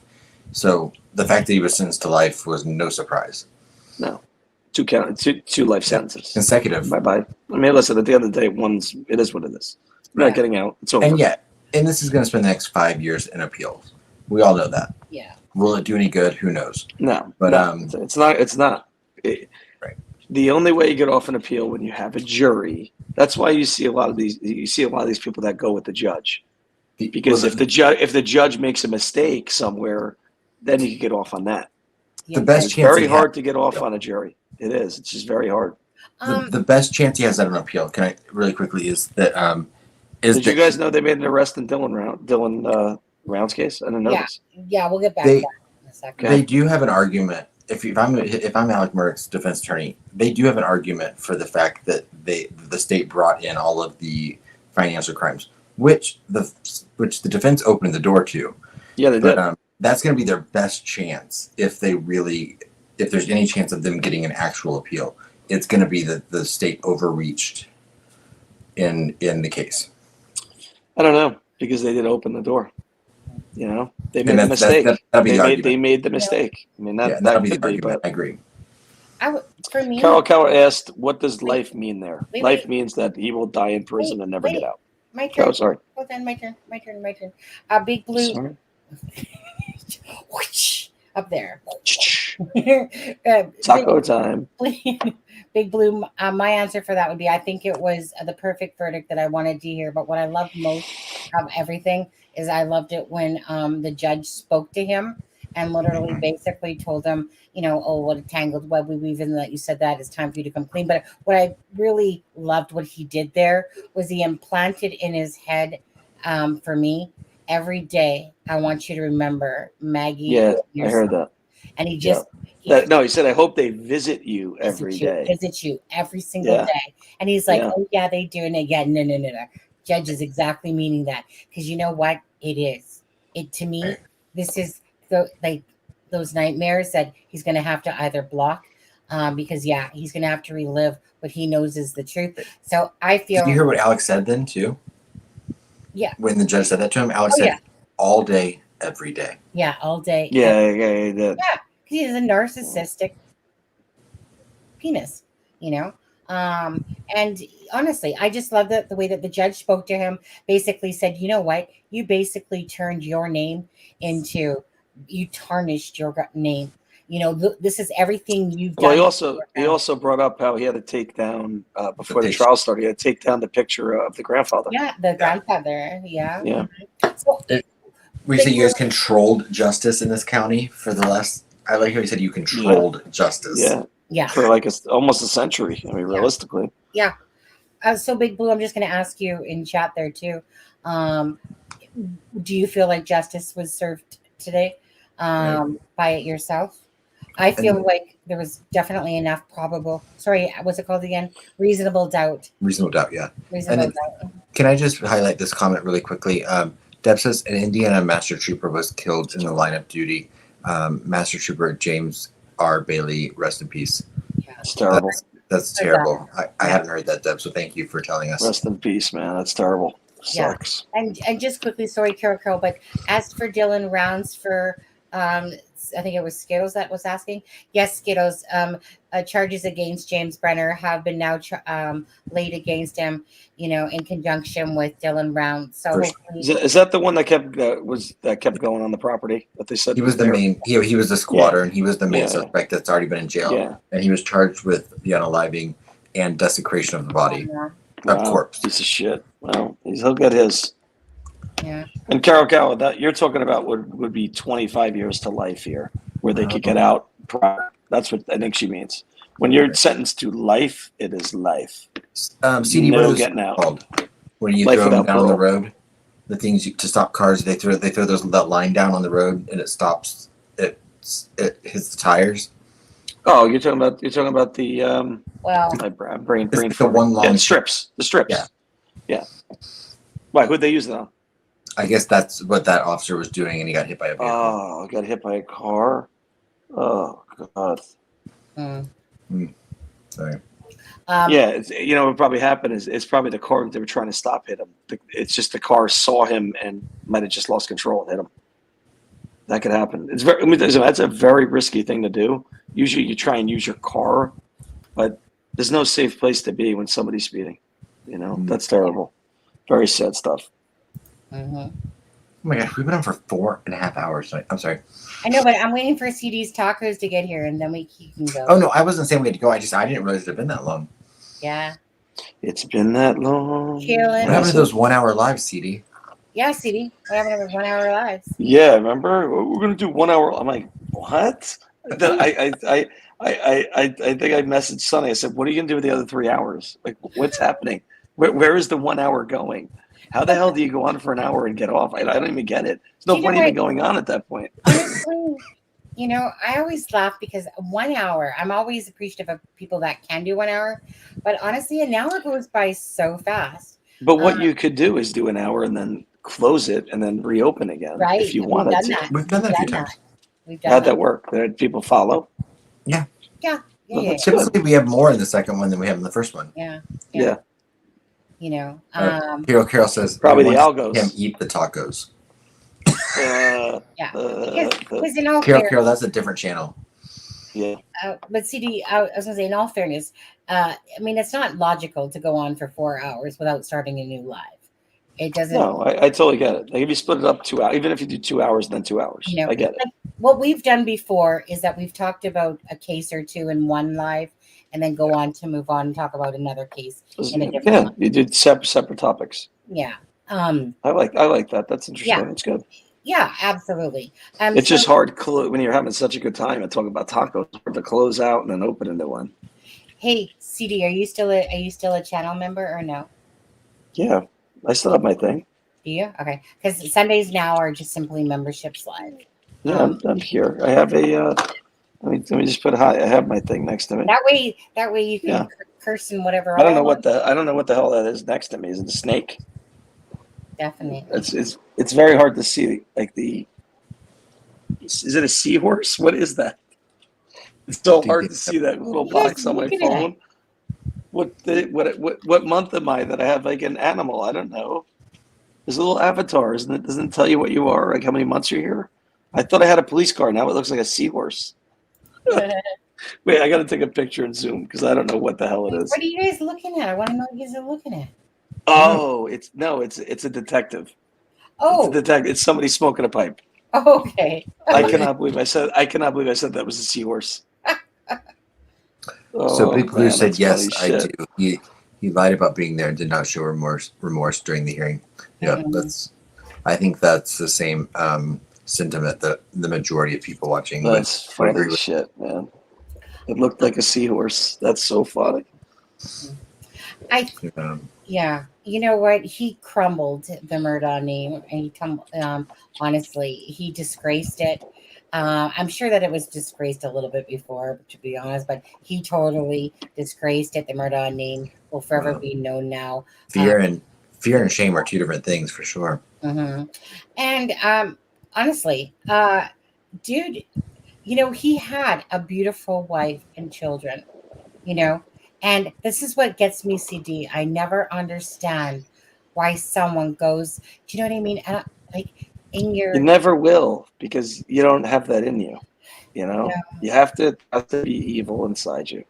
I mean, Right. yes, there are times where things happen and a murder happens in a split second, but there are people that are just programmed differently, you know, and they could murder somebody and go and eat lunch right next to that body and not care. Oh my goodness.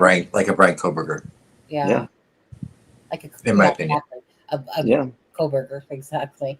But it's all I think in my head, like many things go through my head, but what goes through my head is that you have a beautiful home, you know.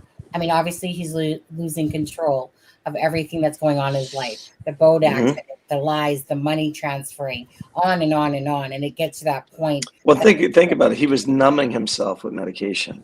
Yeah, that's the only thing that was keeping him at bay. probably To get onto the next, you know, steal and take, you know.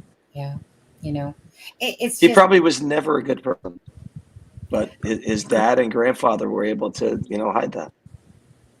He probably was never good. That's also probably why he never rose to what was the name they he used was there? trying to be what was it? Wait, what's the name they used? It's very weird. As like the chief prosecutor, it's called something. Chief prosecutor, not witness. Solicitor? It's called solicitor. Yeah, solicitor. That's why he probably never rose to the solicitor, because he was Yeah. too big of a shitbag. The thing is, he was so narcissistic. Like he lived and breathed. His brothers seem like good people. Yeah. You know, they come off that way. He doesn't. You know. Make sure you watch the documentary on Netflix when he's walking I around don't think the hospital. Sonny has Netflix. I have No. Yeah, you You do. got to definitely watch him walk around the Oh, I'm sorry, hospital. Sonny. I thought You'll you see did. it. No. You'll see how cocky he is, and how you. I mean, a girl is missing from your boat.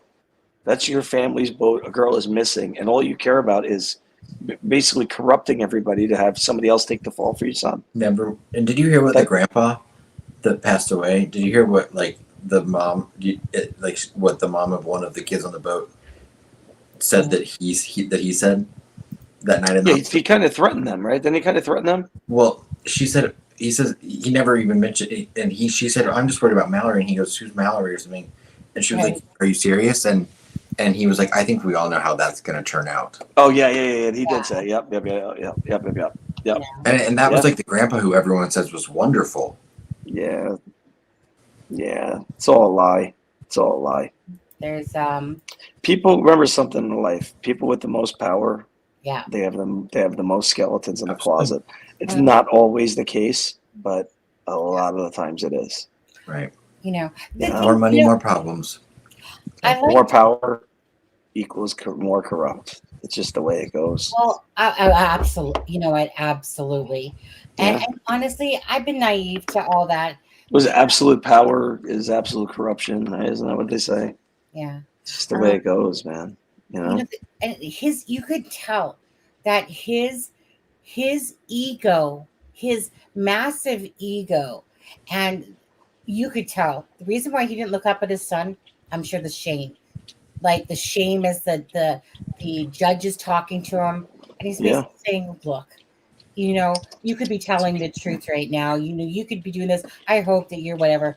And he didn't even look at his own son as he left. He is so humiliated inside. And you can see it when he's talking about the grandfather's plaque on the wall, that he's just humiliated because his ego. Pride is a big thing in the South. I mean, it is everywhere, but it's everywhere. But it's not. It's more or less. He had to feed his lies, you know.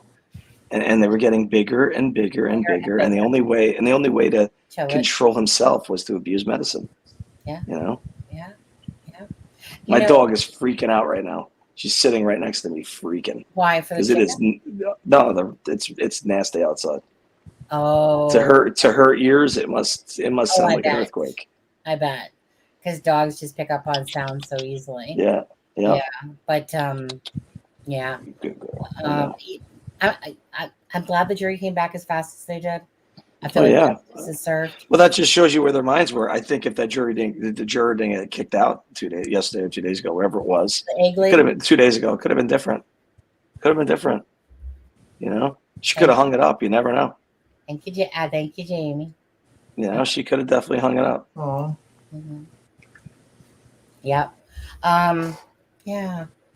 You know, I guess it just becomes about, about the Stephen Smith case and about, seeing how that See how that pans out, right? lawsuit It's such a weird thing. the Stephen Smith case, and seeing what becomes out of it all, to be honest with you. If anything. If anything, could become a nothing burger, Yeah. I mean, just the timing of that is just odd. I mean, to have that many witnesses say, that they were involved, and then 2 weeks after this happens, they reopen that investigation. Yeah, absolutely. And then now we're going on 2 years and not a single word about it since. Yeah, it's weird. It's very weird. It is. Never know.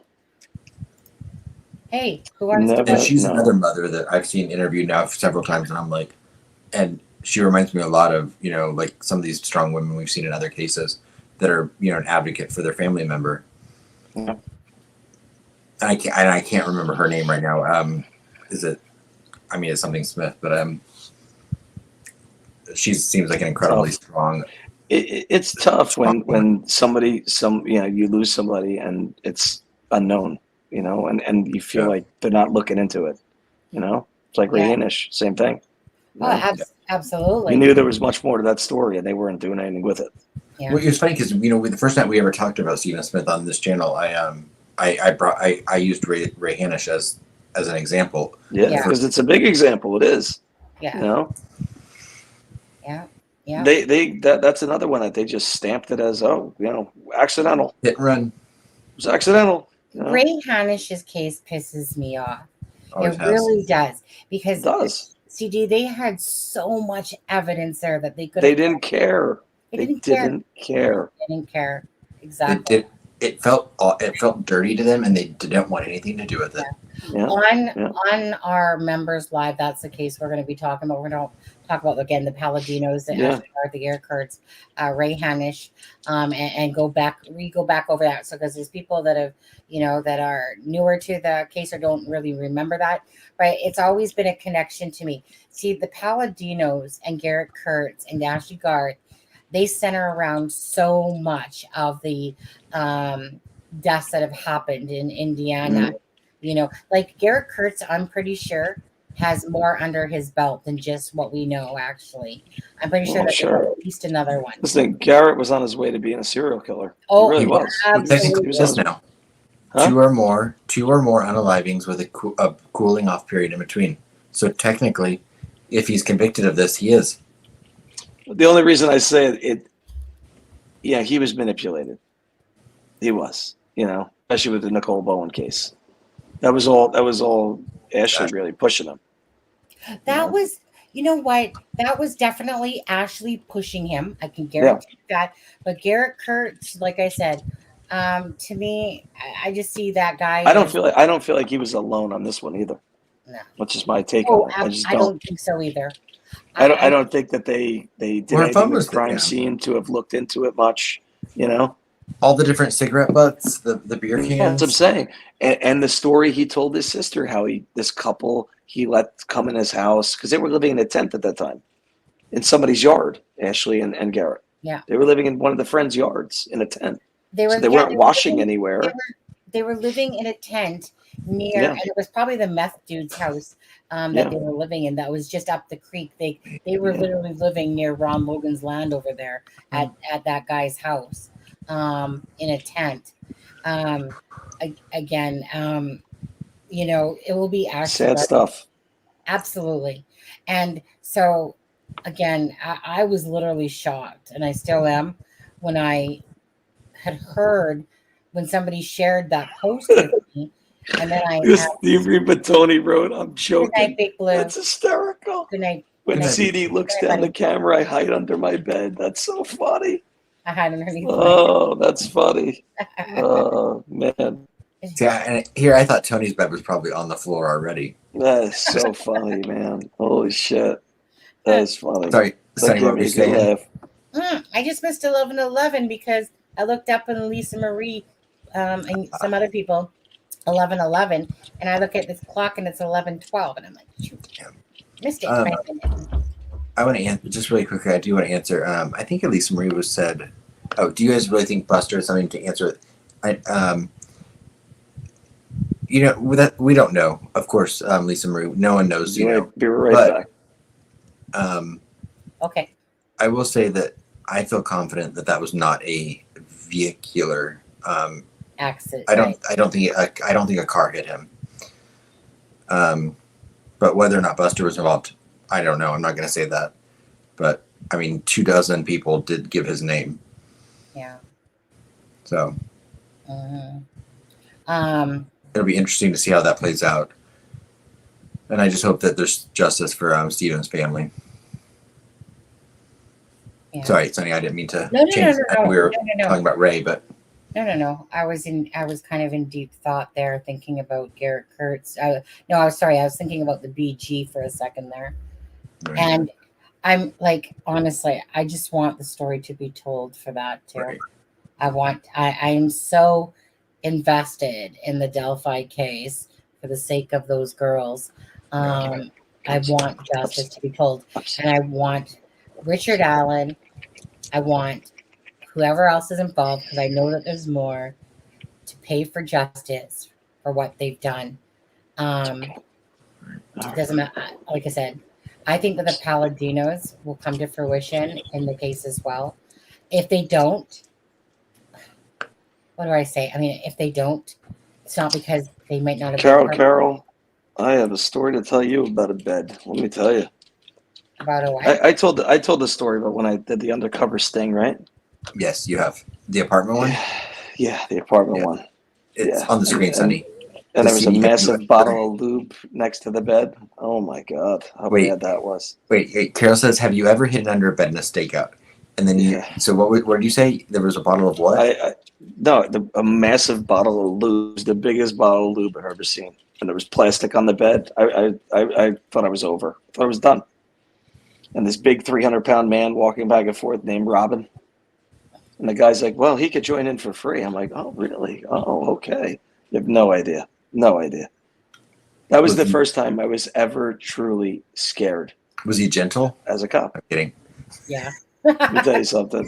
I had to say that my money was in the car, but I felt as I was walking to the door, I thought I was going to, and I had a single shot of mace. It was in like a pen form. That's all I had. Couldn't bring anything in case they patted me down or whatnot. Yeah.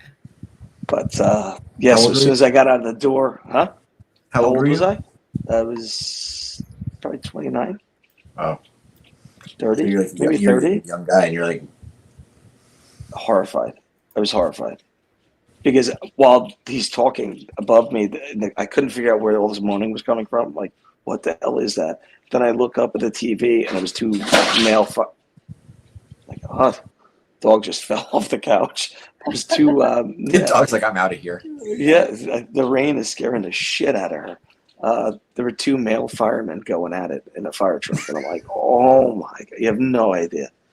Yeah, I was traumatized. It was just bad. It was bad.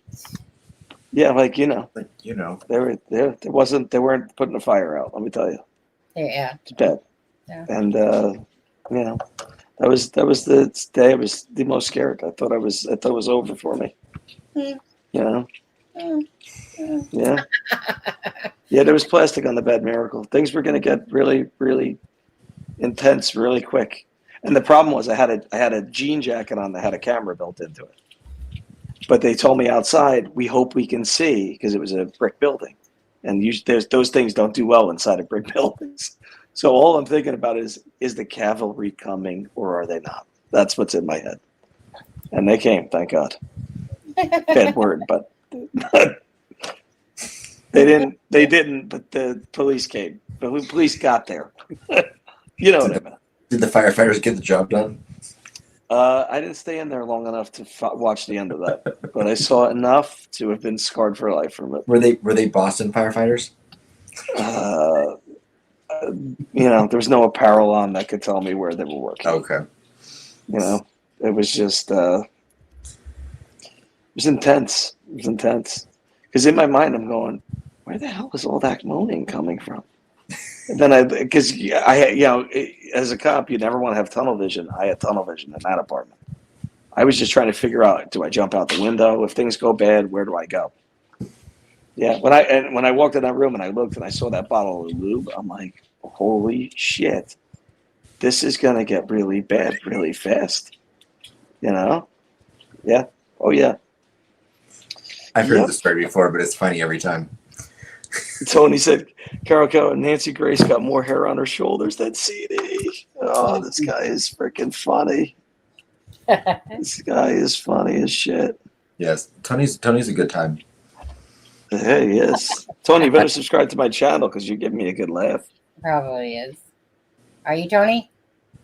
If not, I'm telling you. I don't think. Are we down to 47 people? Are we losing? Do we lose a lot of people? Are they sleeping? Well, I mean, it is 11, 18. Yeah, no, it is late. It is late.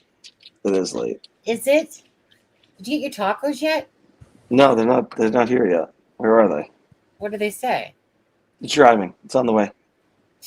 Oh shit! I'm so jealous. Oh shit! Shut up. Yeah. Did you order something? Well, I was very. Was it? Did you order some for your wife as well? I ordered 8 tacos. If she wants some, she could have them. If not, they'll go in the fridge till tomorrow. How much are tacos each? Like 99 cents? No, I think it was $32 or something. They're like $1.29 a piece, aren't they? No way. Aren't they? No, I don't think so. They're like $3 or $4. Dang, what tacos are you? For a regular This taco? this is New York. I mean, I get that, but for a regular taco, just one taco. Classic Supreme. Oh, Supreme's probably $3. Yeah, because they have tomatoes on them. They have everything on them. They got sour cream, tomatoes, lettuce, cheese. Hey, They better. What do you mean? You got to have everything. Talking dirty to me now. Stop it. But Carol, stakeouts were brutal. I mean, I've stayed on houses for 12 hours, and you got to go to the bathroom. You got to get a Gatorade bottle. It's terrible, but you got to do what you got to do. If you're not subscribed to CD, I did just drop his link in the chat. Oh, thanks. I've pulled away from stakeouts, and that was when I smoked cigarettes back then. And there's just a pile of cigarettes on the ground. You're there 12 hours. That's a lot of cigarettes that would be on the ground. So I'm like, this isn't good, leaving all these cigarettes. And then I started putting them out in either an old drink bottle, just throw them in that. Are you vaping still? Yeah, I'm still vaping. Yeah. Hey, let me see your vape. Looks This pink. is the Lost Mary Juicy Peach from He loves the that UK. brand. This is great. These are great. I haven't found another brand as good. They're great. Oh, so you like the peach? You like the fruity flavors, eh? After that I was doing the lube. after the episode with lube, I'm a Juicy Peach kind of guy. No, I mean I have the Juul too. That's just regular tobacco, but these things are just great. I don't know. Well, see, my thing is this: I love fruit. I love fruit, but honestly, I'm not a huge peach person, but this is just. I love peach too, but I don't when I smoke this, I don't think of peach. I think of more like a candy apple or candy cane or candy floss. I don't know how to describe it. It's just fruity. Yeah, it's like being at the Bahamas. Maybe like Skittles. Maybe Skittles. Yeah. Okay. Maybe that would be a disagreement. I don't think it really tastes like a peach. It tastes like Skittles to me. I just couldn't get My into 12-year-old brain is like. But I gotta be honest. I mean, think of me. I'm like outside my car. People drive by, like, look at that. Is that guy smoking something? What is he? What is that pink thing in his hand? But you know what? It is what it is. It's keeping me away from cigarettes, and I crave them lately. Have you? I'm closing in on a year in 2 months. I think it's just my mind's just really melting. I've been a year and a half now without smoking. And how do you feel? I love the vape. What is that one? What is that thing? It looks like a thermometer. No, it's just a stick. Well, this one's wearing off now, but No, I think it's either the beers or maybe I need LASIK surgery. I need a touch up because I thought I saw a seahorse. Now I thought I saw a thermometer. no, if they're just like just like a stick. I have a black one and a blue one and whatever, but then the paint wears off after a while. But anyways, no, I love it. It's 3. You get 3 cartridges for. Well, you know what? They just literally went up quite a bit, little shits. I'm sure they're a lot cheaper than here. Well, it used to be that you could get 2 for about $35, $30, $32. A cartridge? No, for 3 cartridges and 2. Yeah, but how long does that last you? Oh, okay. So if I have that's kind of like the Juul pods that are 3. Those things were like $12 for 3 or $20 for 3, not 30 something. No, that's for 2 packs. That's for 2. So it used to be. Oh, it's a double pack. 2 packs of 3. It's right. So for 2 packs, so it's cheaper. Packs of It is 3. cheaper there. So yeah. I'd say that I go through the 2 packs longer than a week, like a week and a half. Miracle, what kind of pod system? Give me some info on it, because I go through these things like crazy, and they're supposed to be 5,000 puffs. They are not 5,000 puffs. Yeah. No way. Okay. How long does it take you to go through one of those? I don't know. I charge it twice. I get like 3 charges out of it. This is rechargeable. Okay. I've never hit a 5 days, maybe 5 days, 4 to 5 days. Okay. Yeah, like meaning. So one of these little pods. It's cheaper than smoking. I didn't quit smoking because of the price. I quit smoking because it's just not good for you. You know what I like about these, and it's probably a bad thing, but what I like is that I can smoke it in the house anywhere. Like I always smoke it in my bedroom, but there's no smell to it. There's really barely any smell to it. And I can literally be in the cinema, the Cineplex Odeon, and be like, and nobody fucking knows that I'm even having a puff. Yeah, no, it's true. Listen, I've never smoked cigarettes in my house. Never. I was always, it didn't matter what the hell was going on outside. I was outside. Yeah. Torrential rain. I'm out there like an idiot with an umbrella. You know? Right. Yeah. So it's terrible. It's terrible how cigarettes control your life. Sure, absolutely. And so this way, I mean, the downfall to this, I'm going to say, is that this thing is like my cell phone. It goes wherever I go. If I'm going to the bathroom, I typically pick it up and bring it with me. It's okay. So it's a little bit addicting that way for sure. Because it's like I just take it with me, and I can do it wherever I want to, and there's no, nothing really, because again, it doesn't even have a smell to it. JD, you think these Lost Marys last that long? I mean, I don't know. I mean, this one's maybe I smoke it a lot. I don't know. I have 2 here. This one is heavier than this one, so I know this one's almost done. And how much do those cost? $16. But I get them. I'm basically getting them wholesale. Yeah. I get them off that Zipstock site. If I bought this in a smoke shop, it's like $30, I think. Oh, okay. Yeah. Yeah, I get them from the place that sells them to them. Right. My husband, Ray Jones, has never smoked. He's never done anything. Besides, he has a few drinks. Ray, good for you, man. Because Yeah, but Ray also he likes whiskey and rails, so he might have other vices. Yeah, I mean, what other vices going on there? It's nothing like in the morning time lighting a cigarette and letting that thing hit your lungs, man. It wakes you up.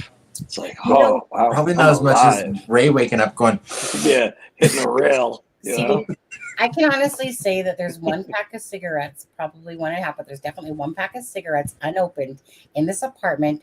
I have no idea where it is, where I put it, whatever. Because when I was in the hospital is when I quit a year and a half ago. And so I couldn't be asked to go downstairs to the first floor, out the door. It was COVID time. And I just couldn't be asked. And I thought, you know what, I'm just going to ride it. And then I said to my husband, let me just try these out. And at first I was like, had to get used to it because of the whole. That's how I did it. That's how I did it, switching from, like, I would just replace this with one of the cigarettes during the day and just moved up and up and up. So I have a and was question. able to get off. So, I literally quit cold turkey and went to this. Wow. I'm Good for you. I love it. If you both found out that an asteroid was hurling towards the Earth and there were like 3 days left, would you immediately go buy a pack of cigarettes? Dang straight. Lighten up. Hell In yeah. a second. Thank you. Blaze of glory, man. Blaze of glory. Yeah. Absolutely. I missed the lighter flick. That's how sick it is. Is that what you miss? Was the lighter? No, I missed the cigarette, but I missed the lighter flick too. You know what? To be honest with you, I know, babies. I know. This poor dog is being terrorized right now by the rain. Do you notice that, as I said, she doesn't go to sleep until I go to sleep? She's up my ass all day long. Wow. Is that the only dog you have, CD? Is Sasha? Yeah, I couldn't have another dog. Mallies don't really. They do well with another Mallie, but 2 Mallies is a lot. Yeah. But she's mom number 2. She follows the kids around. She's up my kids' asses. She's up everybody's ass. She loves my wife. Jumps on the bed. Your wife up your ass?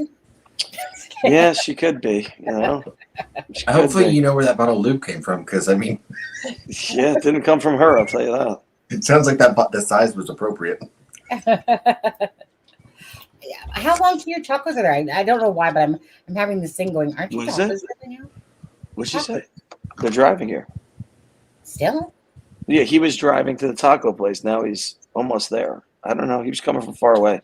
Oh, He's not there yet. Yeah, Wow. he's really screwing me. Yeah. But at least somebody's taking this order. I mean, it's torrential downpour. How many times do you get an order where you're missing stuff? Often. Yeah, often. It happens a lot. And then That what? does. And then of course they say, "Well, I'm sorry, but we'll just get a No, credit to your account." they just credit you. Yeah. Yeah. And then you got to order Bullshit. again. Right. And then they charge Yeah. you another driving fee. Yeah, it's a pain in the ass. No, it is. It's a pain. It's a real pain in the ass. Yeah. It really ticks me off because I say, look, it's not our job to worry about that. It's your job and your job. Growl. You made a contract with these companies. It's your job to make sure that the order's right. And when Yeah. I want my darn French fry. I don't want to. Well, the whole thing is the driver can't check the bags because they seal them, Well, that's the thing is that there's and that just takes it away. That they're just transporting your food. It's not. It's Yeah, the but restaurant's thing fault. is, well, no, it's not the restaurant's fault. But at the end of it is because whoever Yeah. packed it didn't pack it right. But the bottom line is that you are the customer, and their business is to be able to bring you the food that you ordered. So bottom line is the responsibility falls on the company, saying Uber Eats, to ensure that the food that's in that bag, that they have an itemized list of a receipt saying what's in the bag. But what I'm telling you, since COVID, they're not allowed to open the bag. So that's it basically removes their liability. They're just the transporter picking up, dropping off and a I love sealed bag. I like that sealed bag because I like the sealed bag too. You there's see some of these people that deliver to you. Right. And I'm like, I mean, there's forget nothing worse my than address. you get McDonald's fries and they're not all the way full, and that bag's not sealed. You start thinking, were they wiggling in there? Yeah. Especially, you know what's the kicker? It's like 2 minutes away, and all of a sudden it stops moving, and you're like, the fuck are they doing with my food right now? Why are they still around the corner? What's happening out there? Oh yeah. I start freaking out. Oh, What is God, she doing? Stupid. Getting my iPad. Oh, I'm like, what are you doing down there? I'm trying to tell husband that I'm hungry. You better tell him that. It's always CD's funny waiting though. for some tacos. Yeah. No, Carol, he's still driving to the restaurant to pick up the food. The food's sitting there waiting for his ass. Husband, if you're watching right now, I'm telling you, you have no problem going to get food with your brother when you guys are hungry.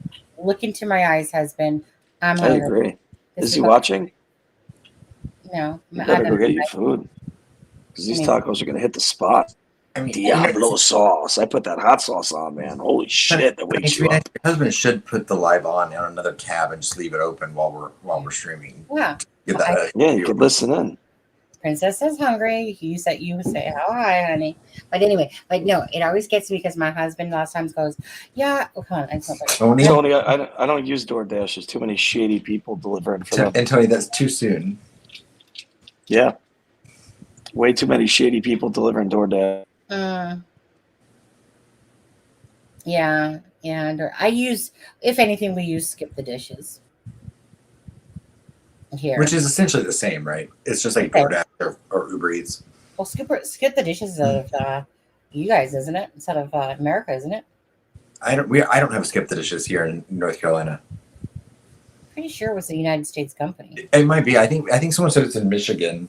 Yeah. But we don't have it in North Carolina that I know of. Well, your DoorDash, like we have DoorDash, but and the other ones have gotten a lot popular. But typically, Skip the Dishes is kind of what came up here first, I think it was, and DoorDash was, I think, behind it, and so I remember when we were in Lloydminster, and all of a sudden, Angie, she's basically an ex-sister-in-law, but me and her always remained friends after all these years. And we did not talk for 5 years and then start talking again. But anyways, me and my husband, when we left Calgary, she was like, come live with me for a bit, whatever. Did it when we were planning on going to Vancouver. But anyway, so we did. She's like going, what do you, like, you haven't heard of Skip the Dishes? But in Lloydminster, there was no such thing as skip the dishes. So when you live in those small towns in Canada, sometimes you don't hear of these things. You have no idea that they've even. Same in the U.S. Then you go to a big town and you're like, "What do you mean skip the dishes? Never even." Like, I guarantee you, at my house right now, I could get whatever I want delivered. But like up here at my parents, I couldn't get anything delivered right now. No. You're on the lake, you said? They don't live on the lake. They live in a lake town. Oh, okay, gotcha. They live out in the country. All I know is I'm pissed because he's getting tacos. I'm not getting tacos. My husband's not answering me back. Husband, are you watching? Listen to me, because my husband's so famous for going, yeah, me and Ryan are going to go over to, KFC, or me and Ryan are going to go over to whatever. So I'm saying to you, husband, I'm pretty sure I'm your wife, first of all. And I count a little bit more than Ryan. Pick up. I'll be right back. Yeah. No skip the dishes here? No? Yeah. See, have you ever heard of skip the dishes? Yeah. Where's skip the dishes out of? No, what is that? Skip the dishes. Same What is thing. that? Uber Eats. Oh, it's kind of like, oh no, I never heard of that. Nope. Never heard We of just see that. if it's skip the dishes is a Canadian online food. Okay, so it's Canadian. I thought Gotcha. it was American actually. So, oh hey, hello. I thought it was. There we go. I thought it was an American company that had come up. We get used to those. Tony's a funny dude. I'm coming for whiskey, rails, and the bucket of lube, big boy. It was so hilarious because he had joined the live the one day, and then all of a sudden his camera, I don't know what it was, but his camera went down or something. And We came on the live. Yeah, he came on this live one day. Oh, that's on, awesome. And then his basically all of a sudden the camera tilted and it looked like it was staring right at his nods. and me and Adam were like, Come on, that's freaking funny. Oh, that's because he funny. had his dog in his lap too. Yeah. And sometimes because we knew Tony from being in the chat, but we hadn't had him on the live. And so it was like, oh, Yeah, dude, yeah. you're not. And then it was like, but you can see That's that awesome. he's like oblivious to it. That is freaking awesome. Yeah. Husband didn't answer me back. 1 second. Yeah. Everybody's leaving me? I'm going to yell at him. No, I'm here. Oh. What do we have? So would you go check if you get food delivered there and nothing? No, yeah. I mean, there's no food delivery up here, but like not this time. Yeah. But how far away from you from like a main area of food, like even fast food? There's like 40,000 people in the town they live in, but they live out in the country. Yeah, no, I get it. But is there like a fast food network around there? Oh, I'm sure. Or that's like 20 minutes away. Right. Well, I mean, there's stuff in town, but my parents live out in the country, so about 10 miles away. Yeah, it's a pain in the ass. Yeah. And like this time of night, I'm sure. Still, but it's very nice. Yeah. You take There's it with the I would assume there's have the probably house stocked with food. You Yeah. Got to be stocked. You want to hear a horror story? I know. But the good thing is, I'm at my parents' house, so it means all the food I want is downstairs. Yeah. Let me tell you a horror story. I'm gonna get off. I'm gonna listen to your story, and I'm gonna get off because this poor dog is freaking. We're gonna get freaking. She's right next to me, freaking out. Aw. Wait, Yeah, it's. I said, husband, I'm hungry. And you know what he said? What? Go make yourself something. Oh boy, he better straighten out. So I said, well, I'd lock that bedroom door right now. I would too. Let's say you ain't fucking coming in here tonight. Yeah. Hit You know that what? couch next to your brother. I'd lock that bathroom door too from. Yeah. Go shit outside on the balcony. You know what? We're 4 minutes short of 5 hours. I guess it's time to bring this live to This an has been an all-star night. end. I barely have a voice. I lost my voice at the game. Barely have a voice. Your voice is I got a back. dog in shambles over here. Oh, Yeah, that just shows you that even a fully, protection dog is horrified of weather like this. It scared the shit out of her. And where's the chicken? Oh, it's here. I can't squeak it because that might get her all riled up. It's here. Oh, my eyes bugging. There it is. Hello. We're on Sunny's Live for 5 hours. Oh my God. I'm gonna have some Taco Bell too. Thank God he didn't get the chicken. Yeah. My eyes are freaking starting to water now. They're getting Oh, it's freaking amazing. Look how amazing those eyes are. It's amazing. They're good ones. Look what Ray's comment there says, Sonny. I seen it. Did he fetch his balls? I get Ray, from hearing the way he talked tonight, I feel like he is wearing the pants in that house. Oh. Sonny is busy projecting something totally that's not happening there. He told her, "Go walk and get yourself food, woman." Yes, husband. Can't believe that shit. Right? I was Can't believe it. I know. If it was him and Ryan, they'd be off going, we're just going to go to A&W right now. Yeah. And then they're laughing while they're eating. They're laughing. Oh, Sonny probably wanted something. I know, right? Terrible. It's terrible. It just, What's it just always MSM? makes me laugh. Yeah. No, don't be proud. Mainstream media? That's what I was thinking, but that makes sense. Aspen, you can go live or do MSN. Can you go live or do MSN? We need to do this. What's he talking about? You need to do what? I think he's talking about just one-on-one. Oh. He's talking about, because he said it to me too about StreamYard. Go StreamYard. I do you too real good, mate. I don't know what he's saying. I don't know. He's saying something. He did bring up. I think he's had so many rails tonight that he is numb. No, Tony really wants to do a reaction channel with me. I'll tell you a funny story. I stopped this guy one time over the road, right? And I get over the car and he goes to turn to me and I just start laughing and he doesn't understand why he's laughing. He had Coke all over his face. It was all over his face. It was like the easiest arrest ever. And I'm like, turn the car off, please. I'm like, all right, where's the blow? I don't have any. I go, dude, it's all over your face. Oh, it's powder. I go, it's all over your face. Yeah, blow all over. Yeah, he must have like tried doing it while he's driving, and the wind blew it on his face. It was so bad. Yeah, what a dummy. What a dummy. You know, some people are just so stupid. So stupid. Mm-hmm.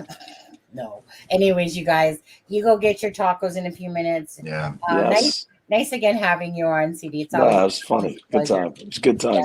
Yeah. Well, you know, I was gonna say I feel like we are the best time. I was to say. The best what? I think that our channel is the best time if you want a good time. Oh, we're good. It is. It's a fun time. Why isn't it? Yeah, I know. No, I'm doing 60 minutes. Who's watching 60 minutes? It's kind of like you're just hanging with friends and chatting and you're just hanging out. Whatever. I think everybody watching enjoys it. They enjoy it. Of course, listen. If they're here 5 hours, it tells you that they're not taking in, they're not taking in television. Yeah. That's a lot of time to put into a channel. Yes, it is. Yeah, it is. We're incredibly appreciative.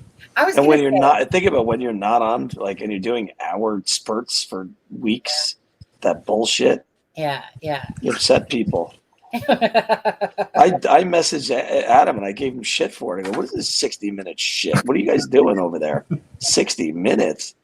What's up with you? What are you doing with the other 4 hours, people? We're gonna make you miss us a little bit. I guess. Anyways, you guys, thank you so much, and thank you so much for whoever gave the it was a good time. Dog Lover, and I don't remember Good now time. at this point, but I definitely remember it was Miss Dog Lover. Yes. And oh wait, Kathy Chapin did. I think that's maybe it. Anyways, Carol, you get a mix here: tacos, lube, and bodies. You get it all. Smells. And you get listen, we hit all the senses. We hit every sense you got. You know, from me seeing a goddamn seahorse. I'm not kidding. It looked like a seahorse. I was not joking. I thought it was a seahorse. I was like, maybe she's got animals for a month. I don't know. Maybe I go. Good to see you too. We were also in several different countries tonight, between Sunny, CD, and I, and then Alexza. Yeah, true enough. Yeah, we're international. We are international. So we are here. Again, you guys, we're gonna be going doing our membership on Sunday. Dog. So if anyone isn't a member and does want to become a member, like I said, it's Be a member. $1.99. Be a member. I'm a member. Right. $1.99. Think of $1.99. What you do with that? You can't even buy a lube bucket for that. You can't even get a taco. Okay. No. You can't even get a crunchy supreme taco for $1.99. Give it to them. It's worth it, people. The one thing I like Give it about up. members is the fact that it's just more of a chill. You don't care if you're yellow, green, or whatever. Yeah. It's just a member's live. Well, you get good info, but you get to laugh a little bit too. You got to laugh. You know? Yeah. You can just And we're not so buttoned up in those. yeah. Do what? You know, we're much more relaxed. What is that? Not a taco. What the But hell is that? Just it's two pieces of something. bread? But it doesn't look toasted. Why No, is there more bread? Where's all this bread coming from? It's cheese whiz. Oops, you can't see it. It's cheese whiz. Cheese what? Cheese whiz. You have cheese whiz on bread? Yeah. That's interesting. It goes on a cracker. Here, we're a little different. We eat different things. No, It's I put them different on countries. Hold on a second. I put them on crackers too. Oh, okay. I've never had it on white bread. It might taste good. I don't know. That's Okay. different for me. That might be That too would much for be me. good, to be I gotta be honest. honest. I just want to If make you sure. grill, but why not grill it and then you have like a grilled cheese Oh, whiz? no, I do That have- might be amazing. You know what? To be honest with you, I was just about to get up and get grilled cheese. Go make some grilled cheese, but that's cheese whiz. Same Yeah. thing, right? You guys have that, right? Cheese whiz. Yes, we have Yeah. cheese whiz. Well, Yeah. last time we were talking about cheese whiz, people were talking about spray can and stuff like that. We have both. We have both. We have Yeah. both here. So I'm gonna go eat my. See, I was gonna go. Do you? Oh, wait. Do you want me to blow your? Wait, I gotta blow your minds before we get off. Do you know those cheese sprayers? Yes. Do you know that if you take but do you know if you take a Ritz cracker and sit Yeah. it on top and squirt it, it goes into the cracker and on top. Oh yeah, because of the holes. Does that make sense? Mhm. It's like Yes. you're cheesing your cracker by spraying it into the thing. Now, have either of you ever had Vegemite? Like vertigo I would brain dead? not. Nope, I won't eat it. I know what you mean. I will not eat it. Wait, isn't that gross stuff? Yes. Yeah, it looks like a prune snot. Yeah, my husband showed me it. I could not eat that. Yeah, no. I would not eat that. We don't have that in America. But isn't it Australian? Like people love that shit in Well, Australia. that's where. But that's you're where you're vertigo only breaks split. up. You're only split. Like what I think people bought it, and I think it's on TikTok. You watch people eat it, but they put too much on. They like think it's like peanut butter, and you're supposed to use like a little dot or something. Yeah. So maybe it's good doing it that way. But everybody I saw eat it was like, holy shit! You know, I don't know why is something called mite though. I know. It's very To bitter me- and salty. But to me, it sounds like it's like a bug. You know, veggie mite. Right? But veggie is not even anything vegetable wise, right? It's like some kind of goo they made up in a lab somewhere. Apparently, that's bitter and salty. Yeah, no, thank you. To me, that reminds me of a sardine. I don't want it. I don't want it. Correct me I if don't I'm want wrong it. here, but I think my husband has one called. Sardines belong in one Brownshire. place, and that's in a Caesar salad. That's it. They don't belong anywhere near my mouth. There's sardines everywhere in Portugal. Oh God! Whole When I was a store. kid, I'll never forget when I was in elementary school. I had a kid that would always crack it open at lunch, and peeling the can back, and I'm like, "Fuck! Why? Come on, man! They're gross." You're like, They leave. eat the whole head and everything. It's like, why did your parents pack that in your lunch in the first place? They don't love them. I think they love them too much. Like they're all eating sardines. Like fuck that. No, thank you. Like Yeah, he probably still lives with them because no one else talks to him. Yeah, he's out in Colorado somewhere running like Forrest That Gump. makes He runs sense. he runs like 50 miles. Like he does like serious runs. Like he 'Cause he has blows to. away. He blows away marathons. He just keeps going. He does too. Yeah, because he has to. Because he has no Yeah, he does. personality. No, he doesn't. No, it's all the sardines he ate as a kid. That's gross. He's all fucked up from it. Okay, let It's me ask made. you. Oh, it's made. Wait, that stuff's made from yeast. How does yeast make that snot on that in that jar? I mean, I could tell you, but I mean, I've seen some things. And look at it. Look at the second row down where it's loaded up like that. People that eat true Vegemite say you're only supposed to do it like the bread over. Like I see what you got, Vertigo. I get. And aren't you supposed to butter the bread and then just dot Always. that on? I don't know. I don't know. When in doubt, you should always butter But bread. look at it. Look at that close up. It looks like it has like raisin snot in it, like a raisin shit inside the jar. Yep. Yeah, no thanks. Vertigo, I get it. I get it if you're raised on it and it's something. It's just I don't think somebody who's never had it at my age can just say, "Oh, this is fucking epic." My You know? It looks like someone burnt a date. my husband said it was just. That's what I'm saying. It looks like prune shit. That's my first look on it. It's prune shit. Right. I don't know. Like put like a piece of cheese on bread and then just left it in the oven forever. Yeah. I don't know. It reminds me personally of 100 squash. You know. I think somebody who showed that was I forget what channel it's called, but they're like it's like a husband, wife, and their 2 kids. They live on a sailboat. Okay. They got millions of subscribers on YouTube, and I Mhm. think she might be Australian, or they both are Australian, and they eat Vegemite. And they were showing it on their channel a while back. Yeah. So neat. Looks like boogers. You know, it's just gross. Yeah. Haha, we love that stuff. Yeah. Oh my gosh. I don't know. Lacey says, "CD, you are so funny." Thanks, Lacey. Okay. I try. Before we go, last thing. What's your favorite thing on toast? Then? Butter. On toast? Butter. Besides And not butter. even, and you can't put jelly on it either. That just gets to different extremes. I agree. Jelly belongs in a peanut butter and jelly, and that's it. I agree. Wrong. I like it See, on toast. me and Adam eat alike, except for I eat meat, and I'm gonna have ground beef in a couple minutes. Do you ever put pepper on your toast? No, never, No? never done that. Nope, never done that. I've never done that. I don't know why you do that, but I've never done that. My mom The would do kinkiest that. I've ever gotten is I put garlic salt on it once. On what, toast? Yeah. Wow. With butter. So you were trying to make some kind of garlic bread. Yeah. That's what he was trying to do. So it wasn't morning. Yeah. Yeah. It just doesn't fit. Anyways, you guys all have a great night. Lacey's son has it's a good profile picture. Right? Yeah. Mine's not like that. Mine just says analysis of a crime. I'm gonna have to switch it up. I saw Alexza, she's got a new profile picture tonight. Everybody's doing these like Have new headshots. ones? Yeah, headshots. Yeah, Peanut butter and honey. That's an interesting one. My mom eats peanut butter and honey. I don't. Well, as I get off now, you all can Yeah. just think about in 3 minutes, I'm going to have Taco Bell and then I'm going to sleep. So I'm wiped out. Yeah, I'm gonna finish think my about Taco and go to bed. Diablo. I'm going to have Mr. Diablo sauce, the hot one. Diablo. Hell to the yeah. You enjoy those tacos, CD. Oh, Thank it's you, going to buddy. be great. What an epic time. Good night, everybody. Good night, guys. Good night, Good night. guys. Yeah. Oh my God! Finally, he got off. Eh? Oh, hey, look who it is. See the way he was flirting with Tony like that? Such a slope. I know, right? Austin just sat here the whole time. I'm just eating boring old cheese whiz sandwich, but I mean, I love cheese whiz sandwich, but I was literally about to make grilled cheese sandwiches. Oh well. And Tony, I will message you on Facebook, but I'm not going to be up very long. So if I'm going to, maybe I'll talk to you tomorrow, maybe. But I will message you. Yeah, you look tired, bud. I am tired. Well, I got up at like 7 this morning, and it's 3.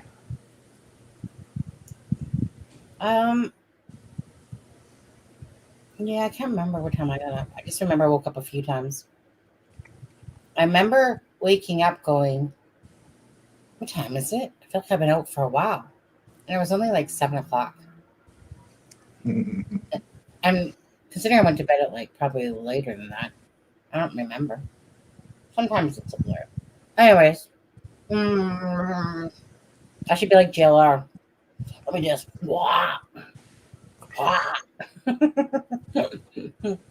Anyways, you guys have a great night, and we'll see you on Sunday on the members only. And yeah. Take care, guys. Have a great night. Thanks so much. Good night. Blah, blah, blah, blah.